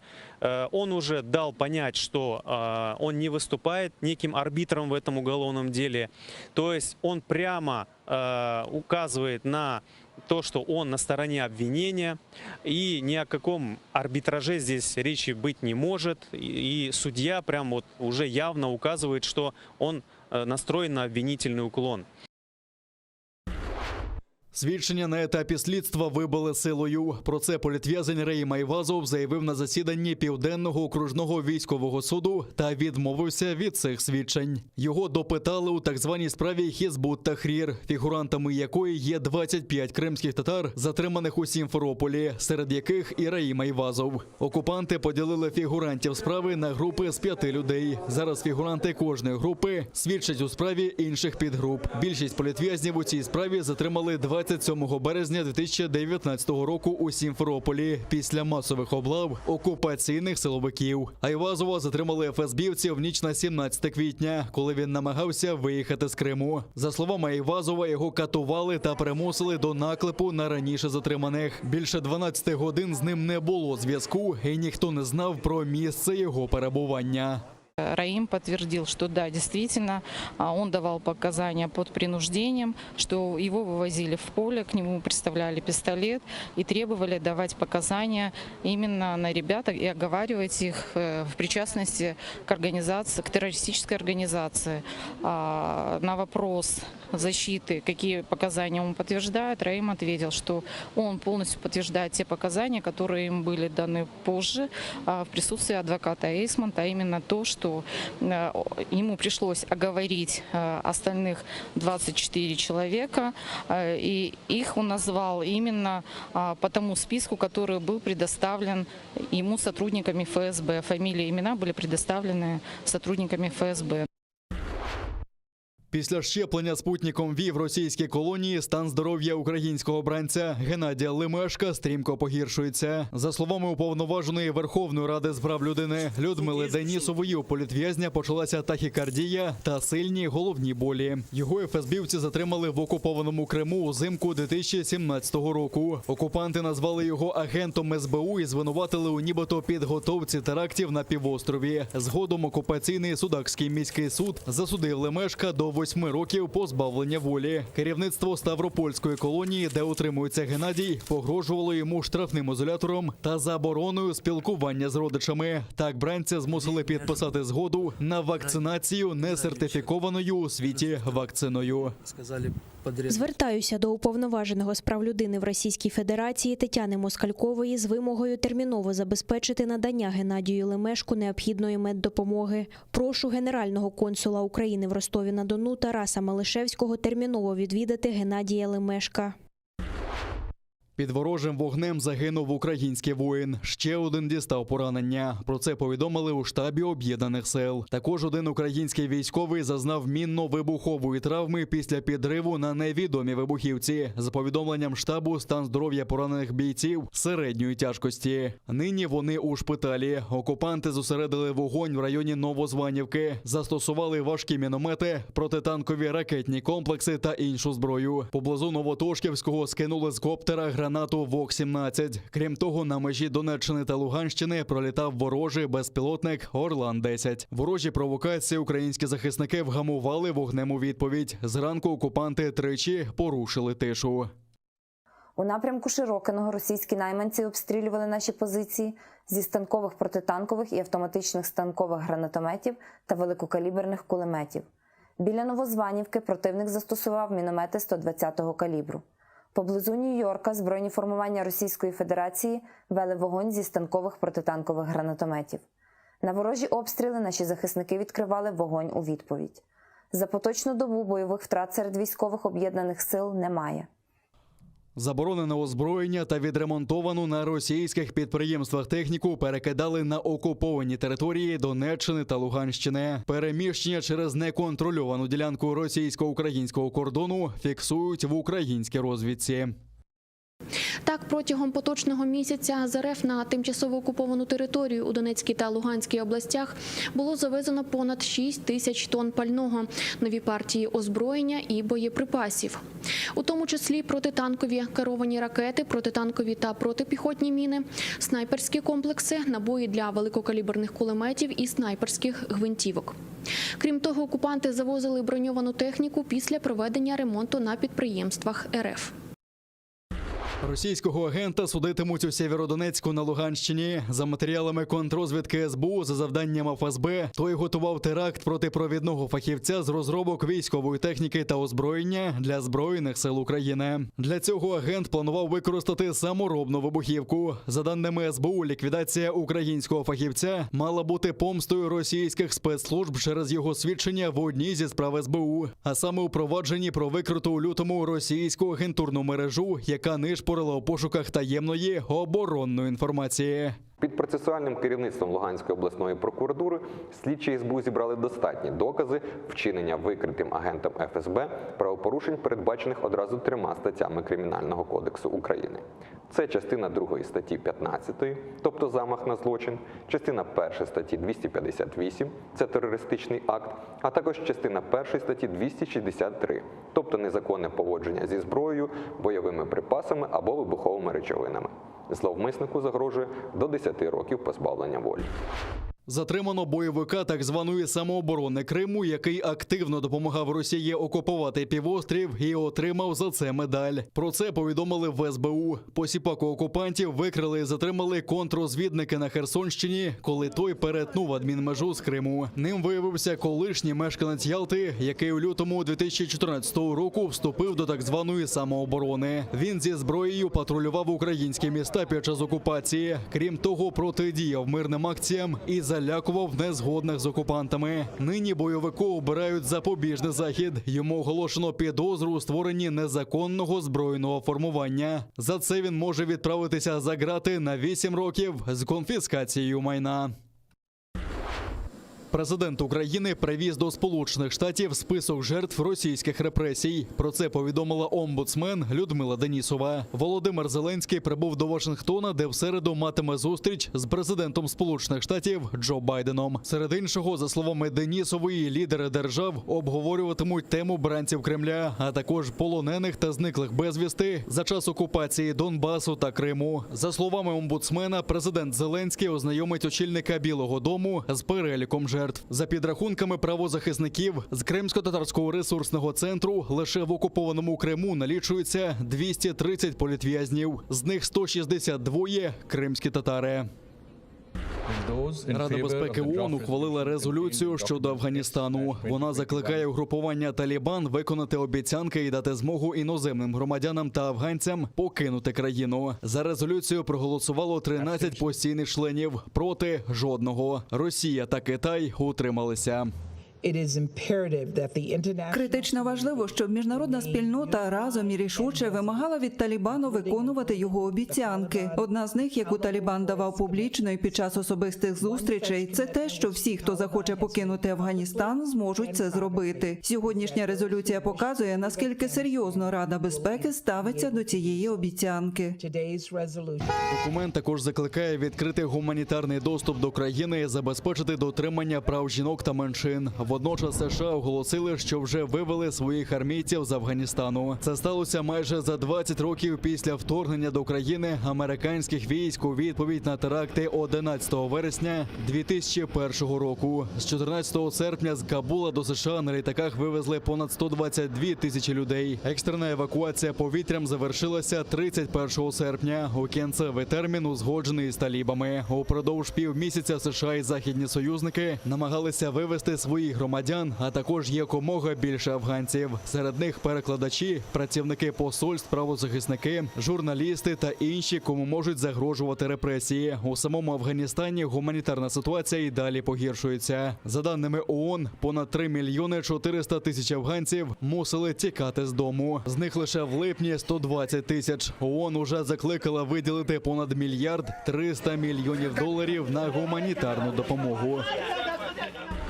Зробити фото дерева тут – громадянський обов'язок. Але не будь-якого дерева, а тільки табебуї. У Бразилії його називають іпе. Цвіте воно не більше 6 днів в найхолоднішу пору року. Щоб красиві квіти побачило якомога більше людей, десятки груп волонтерів почали кампанію у соціальних мережах. А жителі одного з районів Ріо-де-Жанейро пішли далі. Вони висаджують табебуї, оскільки недавно тисячі цих дерев вирубали через будівництво. Я захисниця природи і завжди приєднуюся до висадки. Я також вимагаю від влади міста висадити більше дерев. На жаль, жителі міста не забезпечують молодим деревам належного догляду. Активісти намагаються посадити ці дерева у найспекотніших районах міста, особливо на півночі. Вони також діляться фотографіями у соціальних мережах. Коли ми опублікували це в соціальних мережах, це був успіх. Нашим підписникам це сподобалося. Вони поділилися ними і почали надсилати нам більше місць. Тепер на нашій міській карті є 100 точок з деревами іпе.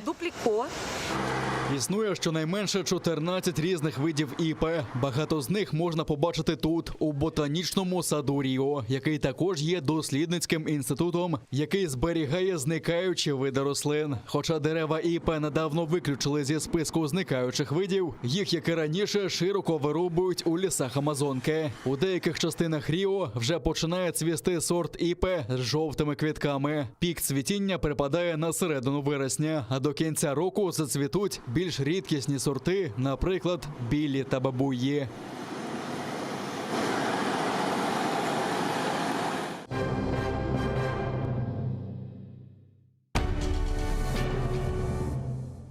Ізраїльські вчені створили унікальний засіб, що містить природні інгредієнти. Краплі імуноков покращують імунітет при коронавірусних та респіраторних захворюваннях, а також сприяють полегшенню постковідного синдрому. Імуноков – надійна допомога.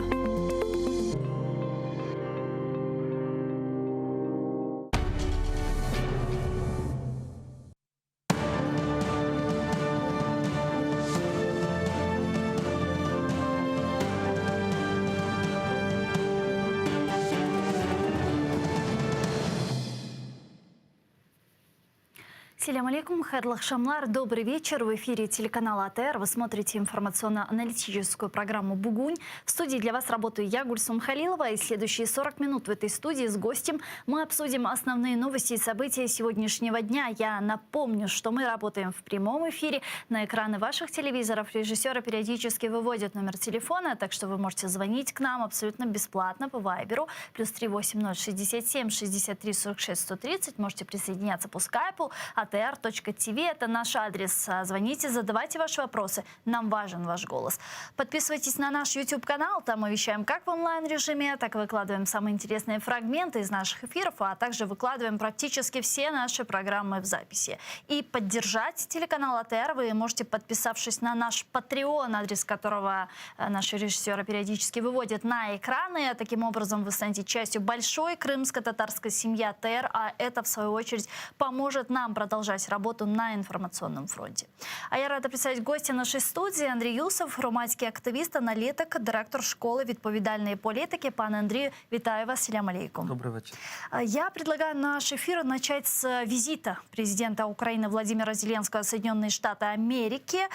И ключевой темой переговоров президента Украины и США, запланированных на 1 сентября, будет возможность присоединения американской стороны к решению вопросов по деоккупации Крыма, а также урегулирования конфликта на востоке Украины. Об этом заявил председатель политической партии «Слуга народа», первый заместитель председателя одноименной фракции Александр Корнієнко.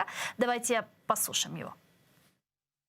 Звичайно, ключовою темою буде ситуація безпеки, а саме можливості США приєднатися до вирішення питань деокупації Донбасу і Криму. У той же час ми не граємо роль прохачів, бо у нас є що запропонувати для спільної протидії російській агресії. Кримська платформа – відчутний прогрес у забезпеченні і реформуванні армії за стандартами НАТО. І ми не вимагаємо від США виконати за нас нашу роботу. Офис президента же, в свою очередь, сообщает, что во время поездки пройдет встреча Владимира Зеленского и главы Белого дома Джозефа Байдена в формате 1 на 1 и в расширенном составе делегации. По итогам встречи 1 на 1 ожидается подписание нескольких документов. Визит рассчитан на несколько дней, во время которых Зеленский посетит ряд городов на восточном и южном побережьях США. В свою очередь, Елена Зеленская же презентует украиноязычный аудиогид в усадьбе первого президента США Джорджа Вашингтона и посетит открытие украинского дома. Президент Украины Владимир Зеленский сообщил, что у него запланировано 8 встреч в США. Давайте послушаем его цитату и послушаем, какие ожидания питает он. В цілому 3 оборонні угоди повинні бути. Також важливі речі щодо економічних домовленостей. Буде великий диспут по Північному потоку, має бути енергетична угода і домовленості. Я кажу, повинно бути, тому що диявол в деталях. Треба почекати трохи. Пане Андрію, в Киеве ожидания от визита колеблются между желанием получить какой-то поддержку в энергетической, политической, дипломатической, оборонной сфере. А другие же рады хоть тому, что визит наконец состоялся, потому что он все же переносился. Каковы ваши ожидания? Ждете ли вы каких-то прорывных решений? Справді добре, що візит нарешті відбувся.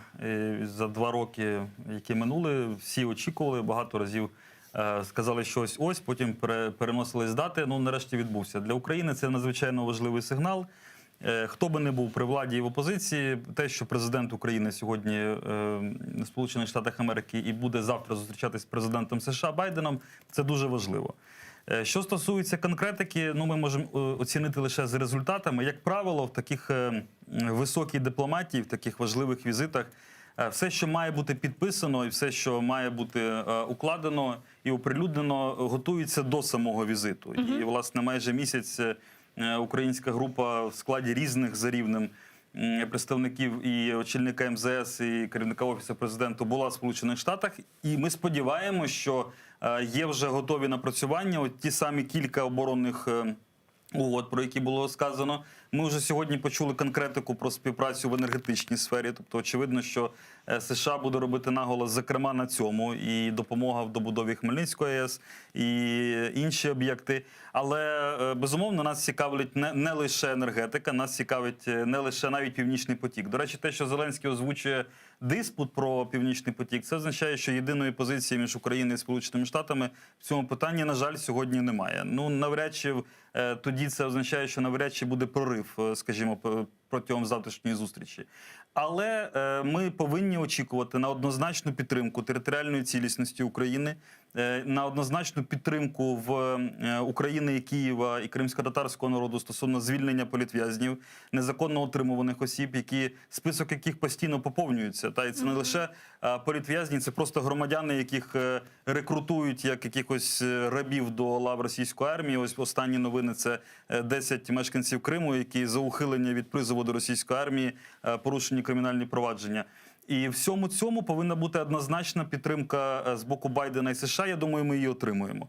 А ось що, окрім оцінки, хоча це теж дуже важливо, чи можливо посилення санкційного пакету, чи можливо пряма участь адміністрації Байдена в інших, окрім нормандському форматі і мінському форматі. А нагадаємо, що ні нормандський, ні мінський формат – це частина одного процесу. Взагалі Криму не стосується як такого. Чи долучиться США офіційно, а не лише оприлюдненням позицій ось до вирішення, зокрема, і кримсько-татарського питання? Ну, побачимо вже буквально завтра. Сподіваємося, що так і буде. Я предлагаю підключитись к нашому ефіру Олега Бая, надзвичайного уповноваженого посланника. Він зараз з нами на прямому зв'язку. Пане Олеже, вітаємо вас. Селям алейкум. Витаю вас, добрый день. Да. Александра Корниенко сообщила о том, что ключевой темой переговоров между Зеленским и Байденом будет возможность присоединения США к ключевым вопросам деоккупации Крыма и урегулирования конфликта на востоке Украины. Как вы думаете, насколько это реально? Увидим ли мы Соединенные Штаты Америки в этих форматах? Ви знаєте, 70 років тому у Дунаєвського була прекрасна пісня, така дитяча, про те, як весела ланка йде на риболовлю і співає, як би було добре спіймати великого сама. А повертаючись з риболовлі вже не з такою оптимістичною піснею, співає, що наступного разу було б непогано спіймати йоршика. Я думаю, що всі сподівання, всі прогнози треба ставити на реальну платформу, на реальну площину і не піддаватися за великим очікуванням. Зрештою, мова йде про робочий візит. Я підкреслюю про робочий візит, отже, про робочі дискусії, які вийдуть на цілий ряд домовленостей. Я, наприклад, вважаю, що є речі, які не менш важливі, ніж Північний потік. Маю на увазі, скажімо, проблему спільної з Сполученими Штатами Америки боротьби з кібертероризмом. Інакше, якщо не обговорювати цю, то навіщо туди поїхав віце-прем'єр Мінцифри?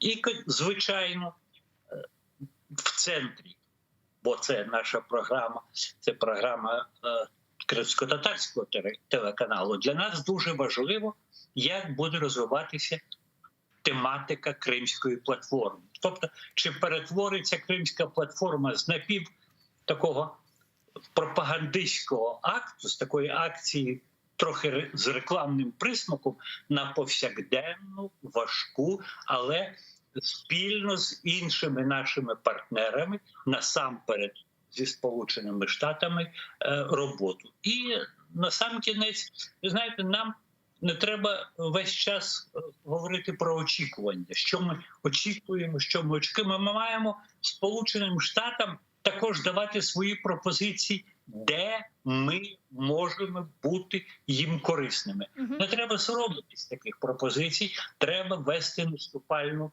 корректну, але наступальну дипломатию. В таком случае, что должно было бы быть в портфеле Зеленского, на ваш взгляд, во время визита в США? Ви знаєте, я не хотів би говорити про ті речі, які зараз виплили центрально, тобто енергетична, в тому числі безпека, тому що не бачу я тут прориву.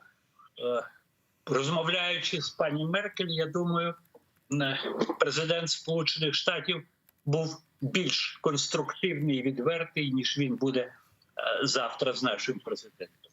Я не бачу великого прориву в низці інших питань, пов'язаних, на жаль, з безпекою і з вирішенням проблеми Донбасу. Америці до певної міри вигідно, що там борсалися в нормандському форматі Німеччина з Францією, від яких толку ми бачимо скільки. Тому я кажу, я зосередився б не на рівні президента, а на рівні членів делегації, які мають активно працювати, на тих проблемах, що я назвав. Насамперед, Кримська платформа, бо рівень участі Сполучених Штатів в ній має бути підвищений і значно підвищений, щоб вона була ефективною. До речі, ми можемо сказати прямим текстом президенту Сполучених Штатів, що Кримська платформа – хороша відповідь і президенту Російської Федерації, і його китайським друзям, і тим азіатським державам, в тому числі тюркам, тюркським народам, які, на жаль, ще не підтримують визволення Криму. Таке моє бачення. На крымской платформе лидер крымско-татарского народа Мустафа Джемилев привел крымско-татарскую пословицу. Он сказал, что царство шакалов длится до тех пор, пока спят львы. И таким образом он призвал консолидироваться весь цивилизованный мир в противостоянии российской агрессии. Вот на ваш взгляд, сегодня этот цивилизованный мир, наши западные партнеры, готовы просыпаться и, наконец, конкретно противодействовать агрессору, какие-то конкретные шаги применять? Знаєте, Мустафу Ага, я знаю, дуже давно ставлюся до нього з величезною повагою, як і до голови Меджлісу кримсько-татарського народу, пана Ріфата Чубарова, інших працівників. Але мені здається, тут стосовно того, що сплять леви і йде царство шакалів, давайте звернемося знов-таки до побутового прикладу. Коли вранці дзвонить будильник, що ми робимо спочатку? Ми його приглушуємо, тому що хочеться хоч ще 5 хвилин, ну ще 3 хвилини подрімати. Я думаю, що будити треба не разово, а кожного Божого дня. Кожного дня треба в світі говорити, починаючи з Організації Об'єднаних Націй, з ОБСЄ, до кожного українського посольства, до кожної громади української діаспори, говорити за кордоном про те, що Кримська платформа має збудити левів. Інакше царство шакалів буде ще тривалим. Я просто думаю, нам інколи треба робити такі речі, ну, не зовсім популярні, можливо, взяти, подивитися сайти посольств. Хто з них широко пропагував Кримську платформу та її рішення? Подивитись, як відреагувала українська діаспора на Кримську платформу. Подивитись, як відреагувала кримсько-татарська діаспора у світі. Тобто кожного дня треба, щоб леви не приглушували той будильник. Треба їх будити. Так я собі це бачу. Дякую вам дуже, пане Олеже. Спасибо, Чохсагулна, що знайшли время і підключились к нам в ефір. Олег Бай був з нами на прямому зв'язку, надзвичайний повноважений посланник. Пане Андрію, возвращаясь к визиту президента Украины в Соединенные Штаты Америки. Вот недавно экс-заместитель руководителя Генсека Североатлантического альянса Вершбоу написал в статье, что Байден может принять вновь свое лидерство, поддерживая Украину в ее противостоянии с агрессией России, в особенности на фоне ситуации с Афганистаном. Как мы можем обратить в свою пользу то, что происходит сегодня в Афганистане? Или это звучит слишком цинично? Ні, це звучить в міжнародній політиці, напевно, слово цинізм недоречно, оскільки такі реалії нашого життя. Як ми повинні використати це на свою користь? Насправді просто і важко водночас. Спочатку українська влада повинна продемонструвати і прогарантувати, і довести Сполученим Штатам, зрештою українському народу і всьому світові, що реформи в Україні носять незворотній характер. І такого розпаду інституційного, який відбувається в Афганістані, попри багаторічну підтримку інвестицію Сполучених Штатів, в Україні не може відбутись. Ми і так з вами знаємо, що цього не буде, тому що Україна не Афганістан.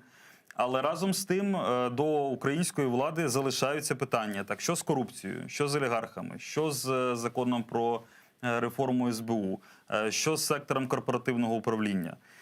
Сполучені Штати повинні переконати, що Україна – це стабільний партнер, це інституційно розвинений, зрілий партнер, який не просто декларує прагнення до ЄС і НАТО і записав це в Конституції, а який готовий і на рівні волі, і на рівні інституційної спроможності до того, щоб в будь-який момент, коли виникне така можливість, стати швидко членом і ЄС і НАТО. А історія показує, що і країни Балтії, і Польща показують, що такі можливості виникають досить спонтанно. От хто знає, що завтра, наприклад, з здоров'ям Путіна станеться, чи якимось внутрішнім заколотом в Росії. В російській історії такі речі часто траплялись. І от в цей момент Україна буде готова використати кілька місяців, кілька років передишки для того, щоб потрапити в НАТО, чи ми знову будемо, і нам будуть знову говорити про корупцію в Україні.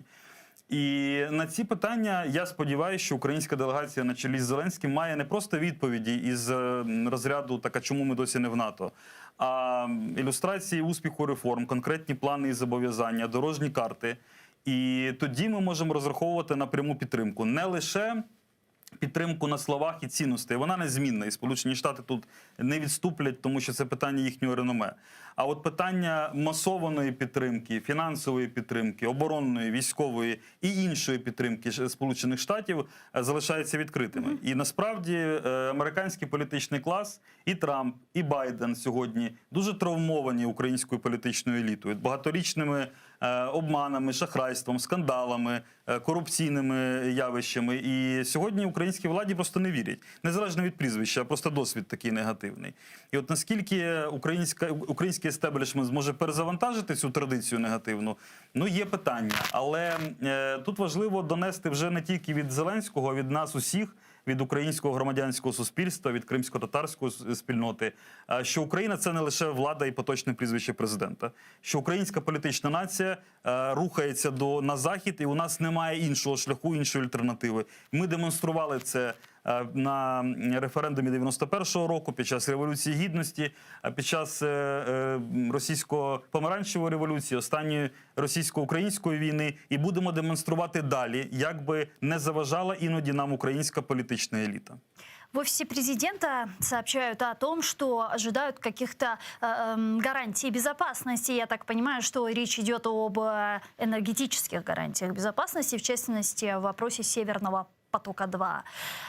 После этого соглашения между Соединенными Штатами Америки и Германией не секрет, что в Украине очень было много, скажем так, дипломатично недовольства относительно этого решения. Более того, даже наших некоторых западных партнеров обвиняли в зраде. Как сейчас будет? Как вы думаете, каких-то гарантий по Северному потоку мы сможем в результате получить? Или вообще ни на какие гарантии рассчитывать не стоит? Даже если они будут предоставлены, то не факт, что они будут выполнены. Дивіться, от у нас з вами була продовольча крамниця на дуже вигідному розташуванні, ось буквально на перехресті. І всі через нас проходили і купували яблука щодня. От через дорогу без документів, абсолютно незаконно, відкрили іще одну крамницю, або навіть не крамницю, а просто з підлоги продають яблука. Ну, хто нам може прогарантувати, що люди не будуть їх купувати або будуть купувати у нас? На жаль, таких гарантій, які би гарантували, що от Росія далі буде прокачувати газ, що газ, який буде прокачувати через Північний потік, так багато не будуть купувати. Однозначних не буде дано. І зрештою, сьогодні, якщо ми промоніторимо російські ЗМІ, сміються із можливості надання таких гарантій, вже заявляють, що вони будуть використовувати і Північний потік-1, і Північний потік-2, і у потужності української газотранспортної системи так, як вважатимуть за потрібне. І завантажувати так, як це буде вигідно Росії. Ну, а рішення Дюссельдорфського суда, це разве не победа? Безумовно, це перешкоди, це ускладнює, це робить процес довшим і складнішим, але однозначно не гарантує Україні завантаженості нашої системи. Те, що сьогодні той посил, який дає нам сьогодні Німеччина і певним чином Сполучені Штати, що ми будемо стримувати там одноосібні дії Росії, але глобально ви повинні робити ставку на модернізацію української економіки, незалежність від російської труби. І от тут ми готові вам допомагати і грати вдовго, оскільки, якщо грати вдовго, то це означає, що вже в 40-х роках цього століття Європа, наприклад, Німеччина взагалі планує відмовитися від російського газу. І ось в переході на новий економічний уклад Сполучені Штати нам готові активно допомагати, і цю допомогу треба бути готовими прийняти. Тобто, які проекти інфраструктурні, можливо, альтернативна енергетика, можливо, скраплений газ, над чим ми готові працювати спільно з США, щоб скинути ось це ярмо. Тому що з певного етапу газотранспортна система справді перетворилась для нас, для України, від лише можливостей на, зокрема, і проблеми. Тобто ми сьогодні боїмось втратити те, що за великим рахунком лише нам не зовсім належить, тому що це транзит. Транзиту може не стати з різних причин. А ось як прогарантувати широке коло питань безпеки, економічної, оборонної, тому що Україна говорить про Північний потік-2 як не лише про економіку, ми не лише втрачаємо гроші через транзит, як про зброю. І ось тут гарантії безпеки, прямої вже безпеки, не енергетичної, з боку Сполучених Штатів для України, можливо, в обмін на Північний потік-2 набагато важливіші і більш цінні, ніж просто розмови про примус Росії транспортувати далі газ через українську територію. В последнее время украинские политические аналитики, говоря о том, что Северный поток-2, мы уже потеряли его, уже достроят и наверняка введут в эксплуатацию, и вероятнее всего не будет никаких проблем с лицензированием и страхованием, говорят о том, что в обмен на Северный поток-2 Украина могла бы от Соединенных Штатов Америки потребовать статус основного союзника США вне НАТО как гарантию безопасности. Как вам така ідея? Ідея чудова, але вона настільки проста, що її неможливо втілити в життя. Тобто, якщо б це можна було так швидко зробити, я думаю, що воно давно б вже так і виглядало. Україна могла обміняти щось на щось приблизно після 2004 року, коли була перша газова війна, ми пам'ятаємо, і європейські партнери в тому числі пропонували створення міжнародного газотранспортного консорціуму.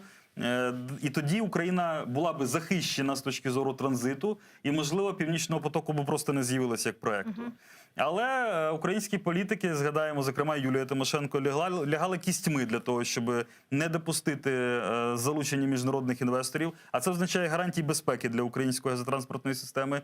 І навіть прийняли закон, який забороняв напряму будь-які дії з української ГТС. Чим відкрили, насправді, розв'язали руки Путіну. Штати, безумовно, не будуть міняти щось на щось.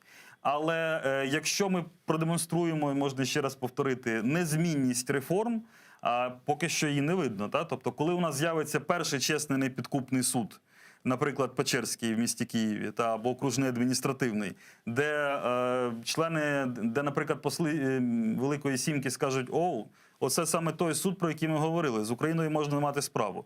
Ось тоді можна говорити про якісь серйозніші речі. Оборонні угоди будуть, і раз Зеленський це анонсував, напевно, він має для цього підстави.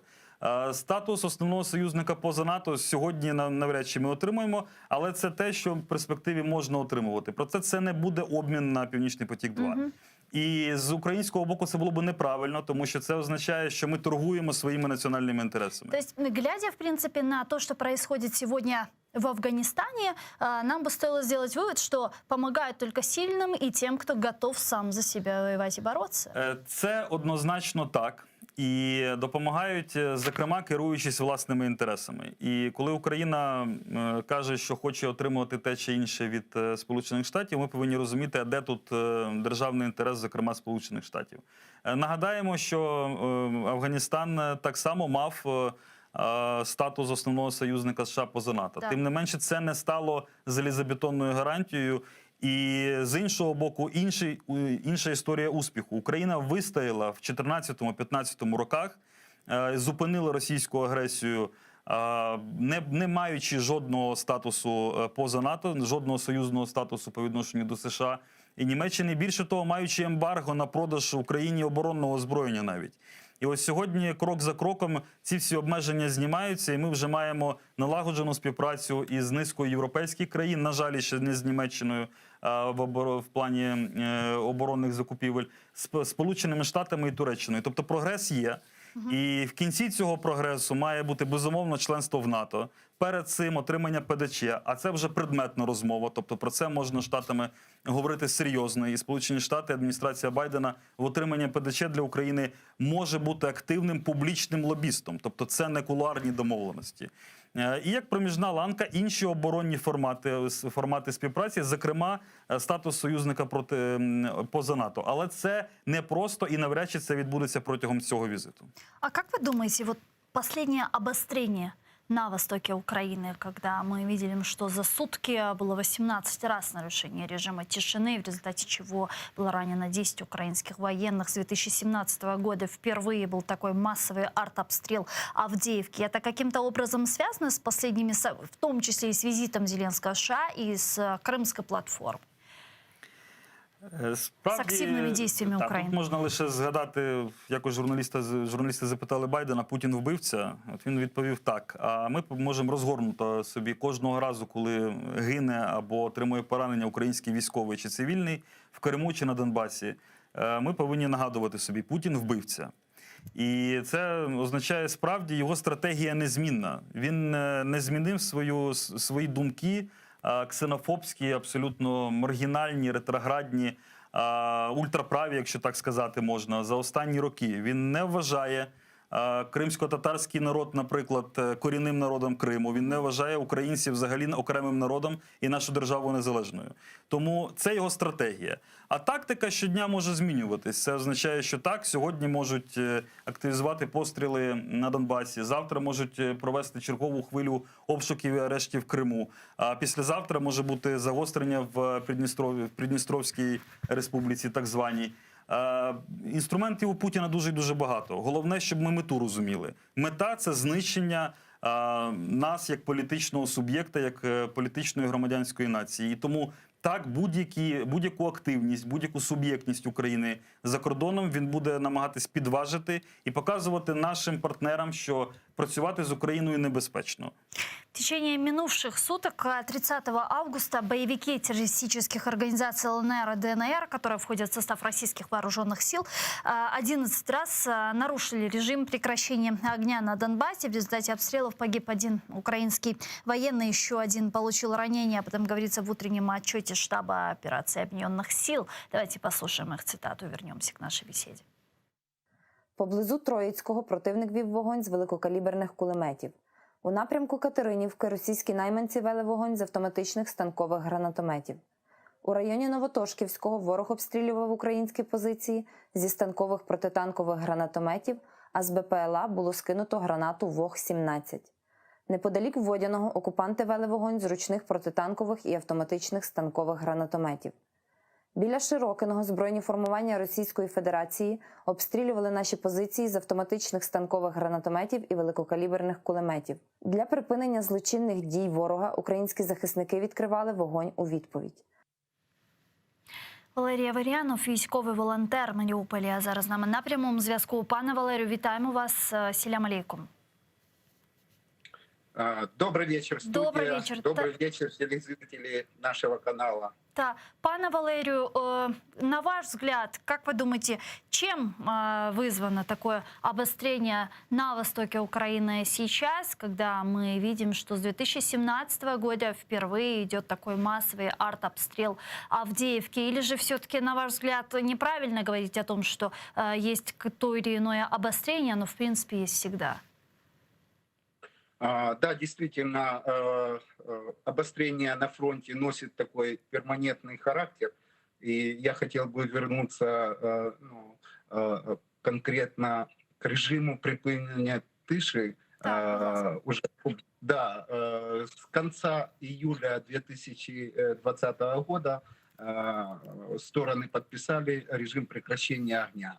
И первые, наверное, дней 5 или неделю действительно соблюдалось этот режим.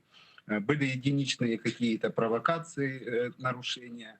Но ближе уже к осени, ближе к Новому году говорить о режиме прекращения огня и нарушения его, когда мы в сводках видим по 10-12 обстрелов, то есть это не единичные выстрелы, это серии прилетов, минометов, артиллерии ствольной, это использование реактивных противотанковых комплексов, крупнокалиберных пулеметов.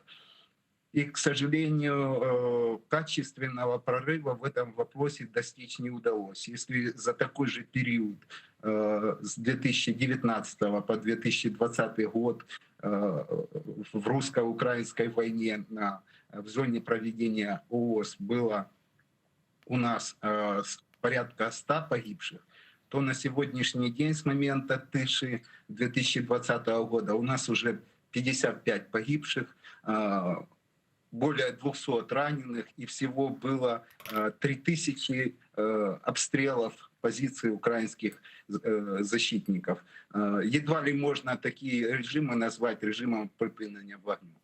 То есть в таком случае, как вы считаете, стоит ли Украине отвечать жестче на такие обстрелы? Да, это такая болезненная тема для нас, военных волонтеров. Мы поддерживаем отношения с батальонами и бригадами, и действительно средств нанесения адекватного огневого поражения врагу, который ведет обстрелы, зачастую все решается подручными средствами того же батальона. А это крупнокалиберные пулеметы, это гранатометы, станковые гранатометы и минометы 82 мм. То есть если ведется обстрел тяжелой артиллерии 122 мм, даже артиллерии 152 мм, я напомню студии, телезрителям, что в середине июля был обстрел снарядами 152 мм, причем новейшей российской разработки, и это управляемые в полете снаряды высокой точности, что по своему разумению не может иметь никакая террористическая организация, никакие сепаратисты. Это явное присутствие кадровых военных, артиллеристов очень высокой подготовки, которые работают с беспилотно-летательными аппаратами в связке и получают качественную картинку и могут корректировать вплоть до метра поражения цели. Поэтому хотелось бы, чтобы более решительно подавлялась огневая активность врага, в том числе именно в момент выдвижения их на позиции для обстрела. Есть все средства и возможности в круглосуточном режиме ввести онлайн активности врага на переднем фронте. Ну а так как обстрелы идут не только передовых позиций, но и тыловых частей, служб снабжения, командно-наблюдательных пунктов батальонов и бригад, которые находятся за 15-16 километров от линии прикосновения, то подавить такую активность врага нечем. Зачастую отвечают по ближайшим ВОПам и опорникам оккупантов. А как мы знаем, на этой передней линии используется так называемое пушечное мясо из числа местных сепаратистов. А кадровые войска, конечно, находятся на других позициях. Пане Валерию, и вот такой еще вопрос, который я не могу не задать как человеку-волонтеру, человеку, который непосредственно и находился в зоне операции Объединенных сил. Вот все же, на ваш взгляд, как вы думаете, возможно ли урегулировать войну на востоке Украины в рамках переговорных процессов? Нормандского ли, Минского ли, а это взаимосвязанные вещи все же. Как вы думаете, можно ли добиться мира на Донбассе в переговорном формате? Моя позиция такая, что и Минские соглашения в том виде, в котором они были, а я напомню, что Минские соглашения это они подписывались с пистолетом у виска, как говорится. Вы знаете, какие драматичные события тогда были. И обстрел Волновахи, и обстрел Мариуполя, обстрел Краматорска, Дебальцевская операция, выход из огневого мешка. Ну, на тот момент, конечно, особо поля для дипломатического маневра не было. Поэтому точно так же и нормандский формат, который уже с 2015 года, он не дал никакого, скажем так, решительного эффекта. Моя точка зрения такая, что в этих переговорах и в переговорном процессе, как одна из сторон развязывания войны на Донбассе, должен выступить геополитический лидер планеты Соединенные Штаты Америки. И они должны взять на себя такую инициативу. Это должны быть трехсторонние переговоры: Украина, Россия и Соединенные Штаты Америки. И цена для того, чтобы не выполнить такие договоренности, для России должна быть очень высокая. В том числе это размещение элементов противоракетной обороны на территории Украины, в том числе новые сырьевые санкции для России и другие механизмы, которые, несомненно, у Соединенных Штатов есть, и они могут их использовать.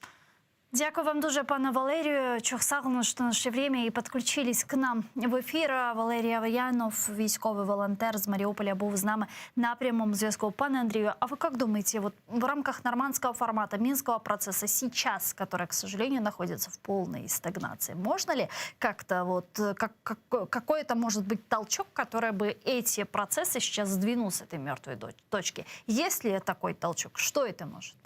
Думаю, що при живому Путіні ми не побачимо таких поштовхів, тому що за всі ці роки інтерпретація і Путіним, і всіма його поплічниками, Лавров, Шойгу і так далі, не змінились. Тобто вони розповідають, що так звані ЛНР, ДНР – це сторони конфлікту, що Україна повинна говорити з цими окупантськими маріонетками.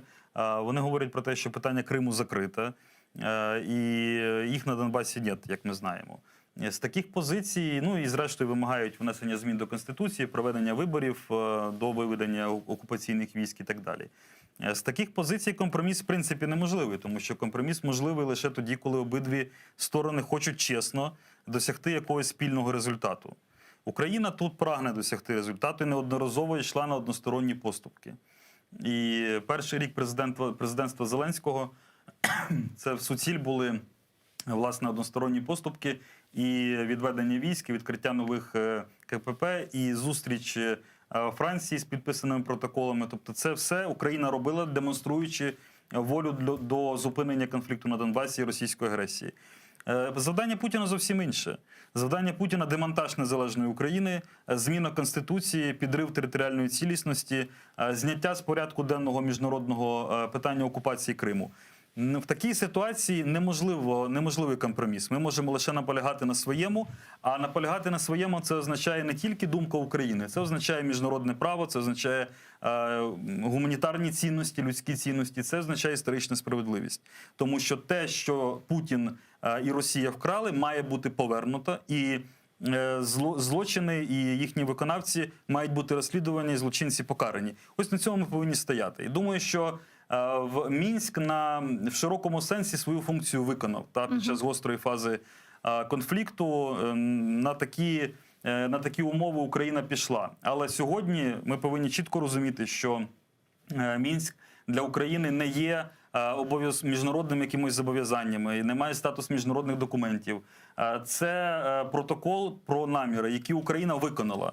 І головне, що мала зробити Росія, це зупинення вогню. Зроблено не було.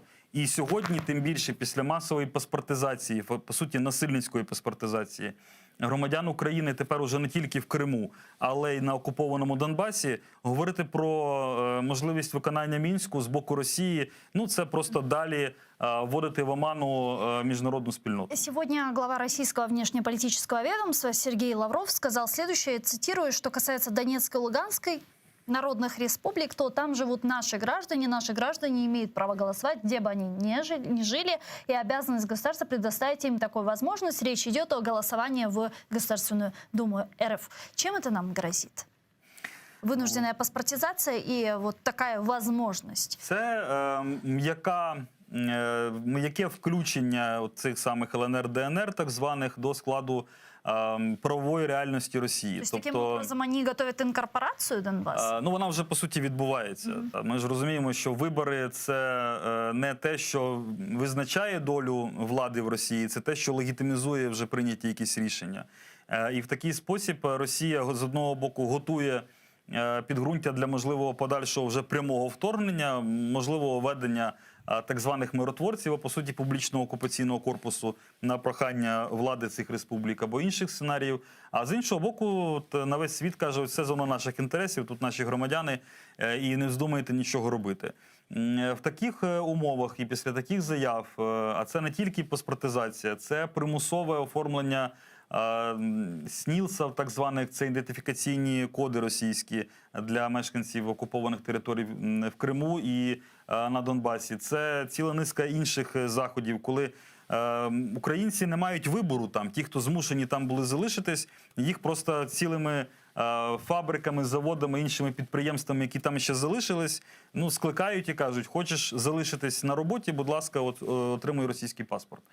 І це також злочини, також міжнародні злочини, які мають бути розслідувані. Але ці всі речі фіксуючи, ми повинні розуміти, що паралельно із цим говорити про виконання або про перспективи урегулювання в рамках Мінського процесу, ну це означає просто говорити про самогубство для української незалежності і державності. В умовах, коли Шойгу, Лавров і Путін затарять приїжджими паспортами мешканців ЛНР, ДНР, так званих, ну, якби це гібридна війна і продовження з підготовкою, можливо, до гарячої фази.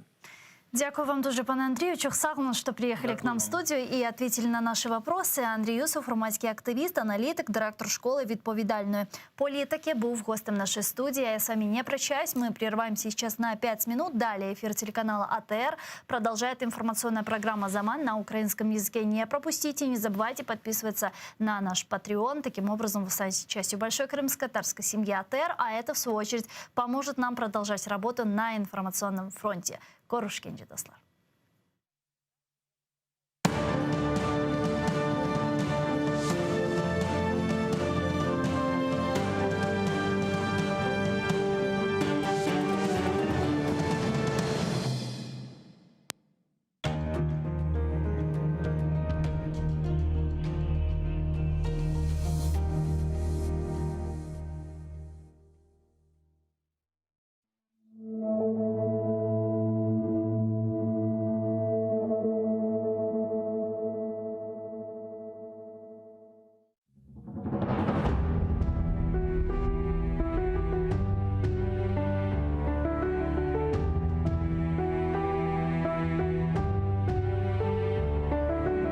Dayan Qırımım. Biraz daha sabır eyle.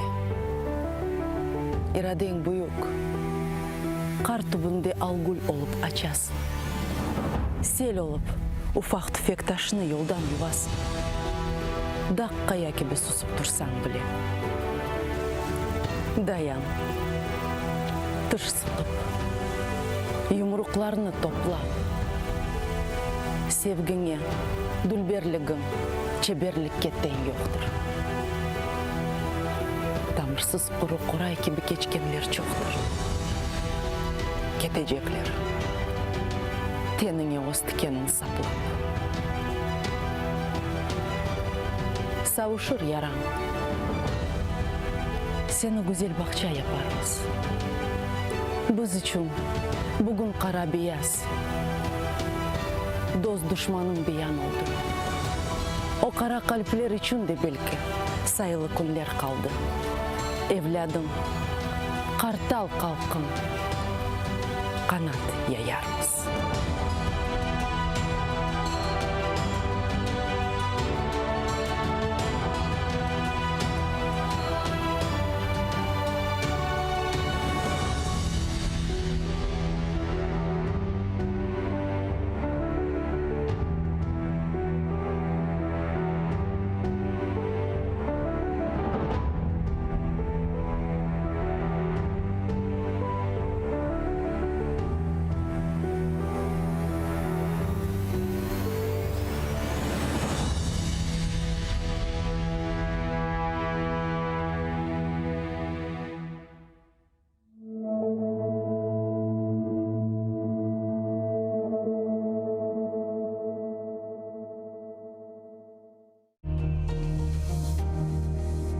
Відтепер телеканал АТР є на Patreon. Patreon – інтернет-платформа, що надає незалежним проектам можливість прямої фінансової підтримки від небайдужих людей за системи підписок. Стати частиною великої родини АТР дуже просто. Крок перший – зайти на сайт patreon.com. Крок другий – у пошукове вікно ввести телеканал АТР. Крок третій – обрати рівень членства. Їх 6. Перший рівень – наречений-наречена – $5 щомісячно. Другий рівень – дядько-тітка. Третій рівень – брат. Четвертий рівень – батьки. П'ятий рівень – бабуся-дідусь. Шостий рівень – ата-предок – $200 щомісячно. Крок четвертий – авторизуватись. Крок п'ятий – переказати кошти. Просимо кожного з вас, де б ви не проживали, чим би ви не займались, долучитися до спільної справи і стати частиною великої родини АТР. Підтримайте нашу спільну боротьбу за повернення Криму. Ay gidi Tatar yaşları okumaylar. Erenlerge eş olup yol kuvmaylar. Başta akıl olganda gözde karuv, görmey, bilmey yaşamaktan utanmaylar. Ay gidi Tatar yaşları okumaylar. Okusalar kimseden kem kalmaylar. İstanbul'da, Paris'te birinci bola. Japonlar da olarga yetermaylar. Ay gidi Tatar yaşları, yok başları. Tölermen törde ösken yolbaşları. Yolbaşları bolmaganda, horluk görüp kayda barsa tökeler gözyaşları.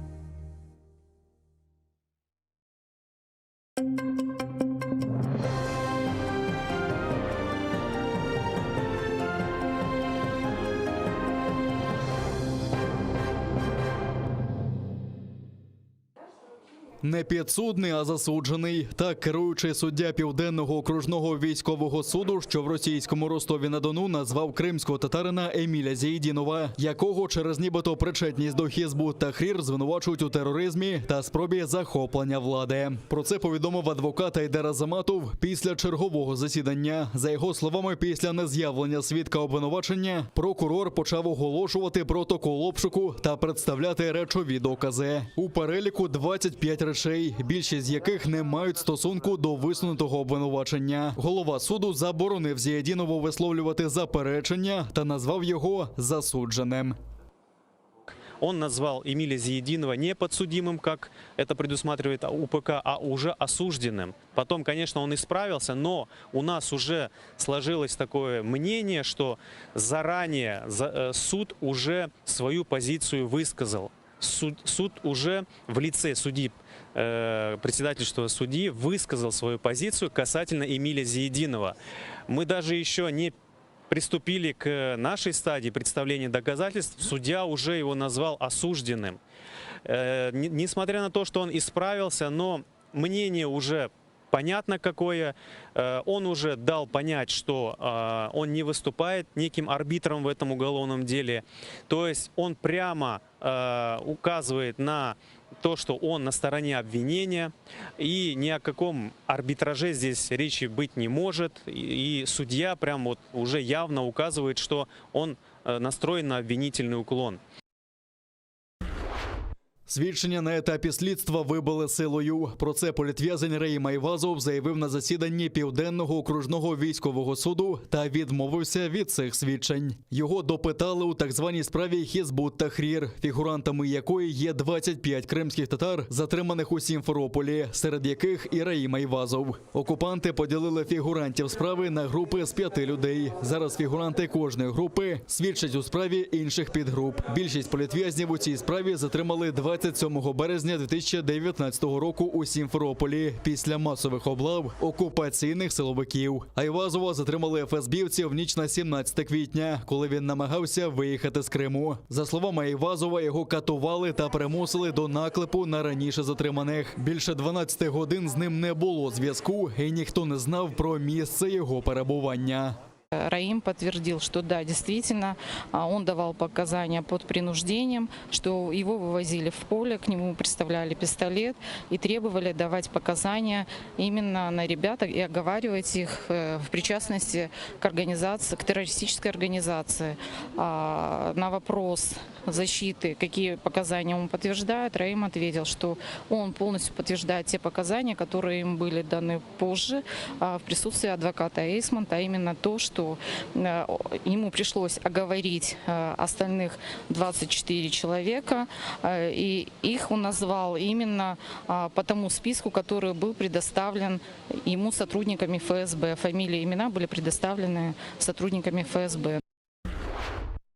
Після щеплення спутником ВІ в російській колонії стан здоров'я українського обранця Геннадія Лемешка стрімко погіршується. За словами уповноваженої Верховної Ради з прав людини Людмили Денісової, у політв'язня почалася тахікардія та сильні головні болі. Його ФСБівці затримали в окупованому Криму узимку 2017 року. Окупанти назвали його агентом СБУ і звинуватили у нібито підготовці терактів на півострові. Згодом окупаційний Судакський міський суд засудив Лемешка до 8 років позбавлення волі. Керівництво Ставропольської колонії, де утримується Геннадій, погрожувало йому штрафним ізолятором та забороною спілкування з родичами. Так бранця змусили підписати згоду на вакцинацію несертифікованою у світі вакциною. Звертаюся до уповноваженого з прав людини в Російській Федерації Тетяни Москалькової з вимогою терміново забезпечити надання Геннадію Лемешку необхідної меддопомоги. Прошу генерального консула України в Ростові-на-Дону Тараса Малишевського терміново відвідати Геннадія Лемешка. Під ворожим вогнем загинув український воїн. Ще один дістав поранення. Про це повідомили у штабі Об'єднаних сил. Також один український військовий зазнав мінно-вибухової травми після підриву на невідомій вибухівці. За повідомленням штабу, стан здоров'я поранених бійців середньої тяжкості. Нині вони у шпиталі. Окупанти зосередили вогонь в районі Новозванівки. Застосували важкі міномети, протитанкові ракетні комплекси та іншу зброю. Поблизу Новотошківського скинули з коптера гранату ВОК-17. Крім того, на межі Донеччини та Луганщини пролітав ворожий безпілотник Орлан-10. Ворожі провокації українські захисники вгамували вогнем у відповідь. Зранку окупанти тричі порушили тишу. У напрямку Широкиного російські найманці обстрілювали наші позиції зі станкових протитанкових і автоматичних станкових гранатометів та великокаліберних кулеметів. Біля Новозванівки противник застосував міномети 120-го калібру. Поблизу Нью-Йорка збройні формування Російської Федерації вели вогонь зі станкових протитанкових гранатометів. На ворожі обстріли наші захисники відкривали вогонь у відповідь. За поточну добу бойових втрат серед військових об'єднаних сил немає. Заборонене озброєння та відремонтовану на російських підприємствах техніку перекидали на окуповані території Донеччини та Луганщини. Переміщення через неконтрольовану ділянку російсько-українського кордону фіксують в українській розвідці. Так, протягом поточного місяця з РФ на тимчасово окуповану територію у Донецькій та Луганській областях було завезено понад 6 тисяч тонн пального, нові партії озброєння і боєприпасів. У тому числі протитанкові керовані ракети, протитанкові та протипіхотні міни, снайперські комплекси, набої для великокаліберних кулеметів і снайперських гвинтівок. Крім того, окупанти завозили броньовану техніку після проведення ремонту на підприємствах РФ. Російського агента судитимуть у Сєвєродонецьку на Луганщині. За матеріалами контррозвідки СБУ, за завданням ФСБ, той готував теракт проти провідного фахівця з розробок військової техніки та озброєння для Збройних сил України. Для цього агент планував використати саморобну вибухівку. За даними СБУ, ліквідація українського фахівця мала бути помстою російських спецслужб через його свідчення в одній зі справ СБУ, а саме у провадженні про викриту у лютому російську агентурну мережу, яка нишпорила у пошуках таємної оборонної інформації. Під процесуальним керівництвом Луганської обласної прокуратури слідчі СБУ зібрали достатні докази вчинення викритим агентом ФСБ правопорушень, передбачених одразу 3 статтями Кримінального кодексу України. Це частина 2 статті 15, тобто замах на злочин, частина 1 статті 258, це терористичний акт, а також частина 1 статті 263, тобто незаконне поводження зі зброєю, бойовими припасами або вибуховими речовинами. Зловмиснику загрожує до 10 років позбавлення волі. Затримано бойовика так званої самооборони Криму, який активно допомагав Росії окупувати півострів і отримав за це медаль. Про це повідомили в СБУ. Посіпаку окупантів викрили і затримали контррозвідники на Херсонщині, коли той перетнув адмінмежу з Криму. Ним виявився колишній мешканець Ялти, який у лютому 2014 року вступив до так званої самооборони. Він зі зброєю патрулював українські міста під час окупації. Крім того, протидіяв мирним акціям і залякував незгодних з окупантами. Нині бойовику обирають запобіжний захід. Йому оголошено підозру у створенні незаконного збройного формування. За це він може відправитися за ґрати на 8 років з конфіскацією майна.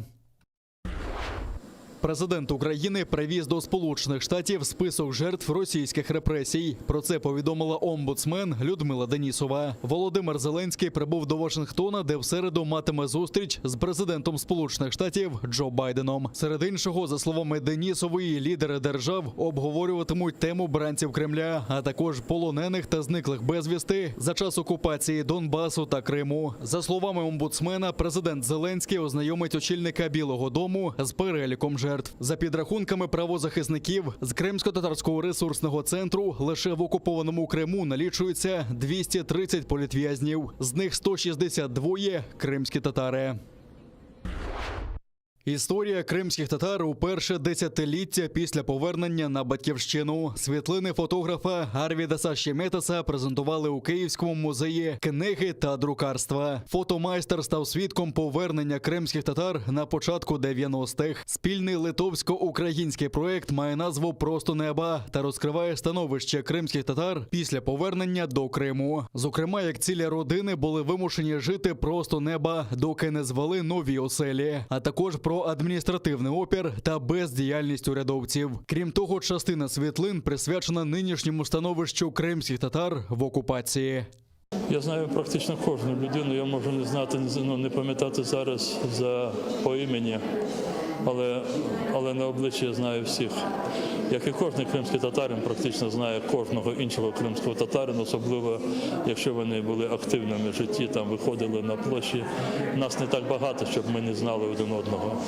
І так, частини цих людей вже немає, вони вже померли. Ці чудові світлини, які показують нам, яким чином ці люди, хоробрі, мужні, поверталися на батьківщину, вони повинні нам також говорити про те, що ці люди зараз там разом з нами. Вони з нами за світле майбутнє нашої держави і за впевнений рух України вперед. Звичайно, ми би хотіли, щоб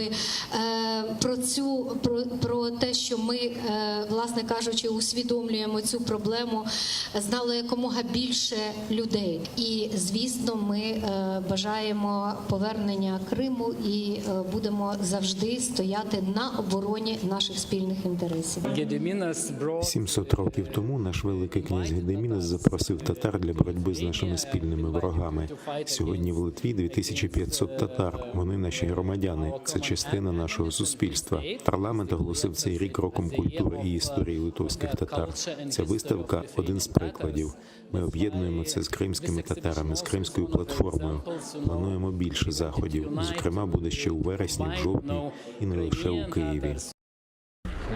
Рада безпеки ООН ухвалила резолюцію щодо Афганістану. Вона закликає угрупування «Талібан» виконати обіцянки і дати змогу іноземним громадянам та афганцям покинути країну. За резолюцію проголосувало 13 постійних членів, проти – жодного. Росія та Китай утрималися.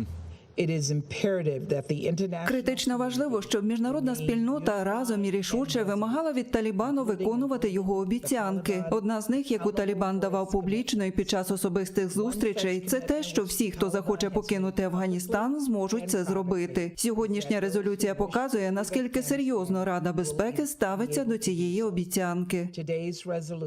Документ також закликає відкрити гуманітарний доступ до країни і забезпечити дотримання прав жінок та меншин. Водночас США оголосили, що вже вивели своїх армійців з Афганістану. Це сталося майже за 20 років після вторгнення до країни американських військ у відповідь на теракти 11 вересня 2001 року. З 14 серпня з Кабула до США на літаках вивезли понад 122 тисячі людей. Екстрена евакуація повітрям завершилася 31 серпня. У кінцевий термін узгоджений з талібами. Упродовж півмісяця США і західні союзники намагалися вивезти своїх громадян, а також якомога більше афганців. Серед них перекладачі, працівники посольств, правозахисники, журналісти та інші, кому можуть загрожувати репресії. У самому Афганістані гуманітарна ситуація і далі погіршується. За даними ООН, понад 3 мільйони 400 тисяч афганців мусили тікати з дому. З них лише в липні 120 тисяч. ООН уже закликала виділити понад $1 мільярд 300 мільйонів доларів на гуманітарну допомогу. Зробити фото дерева тут – громадянський обов'язок. Але не будь-якого дерева, а тільки табебуї. У Бразилії його називають іпе. Цвіте воно не більше 6 днів в найхолоднішу пору року. Щоб красиві квіти побачило якомога більше людей, десятки груп волонтерів почали кампанію у соціальних мережах. А жителі одного з районів Ріо-де-Жанейро пішли далі. Вони висаджують табебуї, оскільки недавно тисячі цих дерев вирубали через будівництво. Я захисниця природи і завжди приєднуюся до висадки. Я також вимагаю від влади міста висадити більше дерев. На жаль, жителі міста не забезпечують молодим деревам належного догляду. Активісти намагаються посадити ці дерева у найспекотніших районах міста, особливо на півночі. Вони також діляться фотографіями у соціальних мережах. Коли ми опублікували це в соціальних мережах, це був успіх. Нашим підписникам це сподобалося. Вони поділилися ними і почали надсилати нам більше місць. Тепер на нашій міській карті є 100 точок з деревами іпе. Існує щонайменше 14 різних видів іпе. Багато з них можна побачити тут, у ботанічному саду Ріо, який також є дослідницьким інститутом, який зберігає зникаючі види рослин. Хоча дерева іпе недавно виключили зі списку зникаючих видів, їх, як і раніше, широко вирубують у лісах Амазонки. У деяких частинах Ріо вже починає цвісти сорт іпе з жовтими квітками. Пік цвітіння припадає на середину вересня, а до кінця року зацвітуть більш рідкісні сорти, наприклад, білі табебуї.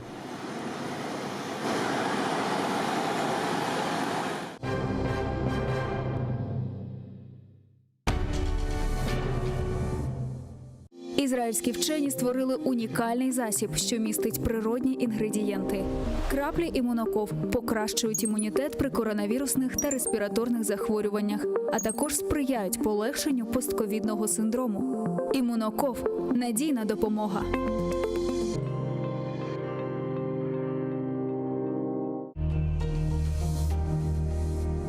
Відтепер телеканал АТР є на Patreon. Patreon – інтернет-платформа, що надає незалежним проектам можливість прямої фінансової підтримки від небайдужих людей за системи підписок.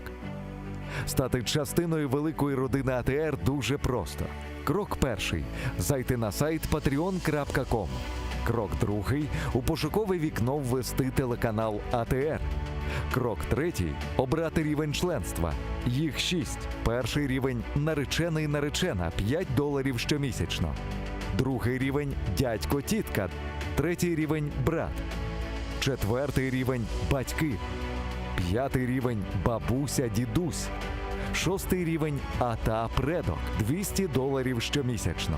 Крок четвертий – авторизуватись. Крок п'ятий – переказати кошти. Просимо кожного з вас, де б ви не проживали, чим би ви не займались, долучитися до спільної справи і стати частиною великої родини АТР.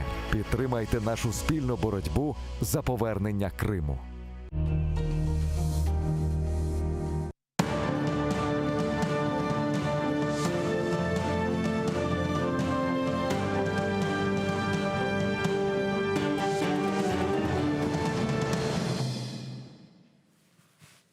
Селям алейкум, хайрлах шамлар. Добрый вечер. В эфире телеканала АТР. Вы смотрите информационно-аналитическую программу «Бугунь». В студии для вас работаю я, Гульсум Халилова. И следующие 40 минут в этой студии с гостем мы обсудим основные новости и события сегодняшнего дня. Я напомню, что мы работаем в прямом эфире. На экраны ваших телевизоров режиссеры периодически выводят номер телефона, так что вы можете звонить к нам абсолютно бесплатно по Вайберу. +3 80 67 63 46 130. Можете присоединяться по скайпу atr.tv. Это наш адрес. И не забывайте подписываться на наш YouTube-канал. Там мы вещаем как в онлайн-режиме, так и выкладываем самые интересные фрагменты из наших эфиров. Выкладываем практически все наши программы в записи. И поддерживайте телеканал АТР, подписавшись на наш Patreon. Таким образом, вы станете частью большой крымско-татарской семьи АТР. А это, в свою очередь, поможет нам продолжать работу на информационном фронте. А я рада представить гостя нашей студии. Украинский политический деятель, дипломат, экс-представитель Украины в политической подгруппе трехсторонней контактной группы в Минске Роман Бессмертный. Витаю вас, пан Романе. Доброго вечера. Я предлагаю наш эфир начать с визита президента Украины Владимира Зеленского в Вашингтон. Как известно, сегодня с официальным визитом президент Украины Зеленский и первая леди Елена Зеленская прибыли с официальным визитом в Вашингтон. В офисе президента сообщили, что во время поездки пройдет встреча Зеленского и главы Белого дома Джозефа Байдена в формате 1 на 1 и в расширенном составе делегации. По итогам встречи ожидается подписание нескольких документов. Визит рассчитан на несколько дней, во время которых Зеленский посетит ряд городов на восточном и западном побережьях США. В свою очередь, Елена Зеленская презентует украиноязычный аудиогид в усадьбе первого президента США Джорджа Вашингтона и посетит открытие Украинского дома. Вот как визит прокомментировал сам президент Украины Владимир Зеленский. Давайте послушаем вместе его цитату. В цілому 3 оборонні угоди повинні бути. Також важливі речі щодо економічних домовленостей. Буде великий диспут по Північному потоку, має бути енергетична угода і домовленості. Я кажу, повинно бути, тому що диявол в деталях. Треба почекати трохи. Пане Романе, как вы считаете, насколько встреча Зеленского и Байдена будет конгруентной? Насколько она будет открытой, честной? Ну, взагалі, виходячи з геополітичної ситуації, яка складається, зараз відбуватиметься зустріч двох кривих качок. Так. Байден поранений ситуацією в Афганістані. І тут мова не йде про формальні, тут мова йде про інформаційні речі, які його дуже сильно поранили. Не хочу тратити часу, в чому тут суперечність. Бо насправді, якщо взяти за 100% інформації, яка йде у світі про Афганістан, вона відповідає реаліям десь на 30%. Решта – це речі абсолютно надумані, натягнуті, і, власне, це і ранить Байдена. Тепер, що стосується Зеленського. На фоні нібито піднесення за наслідками і результатами святкування Дня Незалежності і досить вдалої форми, насправді ми перед собою побачили такий хольонний гомо-совєтікус. А візит до Сполучених Штатів Америки точ-в-точ копіює візит Хрущова. Оцей вояж по Америці – це те, що запозичено звідти. І це ще раз показує, що ми маємо справу з формою. Бо, зверніть увагу в цитаті, «Д'явол криється в деталях». Ну, невже не стало, скажімо, генію сказати, що велич криється в деталях? Знаєте, в чому цей диявол, чорт? Бо енергетичні угоди будуть стосуватися вугілля. Насправді це вугілля буде лише частково американським. В більшості це буде вугілля, яке постачатиметься з Казахстану. Будуть лише підроблятися документи. І про це в Україні вже знають. І про це знають, які фірми будуть це проводити і так далі. Вже відомі майданчики, де будуть переоформлятися документи, як буде відвантажуватися це вугілля, як воно буде розмитнюватися і так далі. І оце фрейдівська манера спілкування, вона видає. І за цією нібито благополучною формою, там от, проведеного вдалого свята, але насправді, якщо ви мене запитаєте, я ж не випадково сказав, що вояж по Америці – це гра у Хрущова. Тільки для того, щоб отримати хоча б той результат, треба бути Микитою Сергійовичем. І розуміти його можливості і тої системи, в якій ти жив. Сьогодні ми знаходимося в зовсім інших умовах. Так от, власне, це може дуже серйозно вбити можливий результат. Бо насправді для нинішньої ситуації, ну, і події в Афганістані, і ситуація, яка розвивається навколо Північного потоку після вояжу канцлера Німеччини Меркель, ну, просто Фенікс летить до України. І от його треба впіймати зараз. І правильна поведінка, і заяви президента Зеленського у Вашингтоні по тих проблемах, які були в свій час виголошені держсекретарем Блінкеном під час візиту, це перше. І друге, під час конференції в Литві, яка стосувалася майбутнього України. Якщо зібрати ці дві речі, там насправді в цілому було висловлено 5 ключових тез, які стосуються перспектив України. Так. От, якщо зусиль розуму і генію вистачило українському колективу, який готував цей візит, сформувати ключові тези по цих 5 проблемах, ну вони відомі всім, ці 5 проблем, то тоді немає значення, куди ти будеш їхати в Сполучених Штатах Америки, які ти лекції будеш читати. Ти отримуєш відповідь і по питаннях допомоги, яка стосується мілітарної частини, і не тільки в оборонній озброєнні, а й в летальному озброєнні. І в тому числі отримаєш відповідь на питання подальшої співпраці, стратегічної співпраці в економічному, в оборонно-промисловому співробітництві. Я вже не кажу підтримки Сполученими Штатами Америки, дальшої визии Украины в Европе, в Европейском Союзе, в НАТО. Так здесь тогда возникает вопрос, а есть ли чем похвалиться Зеленскому в 5 этих направлениях? А якщо не буде сформовано відповіді, чи візії, як це буде робитися, тоді ситуація буде виглядати дуже неприємною. Бо оці 60 мільйонів, які замелькали зараз, це, знаєте, це як от дитині сказали, ось дивись, от залишається до Нового року там декілька днів, чи до там якогось свята, чи до дня народження. Ось дивись, ось ми тобі кладемо цукерку, от вона вже твоя. Ну якщо ти хочеш отримати серйозно, зроби крок. І я коли почув, як сприйнято було в Києві от, там рішення Міжнародного валютного фонду, ні, не сприйнято, як подано було, скажімо, надати черговий транш, і оці 60 мільйонів, то сьогодні і для Зеленського, і для уряду це виглядало як фінальна частина. Тобто в мене таке відчуття, що вони вважають це крапкою. А насправді їм просто показали, ось ваш старт. Стартуйте, і ви отримаєте хороший результат.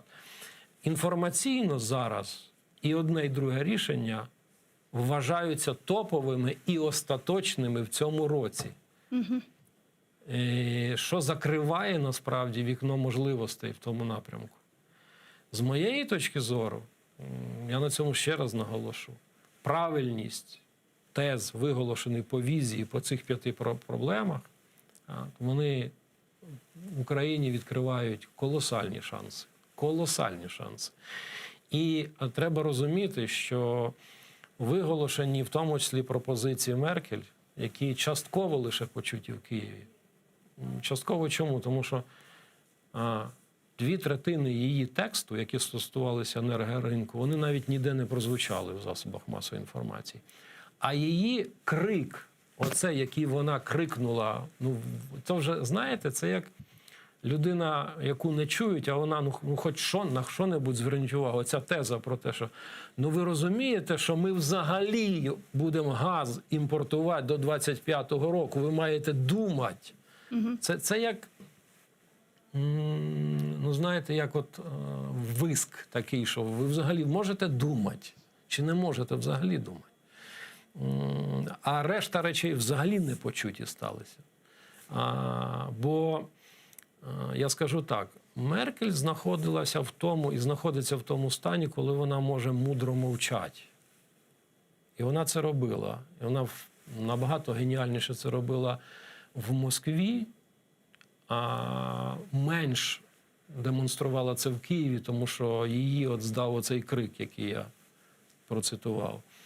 Але її не почули. Ну, в Москві зрозуміло, що там ніхто не збирається її чути. При этом говорят, что в Москве как раз был довольно теплый визит Меркель, и она даже сделала реверанс, если вы видели, Лаврову, а в Украине говорят, что здесь визит был довольно Там холодный. система інша система стосунків, зовсім інша система стосунків. І про це президент Штайнмаєр, він видав оцю тонку нитку спочатку фразою про те, що ви розумієте, що ми відчуваємо вину перед Росією. У нього не вистачило розуму сказати, що Україна, Білорусь – це що, не колишні жертви. Він цього не розуміє. А ще більше він себе видав, коли на річницю початку Другої світової війни, виступаючи, він взяв цей образ білоруського офіцера, старшого лейтенанта, і, по суті, 40 хвилин розмови побудував на ньому, як на ключовій жертві. От. Але це лише додало того, що тональність стосунків, вона інша. Зверніть увагу, і в Москві, але це вже пас Київ. І в Києві візит починався з покладання вінка. Треба розуміти, що Ангела Меркель виросла в Східному Берліні. Вона має ту посттоталітарну закалку, вона має частково ту систему цінностей. І якщо Київ прийняв це як жест моралі, то мене вразило, як Путін з Лавровим носами крутили, коли вона поставила в виступі покладання вінків, а потім Навального. Взагалі, я коли слухав оцінку візиту і до Москви, і до Києва, мені було трошки неприємно за українських коментаторів, тому що вони не побачили і не почули те, що хотіла показати Меркель. Насправді, я оцінював і оцінюю як геніальну жінку, яка може, в тому числі і мовчанням, донести речі, про які треба кричати. І оце, от я ще одну річ скажу, оцей крик материнський навіть, що там, ну ви хоч очі розуйте, зрозумійте, що 25-й рік дуже швидко. Ну, максимально це 50-й, коли взагалі Німеччина перестане користуватися будь-якими, скажімо, невідновлювальними джерелами, ну, скажімо так, вуглеводневими. Він змушує українців над цим думати. І тут паралельно цей візит президента Зеленського до Сполучених Штатів Америки і ця чергова вугільна схема, я боюся, що це дуже далеке від теми енергоринку, бо ні про який енергоринок в Україні поки що говорити не можна. Но мы ведь понимаем, чем была обусловлена эта критика в отношении Ангелы Меркель, в том числе и озвученная из уст многих украинских политиков, дипломатов, политических деятелей. Это соглашение между Меркель и Байденом относительно завершения строительства Северного потока-2. Даже нельзя это назвать соглашением, да, это было заявление, где, в принципе, не было абсолютно никаких гарантий, что транзит газа через Украину будет продолжаться и что будет обеспечена энергетическая безопасность Украины. Ну, насправді питання війни на Донбасі, анексії Криму і енергетичної війни – це єдине ціле. І треба розуміти, що додайте сюди ще інформаційну війну чи дезінформаційну війну, і це є пакет війни Москви проти України. І чи вона буде вестися руками угорців, в тому числі, там, німців, ну, це не стільки важливо. І треба розуміти, що, на жаль, у цьому житті все має свою ціну. Да, угорці продалися за одну атомну станцію з 2 енергоблоками. Німці продалися за певний об'єм газу, але це їх інтереси. І тут дуже важливо розуміти, що вони у цій схемі готові з Києвом сидіти і говорити як з партнером. Оце треба якби розуміти. З Путіним вони говорять не як з партнером, вони говорять з ним як з противником, але вони мусять з цим рахуватися. А мені здається, що від самого початку, особливо зараз, особливо коли президент Зеленський, це не розуміється. Бо насправді до чого готовий Берлін? Він готовий до конструктивної розмови, до ділової розмови. Бо ось вам відповідь на питання. Ось часткове завантаження труби. А ось частково обхідний газ по іншій ціні. Треба і це розуміти. Тобто в цій схемі, насправді, в цій ситуації є безліч маневрів. То есть и решение Дюссельдорфского суда ничем не поможет? Ні, воно насправді великий пас для України. Це великий пас для України. Але у цій ситуації ще й від України треба деякі, скажімо, плюси. Бо я зараз сказав обхідний газ для України.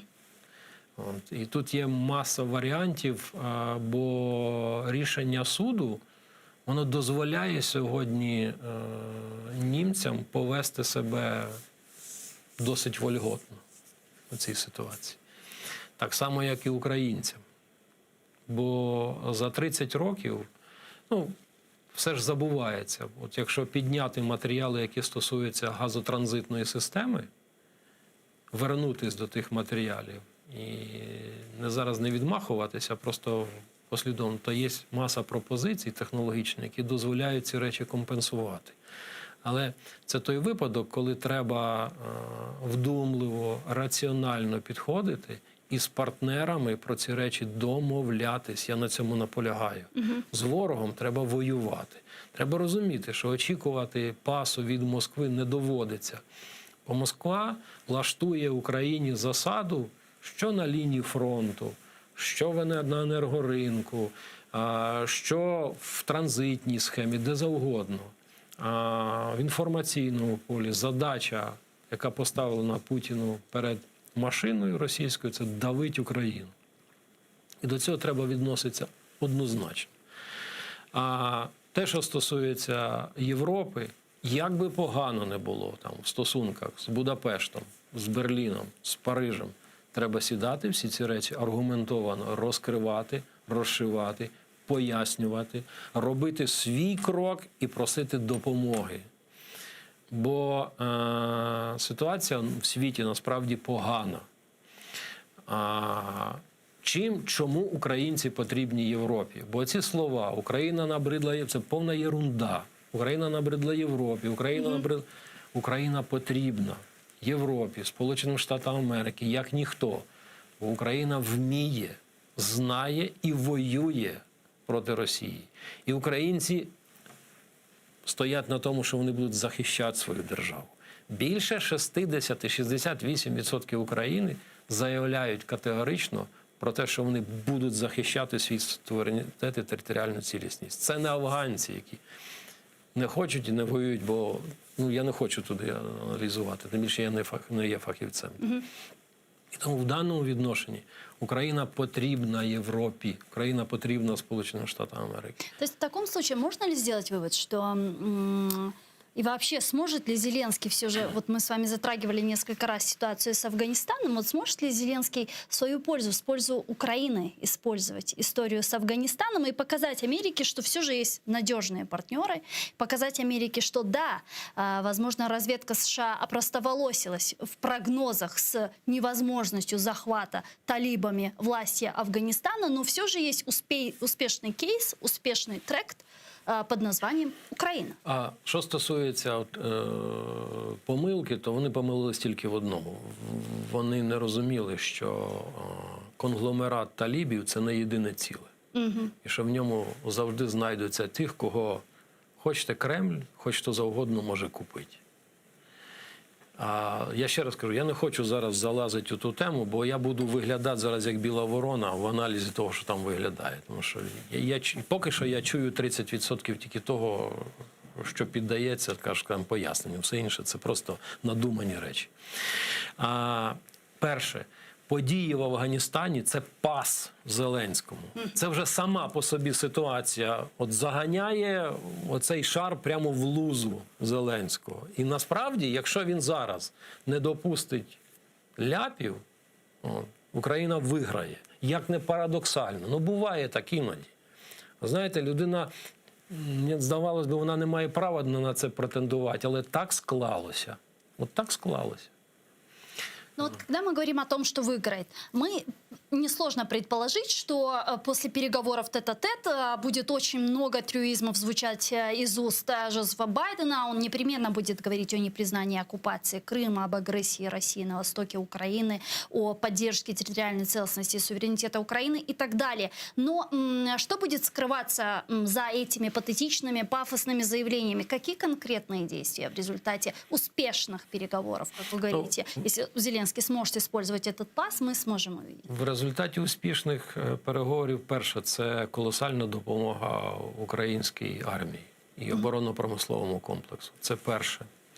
Тому що американці прекрасно розуміють, що Україна просідає в цих речах. Тому перше, на що треба зробити, це нація себе готова захищати, тому їй треба дати чим захищатися.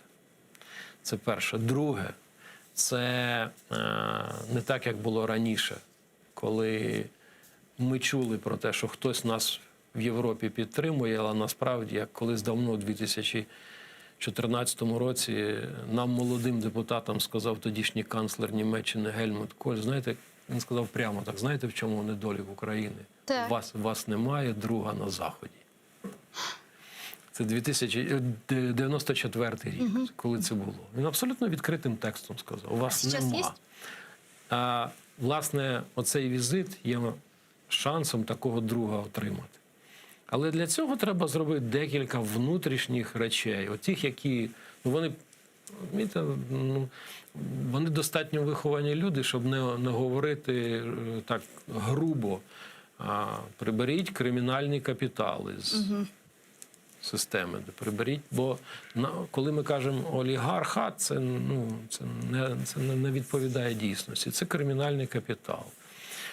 Приберіть кримінальне управління, бо воно насправді замінює адміністративні суди, судову систему і так далі. Це нове прочитання сучасного колишнього рекету. Воно сьогодні повністю захопило Україну.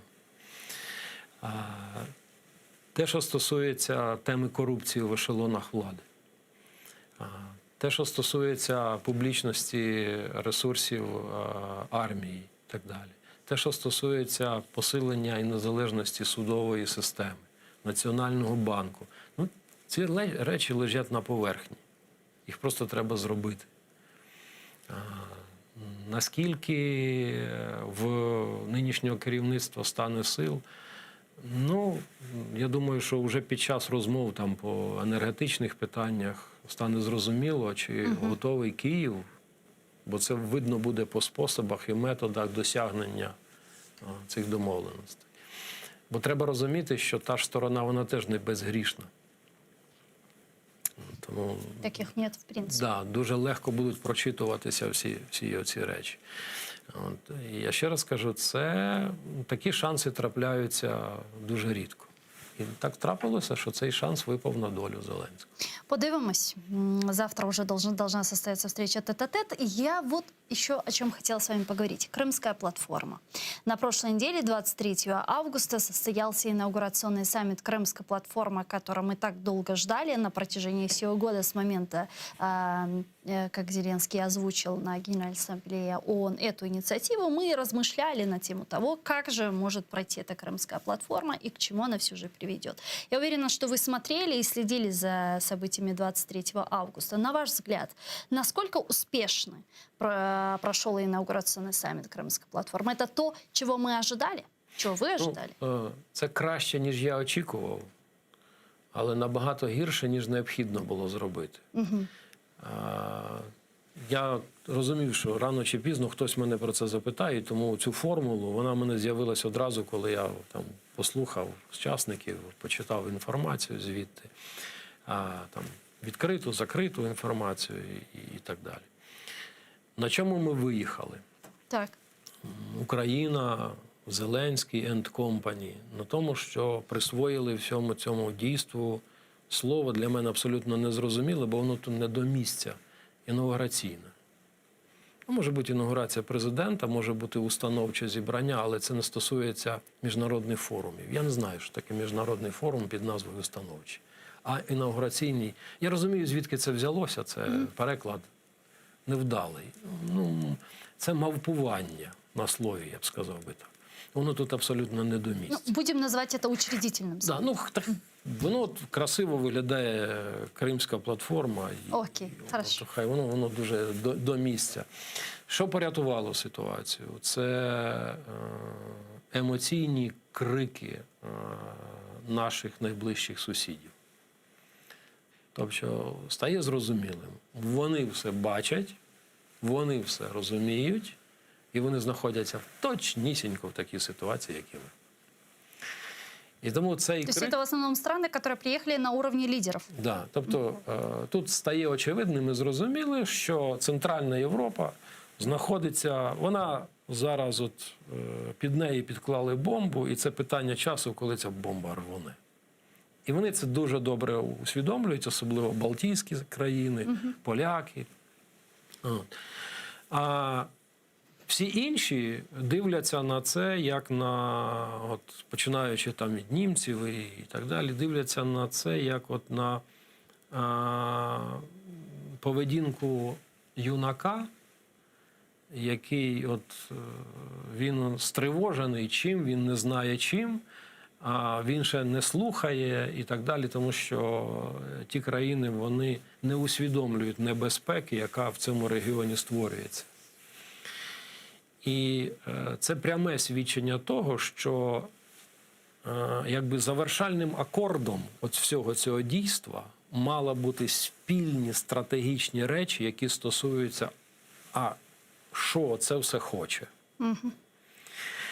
Тому що... Декларації ви цього не побачили? Ні. Цього немає. Вона носить занадто такий епічний характер. Вона не носить такого стратегічного документу. Це перша річ, яка звертає на себе увагу. І друге, бажання, які були з криком виголошені, і вони абсолютно справедливі. Вони потребують відповідь на питання, а за чий рахунок ми будемо себе рятувати? Бо ми вже пережили ГУАМ, Східне партнерство, і через кому я можу багато чого назвати. Знаєте, я на початку сказав проект енергокоридорів. За ці 30 років їх вже було стільки. І якщо немає відповіді на питання, а як ми це все ресурсно обставляємо, а той, хто зібрав, взагалі уник відповіді, навіть постановки цієї проблеми. Бо насправді музика звучить та, яку замовляють. А тут музики немає і немає того, хто її замовляє. Бо нема на що замовляти, немає чим платити музикантам. Звідси, насправді, ми отримали слова красиві, емоційні. Я вже не кажу про тезу Мустафи Ага, яка, насправді, це теза, це, її треба було так вивісити. Оце досягнення Кримської платформи. Тут тільки питання, а хто в ролі лева? А кто эти львы? И готовы ли они просыпаться? Ну да. Максимально про що можна говорити, що це левенята, які чи хочуть бути левенятами, і їм ще треба вирости. І я не випадково вдався до образності, бо я розумію прекрасно, що тут не вистачало цього стратегічного мислення. Я не буду вертатися до аналізу, звідки це береться, відсутність. Для мене це зрозуміло. Але, власне, тут цього і не вистачає. То есть, а как должно было выглядеть это все идеально? Украина должна была подготовить до уже саммита, до Крымской платформы некую дорожную карту, которую бы она предложила. Безумовно, резолюційні проекти мали бути обговорені, і вони мали б стосуватися відповіді на питання регіональної безпеки, континентальної безпеки, глобальної безпеки. Мала бути створена воронка, в яку втягуються просто всі. І такою воронкою могла стати тема Криму і тема кримських татар. І ми з вами не один раз говорили, я казав про те, що це тема, куди отак влітає з усім абсолютно ООН, Рада безпеки ООН і так далі. І як це робити, це теж зрозуміло. Бо насправді тема позачергового скликання засідання Верховної Ради мала стосуватися внесення змін в Конституцію по темі. Кримськотатарського центру. Да. І це був би просто ключ, який би, друге, треба було підготувати спільну заяву до Ради безпеки з цього ж самого питання. Визнання права кримських татар на державність. І ці речі, вони просто потягнули б за собою таку систему координат, де б оцей справедливий крик, він би був би якби платформою, він би був би фундаментом. На жаль, я розумію, волі на це не вистачило, а можливо і просто нерозуміння того, що іноді стратегічне планування, воно створює якби необхідні кроки. Воно передбачає необхідні організаційні забезпечення. Я вже не кажу, воно акумулює колосальний ресурс. На жаль, цього не трапилося. Бо коли ми говоримо про ці речі, там складові могли тут же давати відповідь на питання Придністров'я, Грузії, Нагорного Карабаха, там, безпеки в Чорному морі і так далі. Як по мені, то ситуація якби вона була. І чому я так скептично відносився до платформи? Бо я розумів, що цього не буде. То я від самого початку розумів, що буде форма. Картинка. Да, от прекрасний парад, чудовий парад, але пуста абсолютно виступ, пустий. Він не змістовний. Тут же точно так, прекрасна форма. І якби не оці абсолютно точні виступи людей, які знаходяться в такій ситуації, як Україна, взагалі, бо не випадково фраза ця, поки сплять леви, то царюють, вона не випадково випливла і стала, а що? А як? А що інше? Нічого немає, нічого. І тут тільки геній Мустафи Яге, він забезпечує якби, рівень цього статусу, цього заходу. Тому в цьому відношенні треба дуже багато працювати. А що тепер далі? От состоявся саміт, а як далі? Якщо під це буде виділений ресурс, і тепер уже хоча б в діях те, що я кажу, буде реалізовуватися, бо буквально на другий день я відчув таку, знаєте, гуам. Черговий гуам. І мені так ніяково стало в душі, тому що коли там була тема з Чорнобилем, то хоч вдалося зібрати там ресурси, побудувати цей саркофаг, коли збирали хурал. І воно завершилось результатом. А тут може трапитися так, що навіть ця річ, боюся говорити, чесно кажучи. Боюся говорити зараз те, що крутиться в голові. Я все-таки бажаю, щоб ця платформа була дієвою. Хоча я свою боязнь, яку я висловлював, я все-таки зрозумів, що я був правий тут. Немає розуміння глибини теми. І те, що вона розв'язується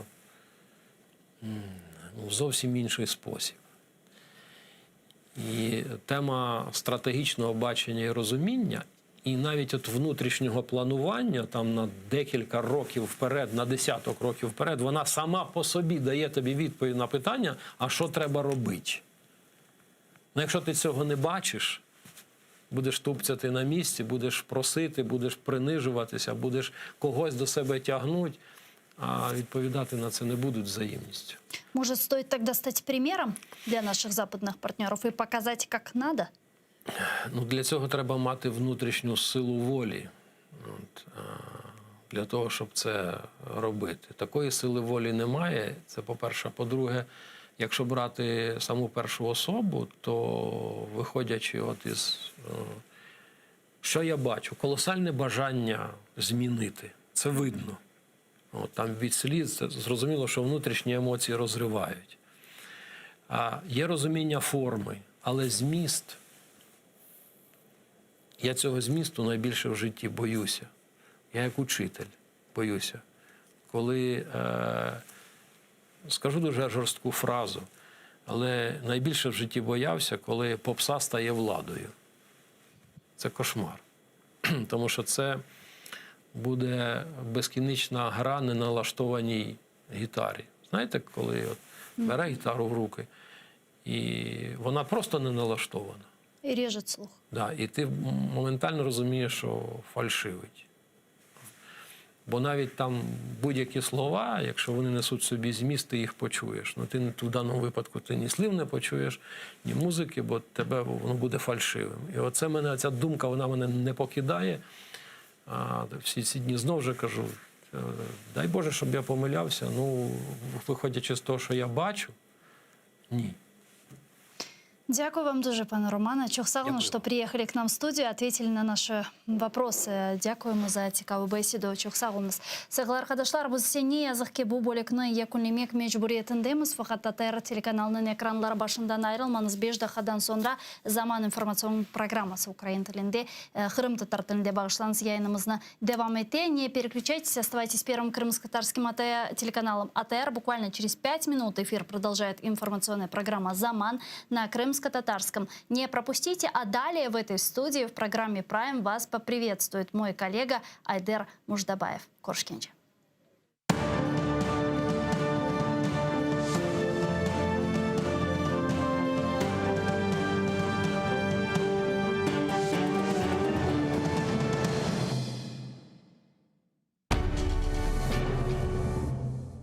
Ізраїльські вчені створили унікальний засіб, що містить природні інгредієнти.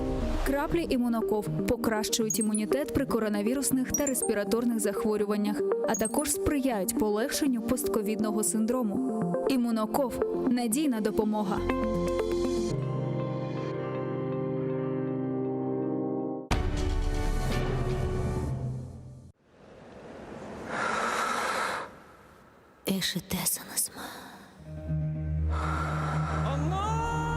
Мен ақтауымыттыңызмы?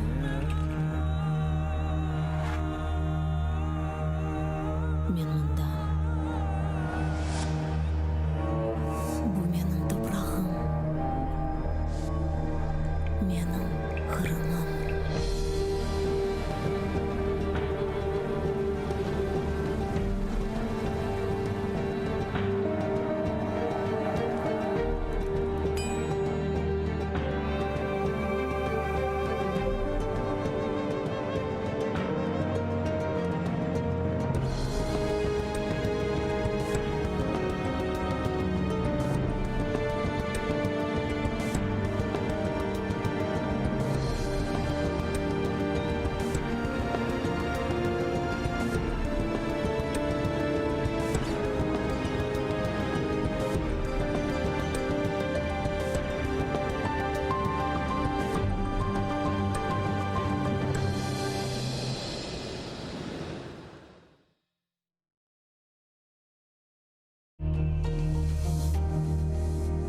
Відтепер телеканал АТР є на Patreon. Patreon – інтернет-платформа, що надає незалежним проектам можливість прямої фінансової підтримки від небайдужих людей за системи підписок.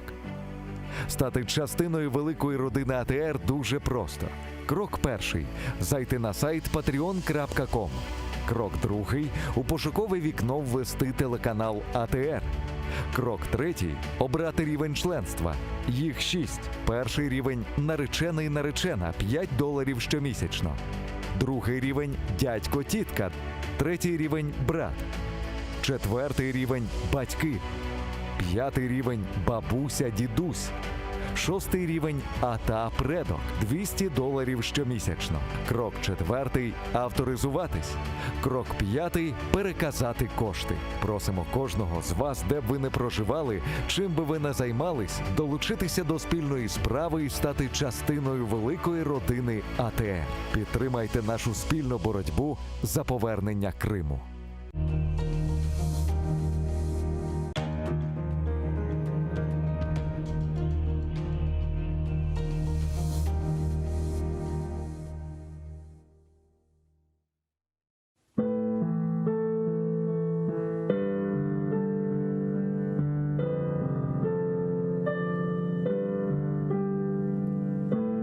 Басқаныңыз ерлерні топырақ деп кечмеңіз. О топырақларда сіздің адыңызды сақламақ үшін неше құрбанлар берілді. Бинлерce шейітлерінің қанлары бар о топырақларда. Құруды деп беллемеңіз. Алида синмеді шуқан топырақның ішіне. Кечкеніңіз ерлерні соқақ деп кечмеңіз. О соқақларда неше жесур аскерлер жүрді. Ватанымны қорчалайым деп қылычлар салланды.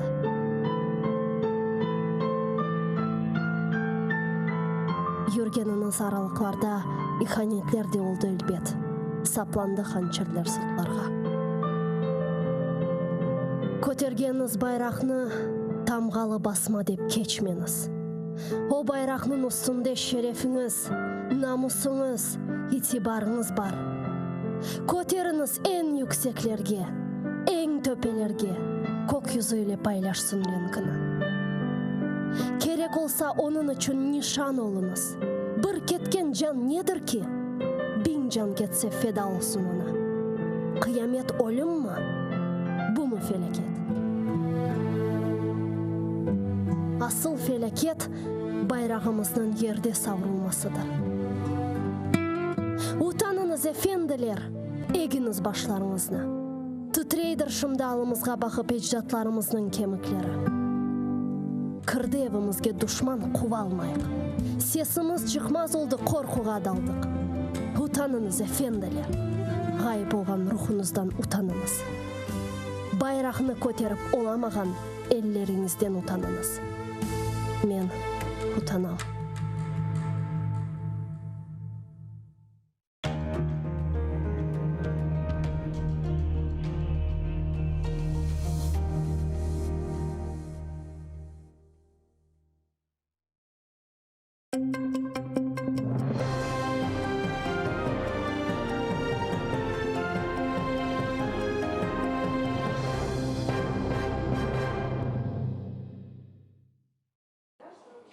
Mahkemelenген дегелде mahkum етілген. Боле Русияның Жөнібербе mahkemesinden рейслік yapқан mahkemecisi кечкен сене язда құрманда тұтылып, Хизбут Тахрир гелақасы бар деп терроризмде қабатланған Эмиль Зиядинов надландырған. Бұны mahkeme отырушымындан сон адвокат Айдер Азаматов хабар етті. Оның сөздеріне көре, mahkeme топлашуына қабатлав тарафы сұруға желп еткен шаат келмегені үшін прокурор тентув протоколына сеслендіріп, ешияви дәлелеріні тақдим еті башлаған. Жедвел бойынша 25 ешия. Чоқсының бақылған жинай дабаға ичбір алақасы олмаса да олар дәлел кібі тақдим етілмекте дей адвокат. Mahkemeci Эмиль Зиядиновқа итираз сеслендірмеге ясақ етіп, оны mahkum етілген деп адландырған.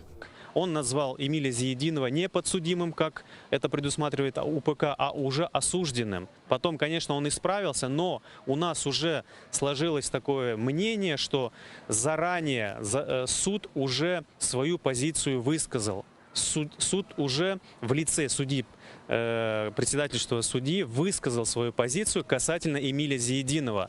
Мы даже еще не приступили к нашей стадии представления доказательств, судья уже его назвал осужденным. Несмотря на то, что он исправился, но мнение уже понятно какое. Он уже дал понять, что он не выступает неким арбитром в этом уголовном деле.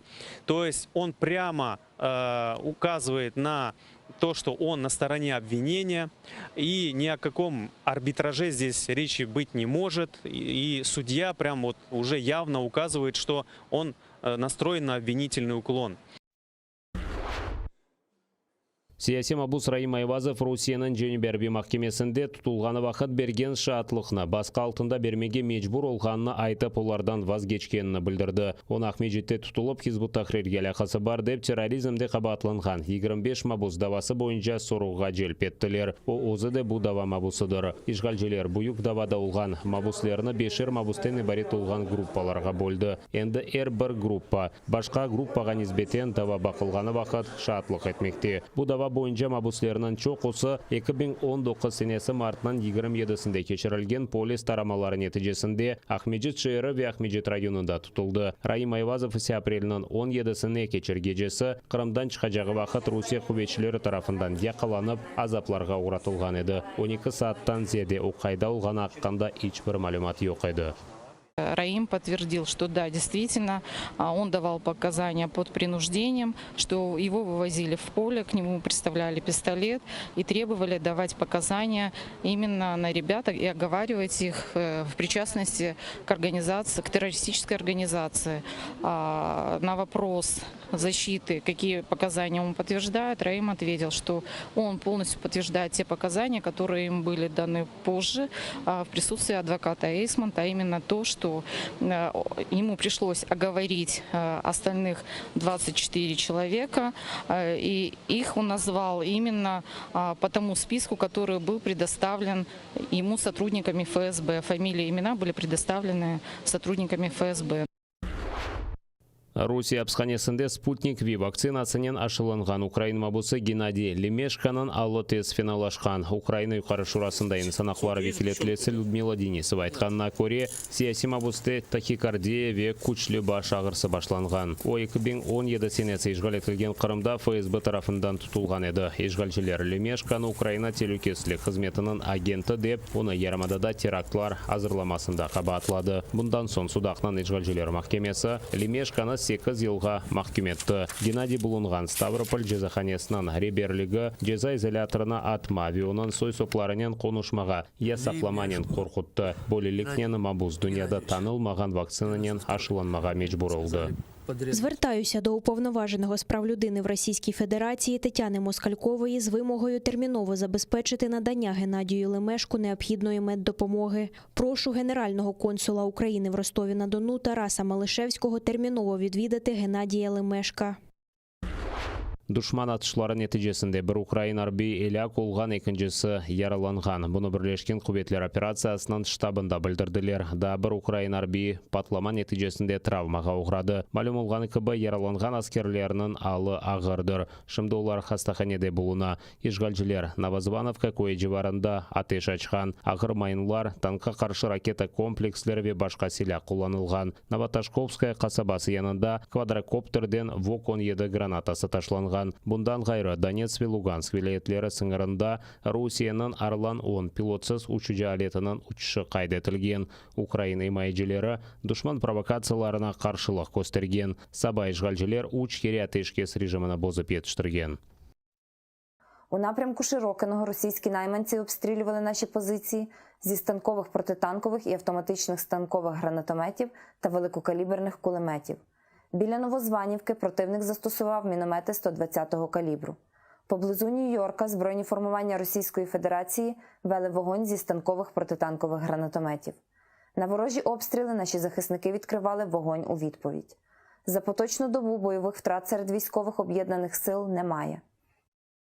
Ясақланған силя ве рус ишханелерінде тамир етілген техника Донецк ве Луганск вилаятлерінің ишғал етілген территорияларына кечірілген. Украин истихбаратында да рус-украин сыңырының контроль етілмеген қысмындан кечмелеріні қайдетелер.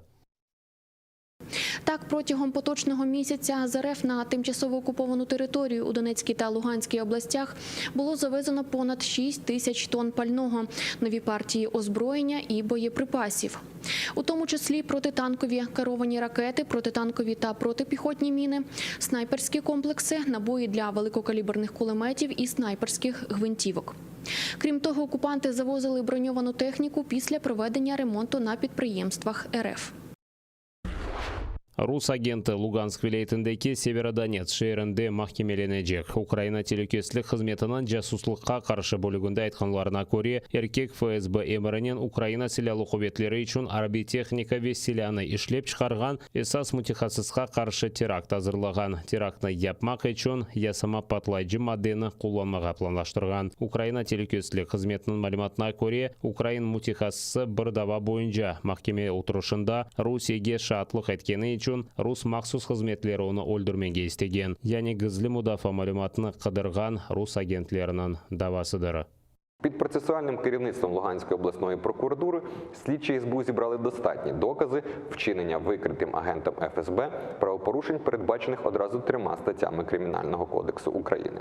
Це частина 2 статті 15, тобто замах на злочин, частина 1 статті 258, це терористичний акт, а також частина 1 статті 263, тобто незаконне поводження зі зброєю, бойовими припасами або вибуховими речовинами. Зловмиснику загрожує до 10 років позбавлення волі. Русияге ярамадан ишғал етмеге ярдым еткені үшін медаль алған сөзде Қырым самооборонасының хадимі тұтылды. Бұны Украина телекөслік қызметінде білдірділер. Ишғалжелерінен ишбірлік япқан инсан Қырым Емури сыңырындан кечкенде Херсон вилаетіндеки жасуслыққа қаршы бөлік хадимлері тарафындан яқаланған. 2014 сенесі сөзде самооборона азасы олған Ялта сакиныдыр. Тұтылған Қырымнан ишғалі вақтында еліне силя алып Қырым шерлерінде патрулік еткен. Бұндан ғайры барышық нұмайышына қаршы шығып, ишғалінен разы олмағанларына қорқыта екен. Шымды оңа қанунсыз силя группасынан тешкіл етілмесінде қабатлануына хабер етіп, сыңғырлама тедбірні сайлайлар. Бұл себептен еркекнің мал-мүлкіні мұсадари етіп, оны 8 жылға қадар махкүмете білелер. Украина президенті Америка Бірлешкен Девлетлеріне Русия репрессияларына оғратылған инсанларынан жедвелін алып кеткен. Бұны омбудсмен Людмила Денисова білдірді. Володимир Зеленский чаршембе күні Америка президенті Джо Байденнен көрішмек үшін Вашингтонға келді. Денисова айтқанына көре президентлер Кремль мабуслері Донбасс ве Қырымнан ишғалі вақтында есір алынған ве хаберсіз ғайып олғанлар меселесіні музакер етежек. Омбудсмен хабер еткеніне көре Зеленский Биязевнің ел басшысына Русия репрессияларына оғратылған инсанларынан жедвеліні танытыжақ.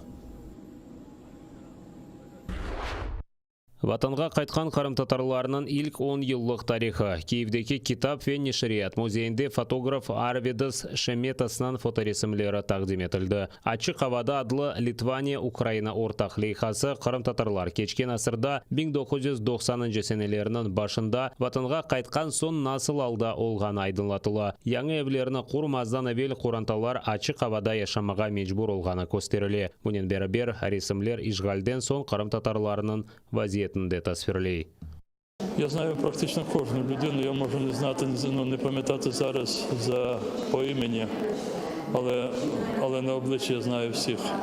Як і кожен кримський татарин практично знає кожного іншого кримського татарина, особливо якщо вони були активними в житті, там виходили на площі. Нас не так багато, щоб ми не знали один одного. І так, частини цих людей вже немає, вони вже померли. Ці чудові світлини, які показують нам, яким чином ці люди, хоробрі, мужні, поверталися на батьківщину, вони повинні нам також говорити про те, що ці люди зараз там разом з нами. Вони з нами за світле майбутнє нашої держави і за впевнений рух України вперед. Звичайно, ми би хотіли, щоб про те, що ми, власне кажучи, усвідомлюємо цю проблему, знало якомога більше людей. І, звісно, ми бажаємо повернення Криму і будемо завжди стояти на обороні наших спільних інтересів. 700 років тому наш великий князь Гедемінас запросив татар для боротьби з нашими спільними ворогами. Сьогодні в Литві 2500 татар. Вони наші громадяни. Це частина нашого суспільства. Парламент оголосив цей рік роком культури і історії литовських татар. Ця виставка – один з прикладів. Ми об'єднуємо це з кримськими татарами, з Кримською платформою. Плануємо більше заходів. Зокрема, буде ще у вересні, в жовтні і не лише у Києві. Бірлескен Миллетлерінің телекөсілік шурасы Афганистан мәселесі хақында резолюция қабыл етті. О Талибанна афганлар ве шетел гражданларына Афганистандан шықмаға рұқсат бермеуге чағыра. Бірлескен Миллетлерінің 13 даими азасы резолюцияға рей берді. Русия ве чин рей беруде иштирак етмеді.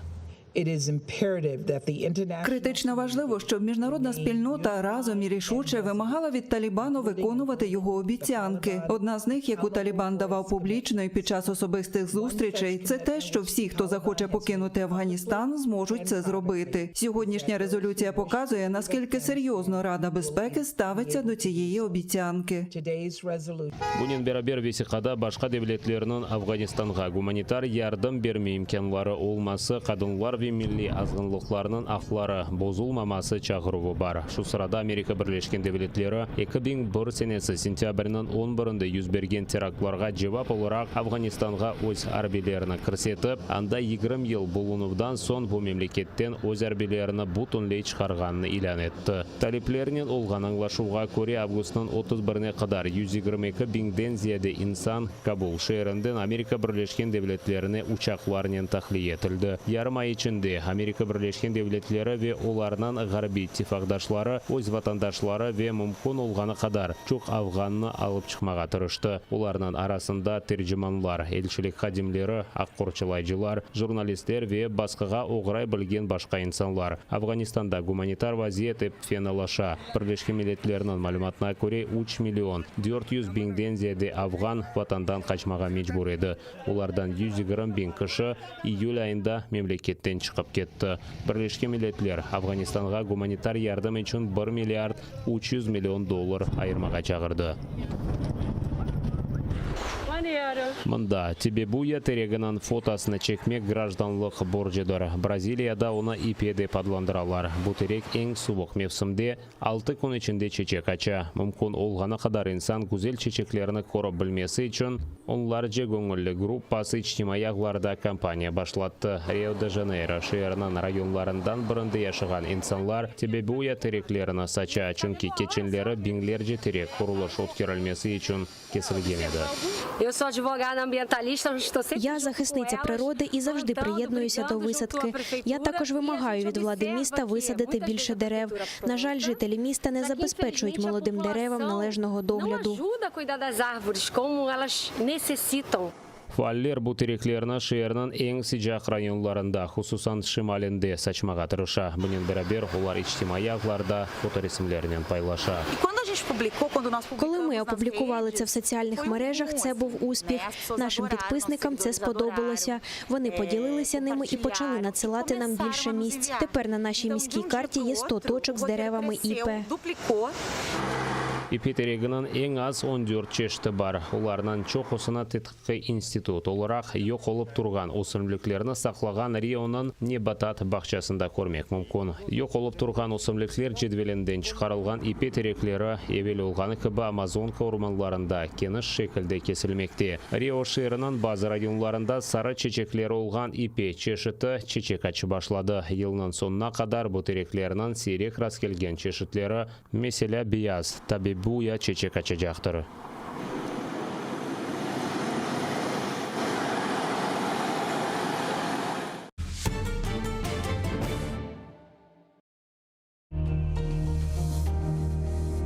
Відтепер телеканал АТР є на Patreon. Patreon – інтернет-платформа, що надає незалежним проектам можливість прямої фінансової підтримки від небайдужих людей за системи підписок. Стати частиною великої родини АТР дуже просто. Крок перший – зайти на сайт patreon.com. Крок другий – у пошукове вікно ввести телеканал АТР. Крок третій – обрати рівень членства. Їх 6. Перший рівень – наречений-наречена – $5 щомісячно. Другий рівень – дядько-тітка. Третій рівень – брат. Четвертий рівень – батьки. П'ятий рівень – бабуся-дідусь.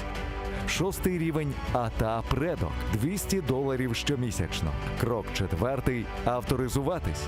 Крок п'ятий – переказати кошти. Просимо кожного з вас, де б ви не проживали, чим би ви не займались, долучитися до спільної справи і стати частиною великої родини АТР. Підтримайте нашу спільну боротьбу за повернення Криму. Ізраїльські вчені створили унікальний засіб, що містить природні інгредієнти. Краплі імуноков покращують імунітет при коронавірусних та респіраторних захворюваннях, а також сприяють полегшенню постковідного синдрому. Імуноков – надійна допомога.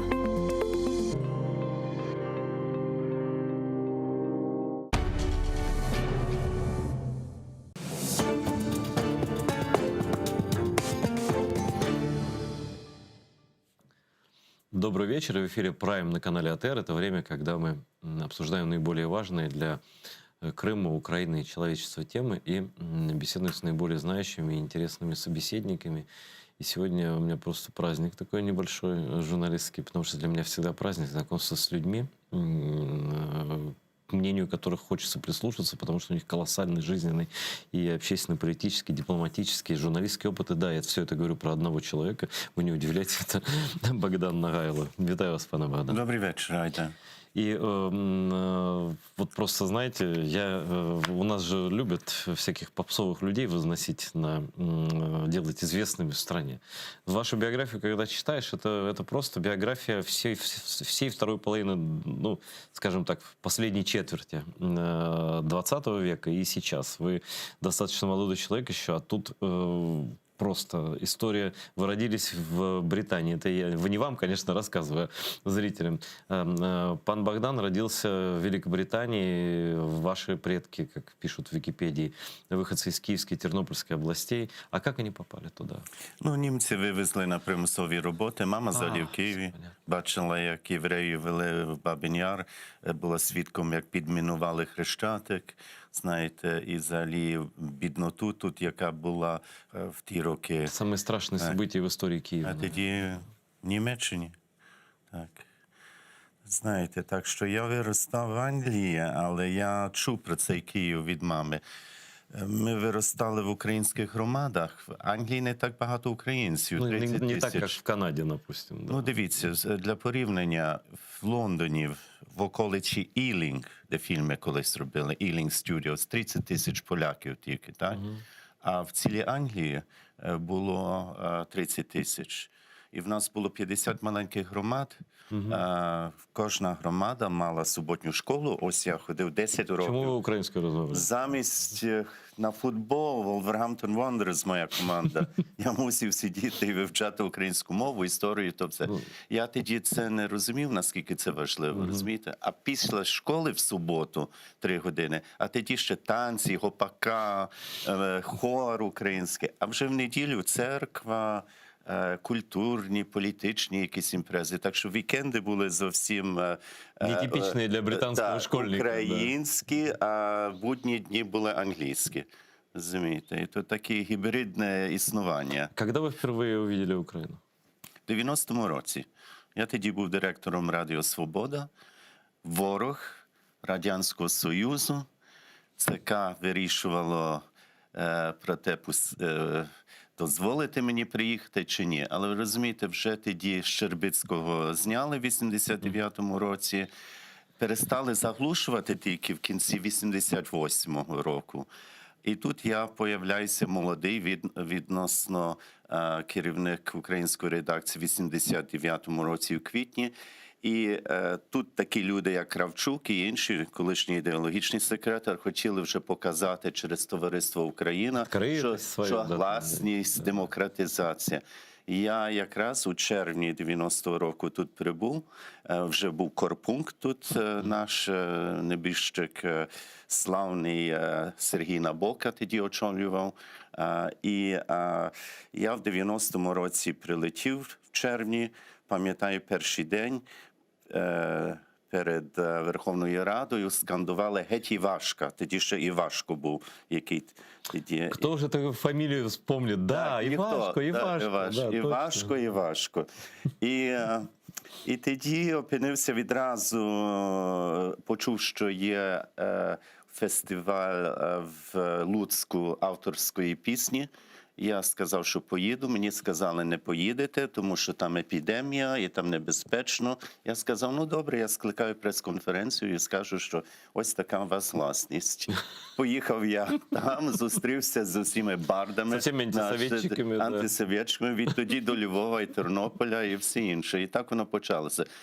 А тоді я був в Америці після того і вже розказував на CNN, в прямому ефірі, можете це подивитися на YouTube, що кінець Радянському Союзі, що вже раз Україна рухнулася, все, game over, як кажуть. Ну да, если без Балтийских стран еще можно было представить какие-то остатки якраз Союза. Вони мене питалися про це, бо Литва тоді оголосила незалежність, їх гальмували і так далі. І це почалося. А вже в жовтні 90-го року, якраз по гарячим слідам студентської революції на граніті, перший Майдан, скажімо так, то через пару днів я брав інтерв'ю у Кравчука під портретом Леніна. Це був перший інтерв'ю, де не треба було мати узгіднений цензурований текст, розумієте? І він це пам'ятає. І в прямому ефірі я його питався, дуже такі відкриті питання. Це для радіо, да? Прошу? Для радіо? Для Радіо Свободи. Я був керівником, я кажу.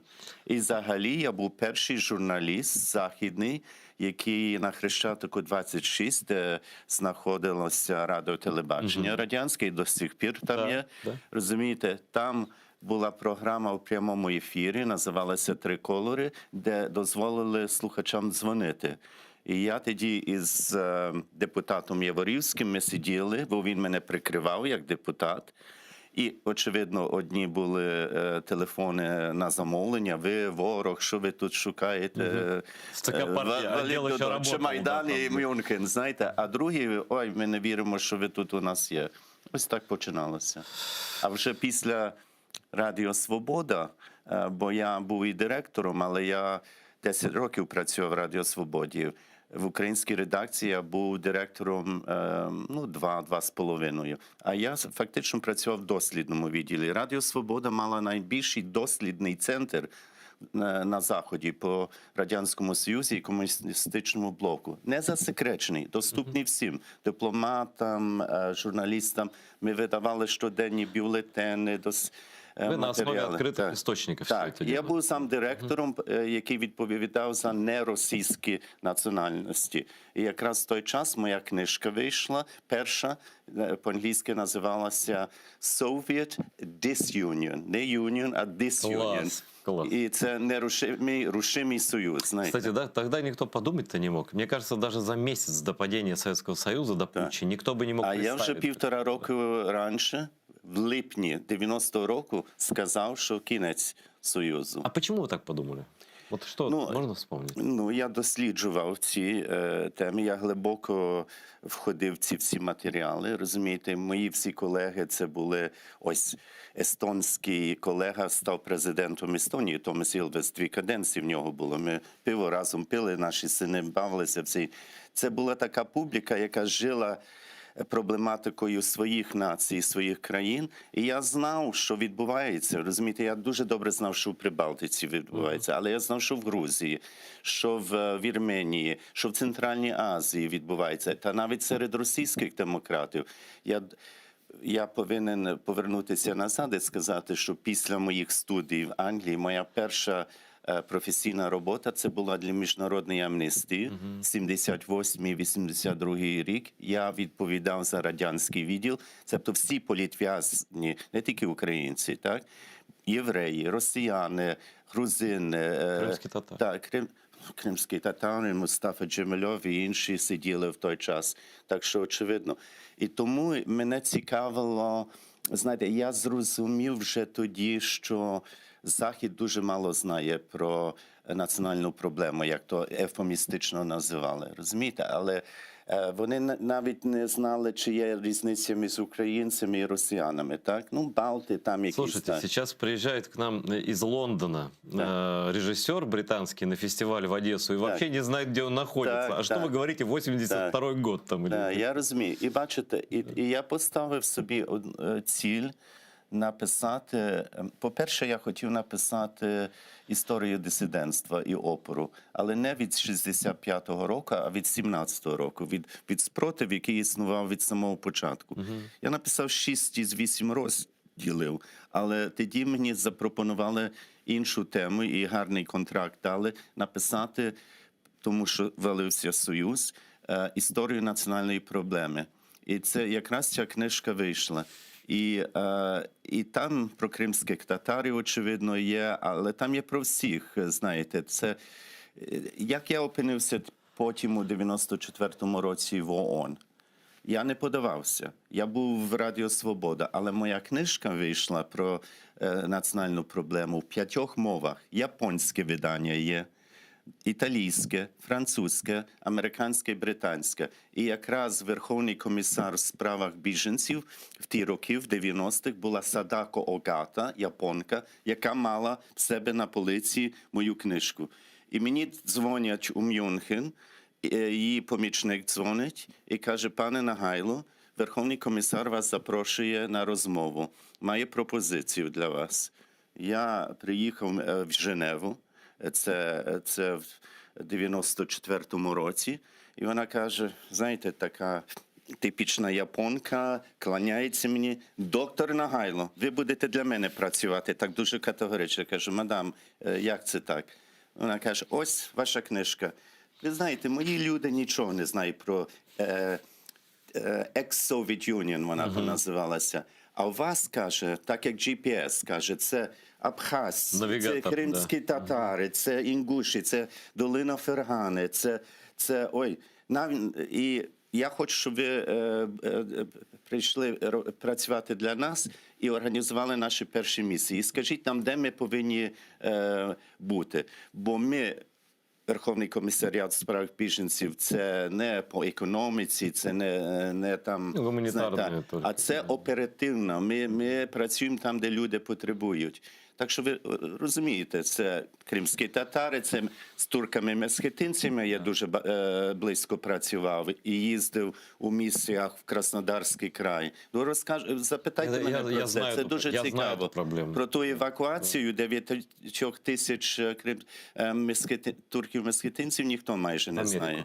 Прошу? В Америку.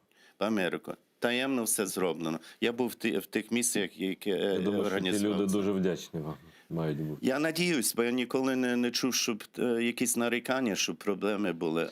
Смотрите, вот у вас столько всего, с вами нужно садиться на 5 часов и каждую тему вот по часу говорить. Окремі программы. Да, но так как я не имею такой возможности сейчас, в данный момент, то я буду просто цепляться за то, о чем вы говорите. Например, беженцы, да?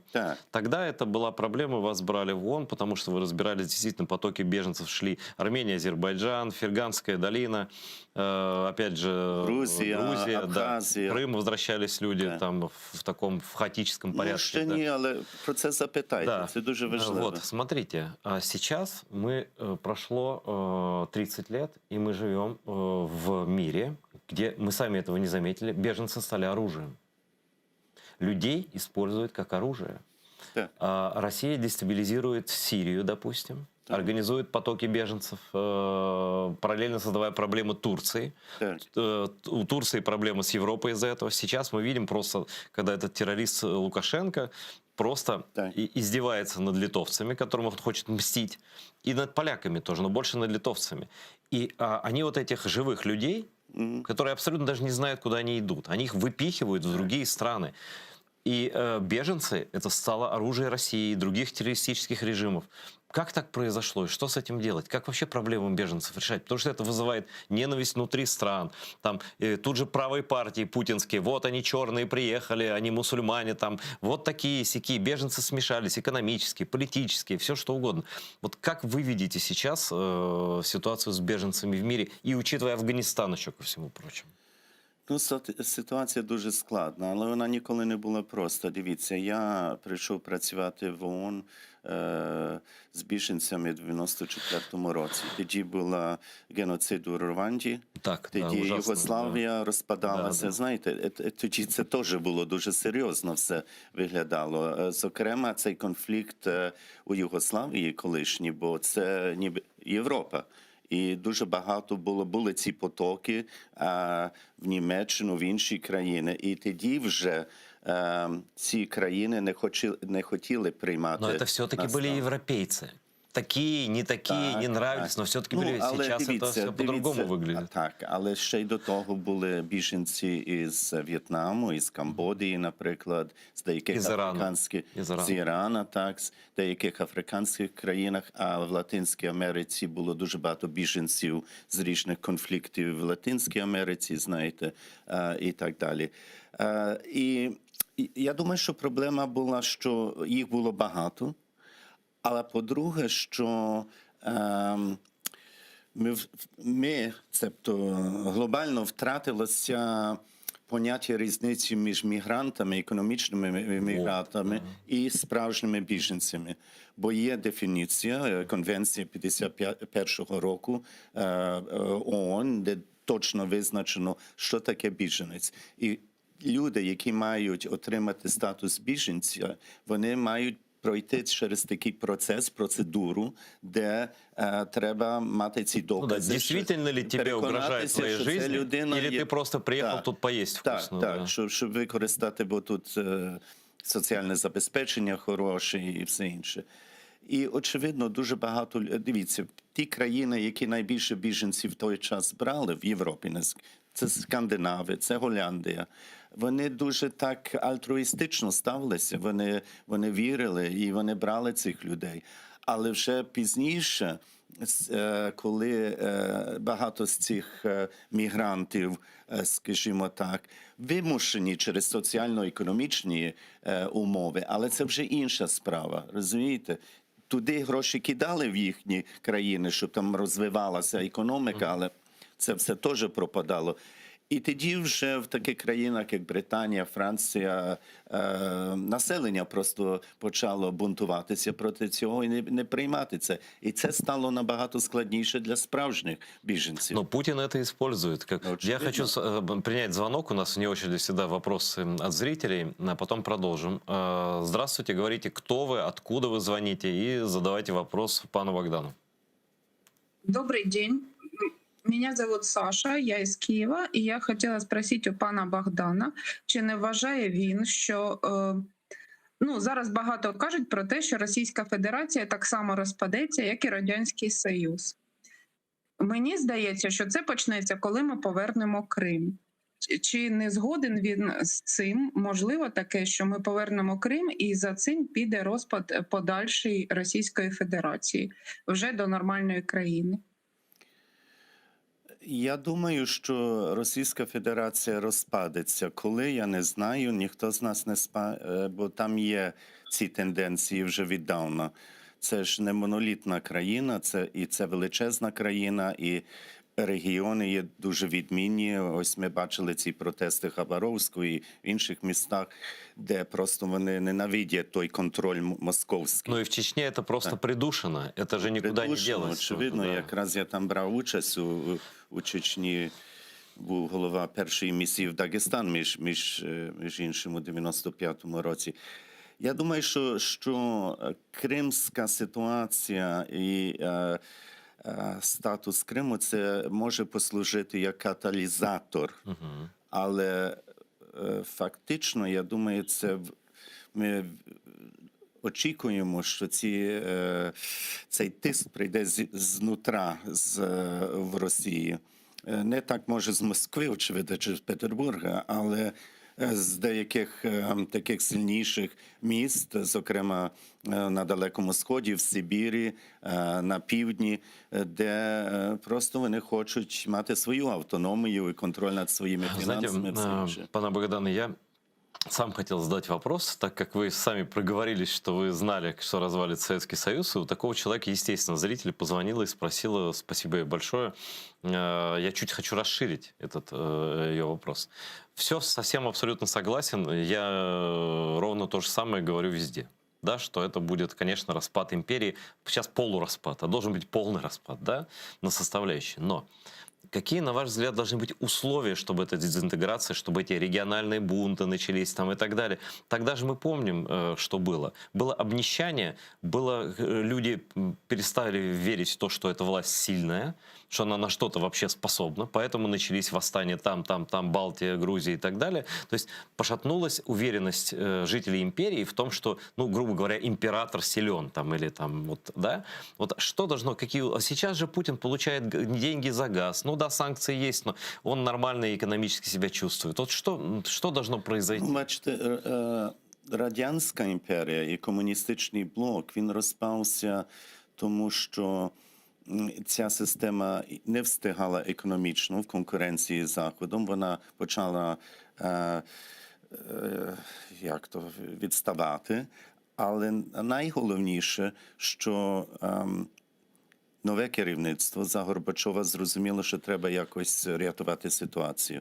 І вони почали експериментувати. Не тому, що вони хотіли ліквідувати систему, а хотіли посилити її певними уступками. Але втратили контроль над цим. Відкрили скриню Пандори і так далі. І тепер, я думаю, що всі чекають, що в Москві буде або палатна така революція, або тиран здохне, або, знаєте, між собою посваряться там і так далі.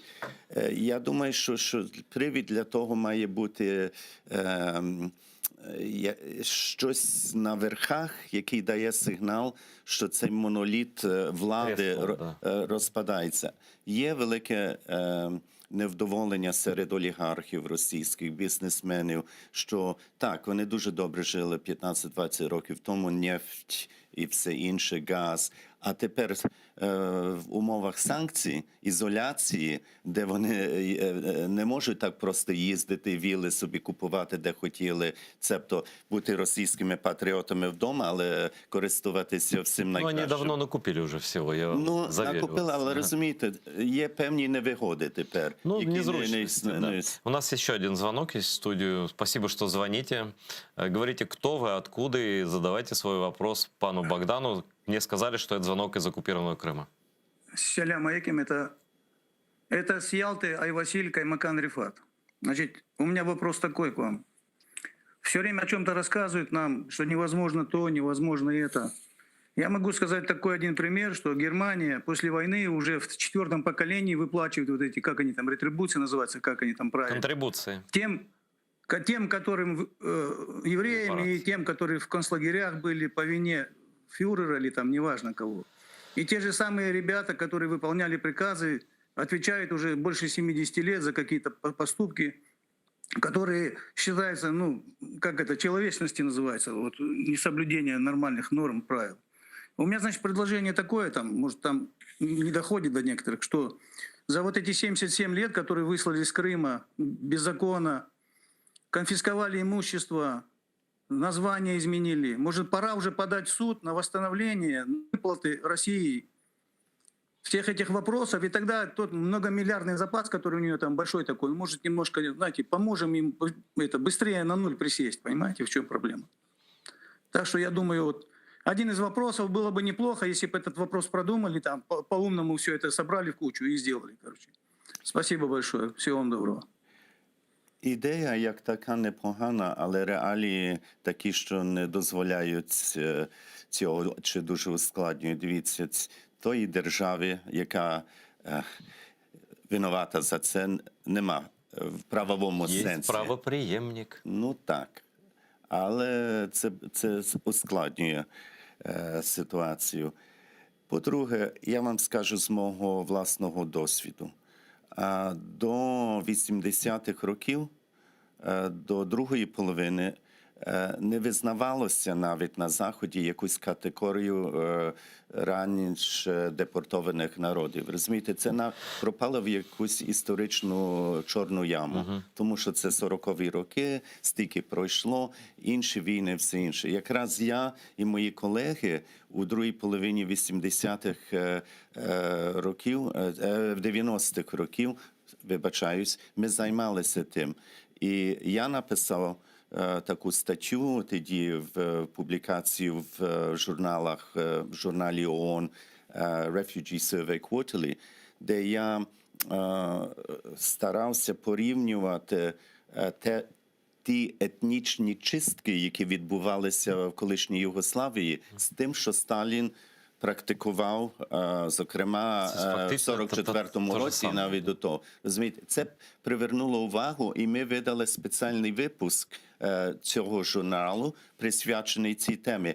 І після того ми вже могли, це називали ми ту категорію, навіть росіяни погодилися в той час, бо був такий процес, називався CIS Conference Process, тобто процес, де ми старалися з усіма, за винятком Балтії і Узбекистану, всі участвували, і сусідні держави східноєвропейські, щоб мати якось стандартизацію в підході до переміщених. Ну да, почему одни считаются те, кому надо помогать, а другие то же самое пережили? Росіяни дуже хотіли, щоб на Заході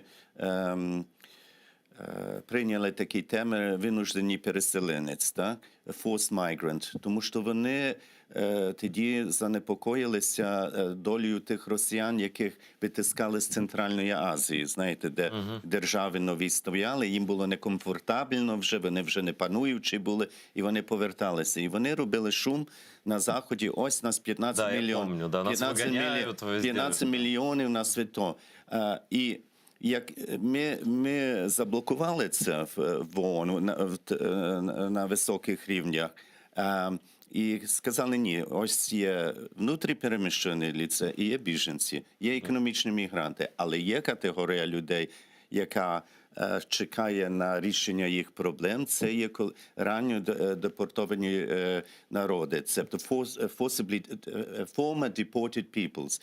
І кримські татари були найбільші, але на другому місці були турки-месхетинці, наприклад, і так далі. Із тих, хто не вернувся після смерті Сталіна. Так. І я хочу тут підчеркнути, що один з героїв цієї ситуації, який дав своє добро, це був Серджіо В'єро де Мело. Це є той дипломат ООН, який загинув в Багдаді, бомба його підірвала, і 20 інших, він там був представником. Але перед тим він працював у нас, я був його помічник в той час і писав його виступи, все.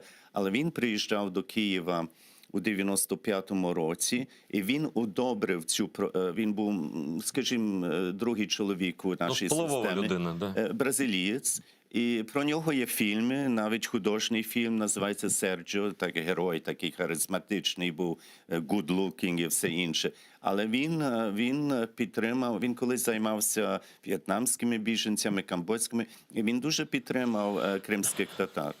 Вже кримські татари почали повертатися, але ми знаємо, що їм було дуже важко, що місцеве населення, зокрема там російська верхівка, блокувала, не допускало, і взагалі ми знаємо, які там жахіття відбувалися в 94-5 році. Я тоді їздив, я був в тих перших місіях в Криму, і там я перший раз познайомився з Мустафою Джемільовим, з Чубаровим і іншим. Я тільки їх знав, я Джемільова тільки знав його папку з Міжнародної амнестії, знаєте. Ну, Мустафа Джемилев был, его часто упоминали на Радіо Свобода, також на «Голос Америки». Герой. Да. Але, знаєте, ми знали і слідкували за тим, за тих ваших героїв, Муса Мамут, який спалив себе, знаєте, і все інше. І тому я написав вже в 80-му році такий звіт для Minority Rights Group Report про кримських татарів, знаєте. А вже в 83-му році, коли я вже був відомий журналіст Англії, це ще до Радіо Свободи. Я писав регулярно для Spectator, New Statesman, Times, Guardian. Я опублікував статтю в 83-му році в Spectator на основі інтерв'ю з Айшею Сейтмуратовою. Називалося «Вбивство народа», «Murder of a Nation». Слушайте, пане Богдане, а вот учитывая вашу погруженность в тему Крыма, крымских татар, вообще вот геополитики, ожидали ли вы, что с крымскими татарами повторится еще раз оккупация? То есть то, что Россия придет в Крым? Ніколи. Ви знаєте, я не очікував, що Росія так поступить. Я був, скажімо так, трошки підемо назад. Я був дуже розчарований навіть в 90-х роках і 2000-х політикою офіційного Києва. Я думаю, що вони дуже несправедливо ставилися до кримських татарів.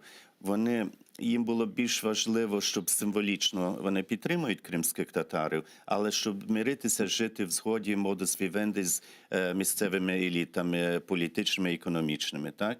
Які ми старалися не допускати. Вони їм власть віддали там.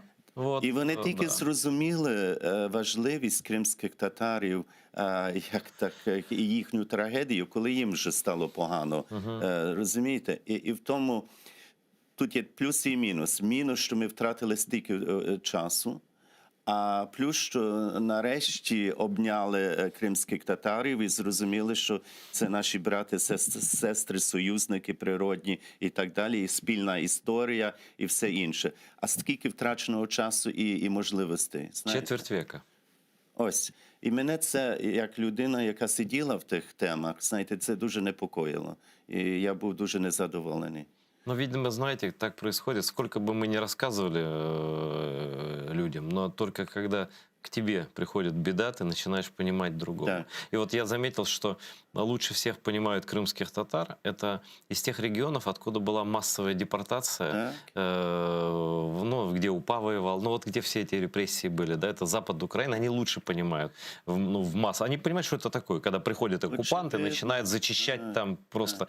А на Востоке, наверное, из-за того, что Голодомор был достаточно уже давно, после этого зачистили и население заменили, как в Крыму, ну, поэтому там не так воспринимають. Так, і знаєте, ці стереотипи, які Радянський Союз поширював, не пускайте кримських татарів, це головорізи, ісламісти і все інше, буде друга Чечня чи Боснія у вас і все. Я знаю, що я як жінкою, ми тоді в Женеві були і дивилися ці кадри, як кримські татари у Симферополі відважно тоді демонстрували перед парламентом так званим Криму, так? Захищаючи Україну. І як жінки стояли на вулицях з тими прапорами і плакатами, розумієте, плакали. І я тоді казав жінці, бачиш, аж тепер наші зрозуміють, що вони зробили, або може ні. І скільки ми винні тим людям.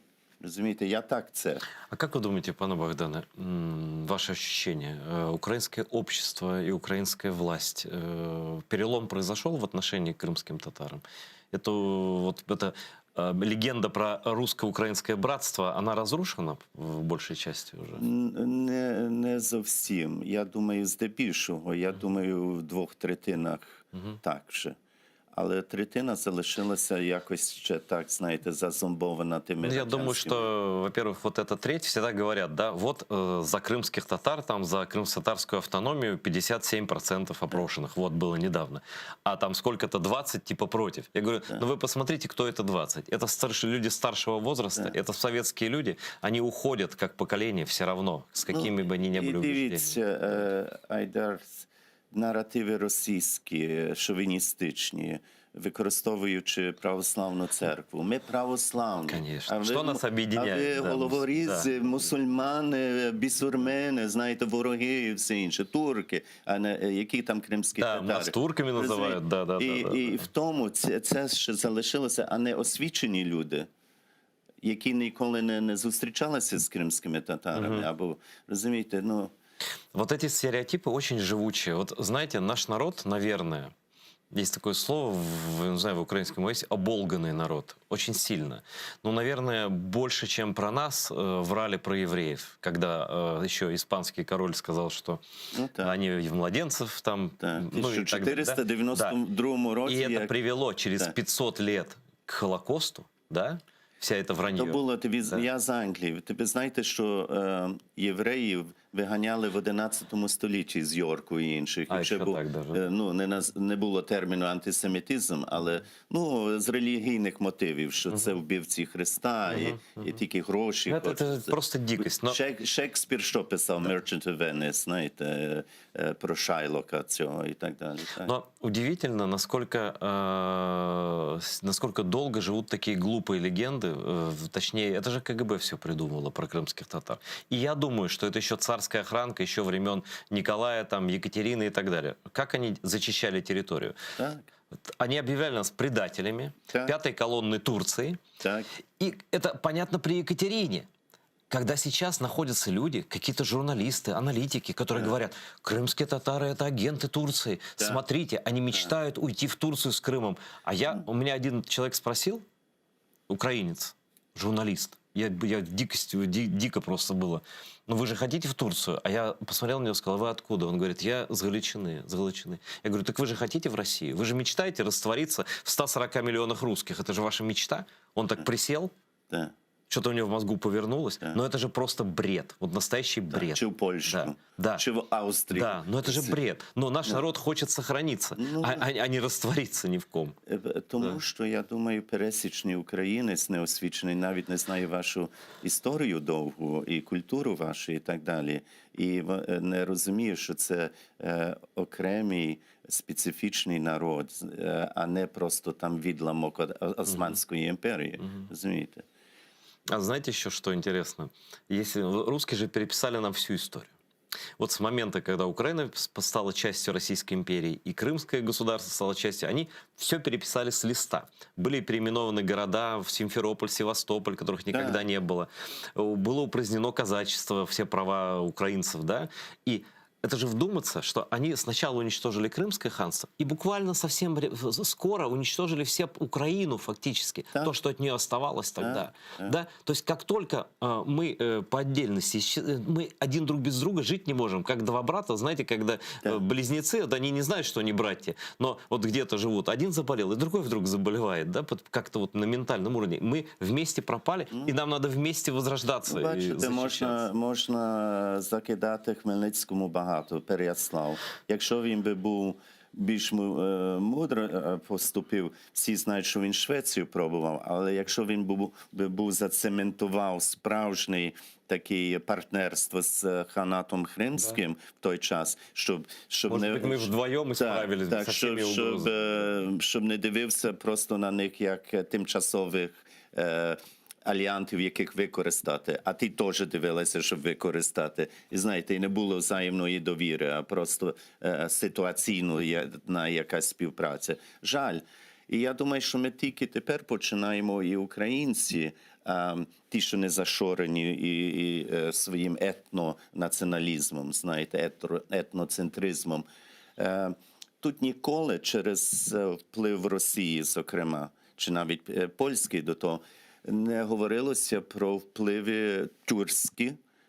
Я вже не говорю про кримських татарів і це все, але взагалі південного світу, розумієте, це не тільки було християнство. Стільки в нашій культурі за тих 1000 років є цих впливів із Сходу, але і з півдня, розумієте? І ми до кінця ще не усвідомили це. І не хочемо цю правду знати. Я простой пример привожу, очень простой. Вот просто все, что стосується кави, да, це все кримські слова. Фільджан, джезве, майдан, аркан. А дивіться, сама жизнь підказує. Да. Знаєте, я можу анекдот розказати. У нас є час. Да. Коли я був студентом молодим, у 17 років я поїхав літом в Український вільний університет у Мюнхені. І там був старенький такий професор з Львова, Кульчицький називав. І він каже: пане колего, як вони то люблять, пане колего, ходіть сюди, хоч йому 80 років. Каже: як вас звати? Я кажу: Богдан Нагайло. Дайте подумати. Богдан, так, це тюркське, Аркан, Майдан, Богдан. Він жартував, знаєте. Каже: а Нагайло, ну, Ягайло, це вже литовське. Пане Богдане, та ж ви литовсько-турецька шляхта. Я кажу: дякую, пане професоре. Нет, в Украине так все намешано. У меня был случай, когда мой знакомый фейсбучный сдал анализ на ДНК вместе с мамой. Так. А они этничные абсолютно украинцы. Так. Ну, так они так думали. Так. Ну, фамилия украинская, все предки, все Тарасы, Богданы, там такие имена, это Західна Украина. Значит, Луцк. Так. Они в Америке сейчас. И вот им пришел анализ, что они на там 90 или сколько-то процентов жемайтийцы из Литвы. Бачите? Так. Вот так. То есть, А дивіться, моє прізвище Нагайло. Може, це Нагай?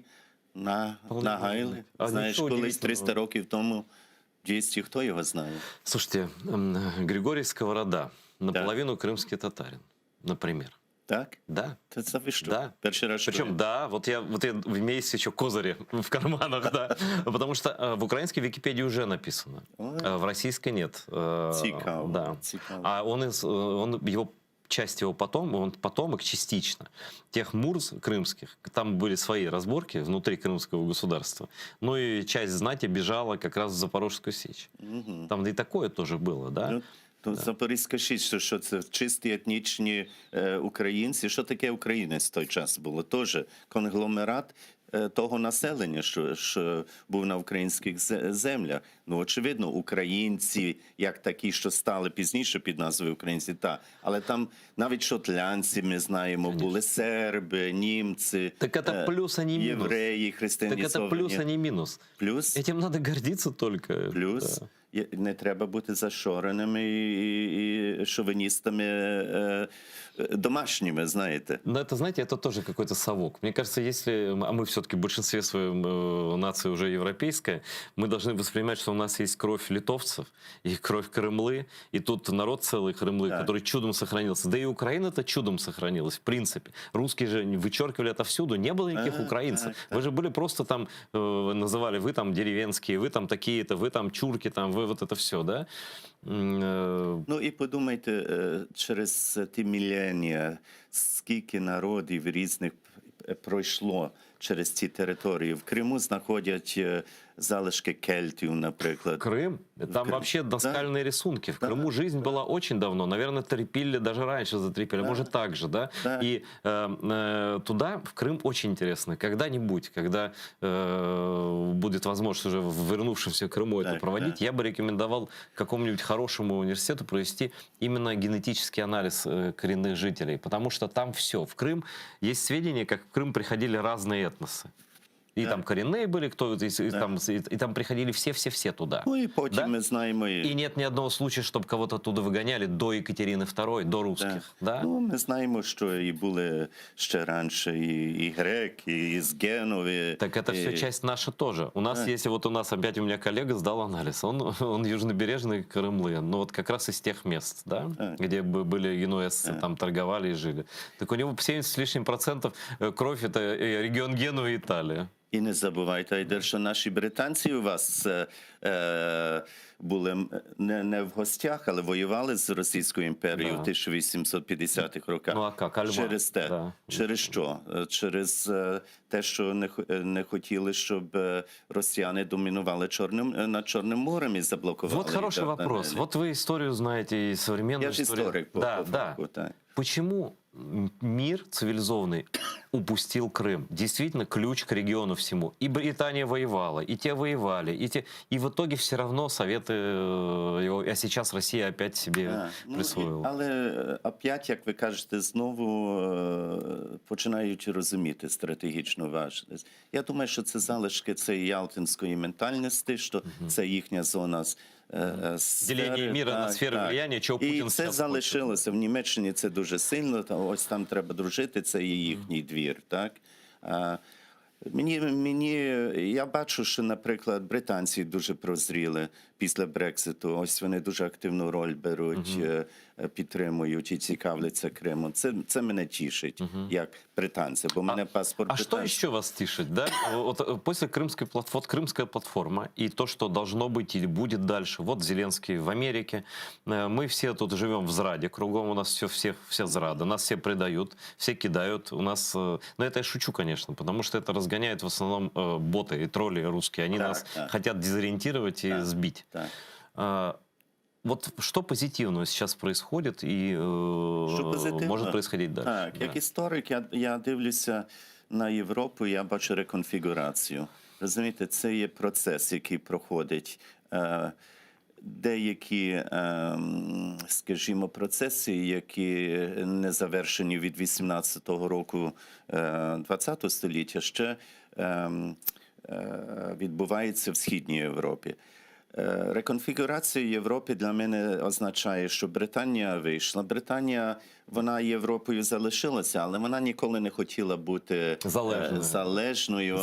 Вона, знаєте, splendid isolation, це була їхня політика в 90-х. Мати корисно і, знаєте, від Брюсселя, але щоб Лондон був фінансовою столицею і все інше.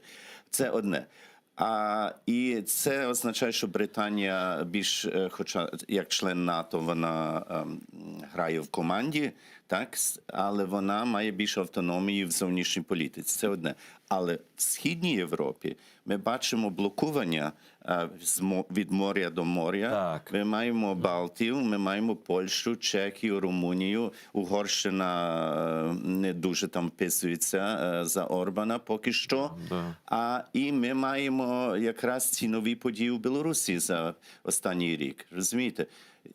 Як там завершиться, ми не знаємо. Навіть якщо Лукашенко поїде через пару днів знову і підпише, що ось ми віддаємо вам, і будемо одна держава, народ це не прийме, бо вони скажуть, це нелегітимний... Ну, хорошо, народ не прийме. Ну, і що він зробить? Да, извините. Я хочу закінчити думку просто, що ми бачимо реконфігурацію Європи в сенсі, що в Східній Європі і центральні все-таки, попри матеріальні зацікавлення і інтереси кожної держави і їхніх громадян, все-таки поняття вартостей і цінностей залишилося. А воно завмерло до великої частини в Західній Європі, в Німеччині, наприклад, Франції, Іспанії, Португалії, Ірландії, розумієте? І я думаю, що це дуже позитивно для Європи цей процес. Біда є в тому, що відхід Британії залишило Німеччину в домінантній позиції. Нема балансу між Берліном, Лондоном, Парижем. Бо признаємо, що Париж є тільки молодший партнер Берліна, хоча має ракети ядерні. Ну, це очевидно, да. І тут треба якось стримувати Берлін в її подвійній ролі, що я репрезентую Європу, НАТО, економіку європейську, але я є спонсор Росії. А я спонсор Росії через ту лінію. Ну, але розумієте, це складне все, тому що, дивіться, вчора підписали угорці з Росією, я не знаю, чи ви в курсі. Ні, в курсі. Будуть купувати газ від Росії через південну трубу, який обходить Україну, через Сербію. Ну, вот это цель русских. Сделать так, чтобы разбивать Европу. Це нове. Да. І кажу, ми всю увагу скеровували на Північний поток-2, а тут ще маємо угорці перші так нас. Я думаю, что Путин может даже демпинг делать, что они могут еще и скидку давать, потому что газ там колоссальная маржа. И он может варьировать ценой, он может с этой ценой покупать целые страны, в принципе. В чем опасность этого Nord Stream тогда? В том, что шантаж... Я думаю, ви знаєте, що одна з причин, чому Путіну так залежало Крим захопити, це і для його репутації, політичні дивіденди з того мати, так, і просто імперіалізм. Але я думаю, що він і його оточення розуміють, що Чорне море багато теж з економічної точки зору. Турки вже відкрили, що є поклади газу. і напевно є довкола Криму і українського побережжя це. І я думаю, що тут це теж був фактор, знаєте, щоб забезпечити собі це на Мне майбутнє. кажется, что все-таки скорее нет, потому что Крым очень дорого ему обходится, но тут, как русские говорят, мы за ценой не постоим. Да? То есть для них Крым это сакральное приобретение, это кража не имущества даже, это кража, как бы сказать, кража смысла. Они присваивают себе чужое, даже больше, чем имущество. А вам не кажется, вот, пане Богдане, що ми дуже наивно ставимся часто до России? Я даже про нас говорю, не то, что про немцев. И вот то, что все закончится по справедливости, я в этом уверен. Вопрос в том, что мы каждый день теряем время. Да? И невозможно победить Россию, невозможно побудить олигархов или там регионы до чего-то, пока Германия финансирует Путина. Ну, це парадокс же. Ви розумієте, парадокс є в тому, що який такий ключовий грач західний підтримує. Але я думаю, що наша слабкість є в тому, що ми замало зусиль зосереджуємо на впливання на російську публіку. Я колись виступав тут 3 роки тому. Я вважаю, що якщо в нас йде війна з Росією, так? І вони використовують гібридну війну, і телеканали різні, все. Чому ми не відкрили сильний центр, який напряму передає в Росію? Знаєте, щось на зразок радіо «Вільна Росія». Зібрати російських всіх демократів. А знаєте, чим закінчиться це все? Як? Тем, чем они занимаются все здесь, они начинают заниматься политикой в Украине. Ну так, це треба тоді... риск огромний. Ні, це просто треба сказати. Ваше радіомовлення і телемовлення скеровано туди. Туди. Демократизуйте ваше суспільство, витягайте їх з того імперіалістичного мислення. А знаете что? Я заметил у русских вот этих либералов, журналистов, они, в принципе, головой понимают, что пока у Путина есть деньги, пока есть телевидение, их там никто сильно слушать не станет. Ну, станет какая-то, она и так их слышала, да?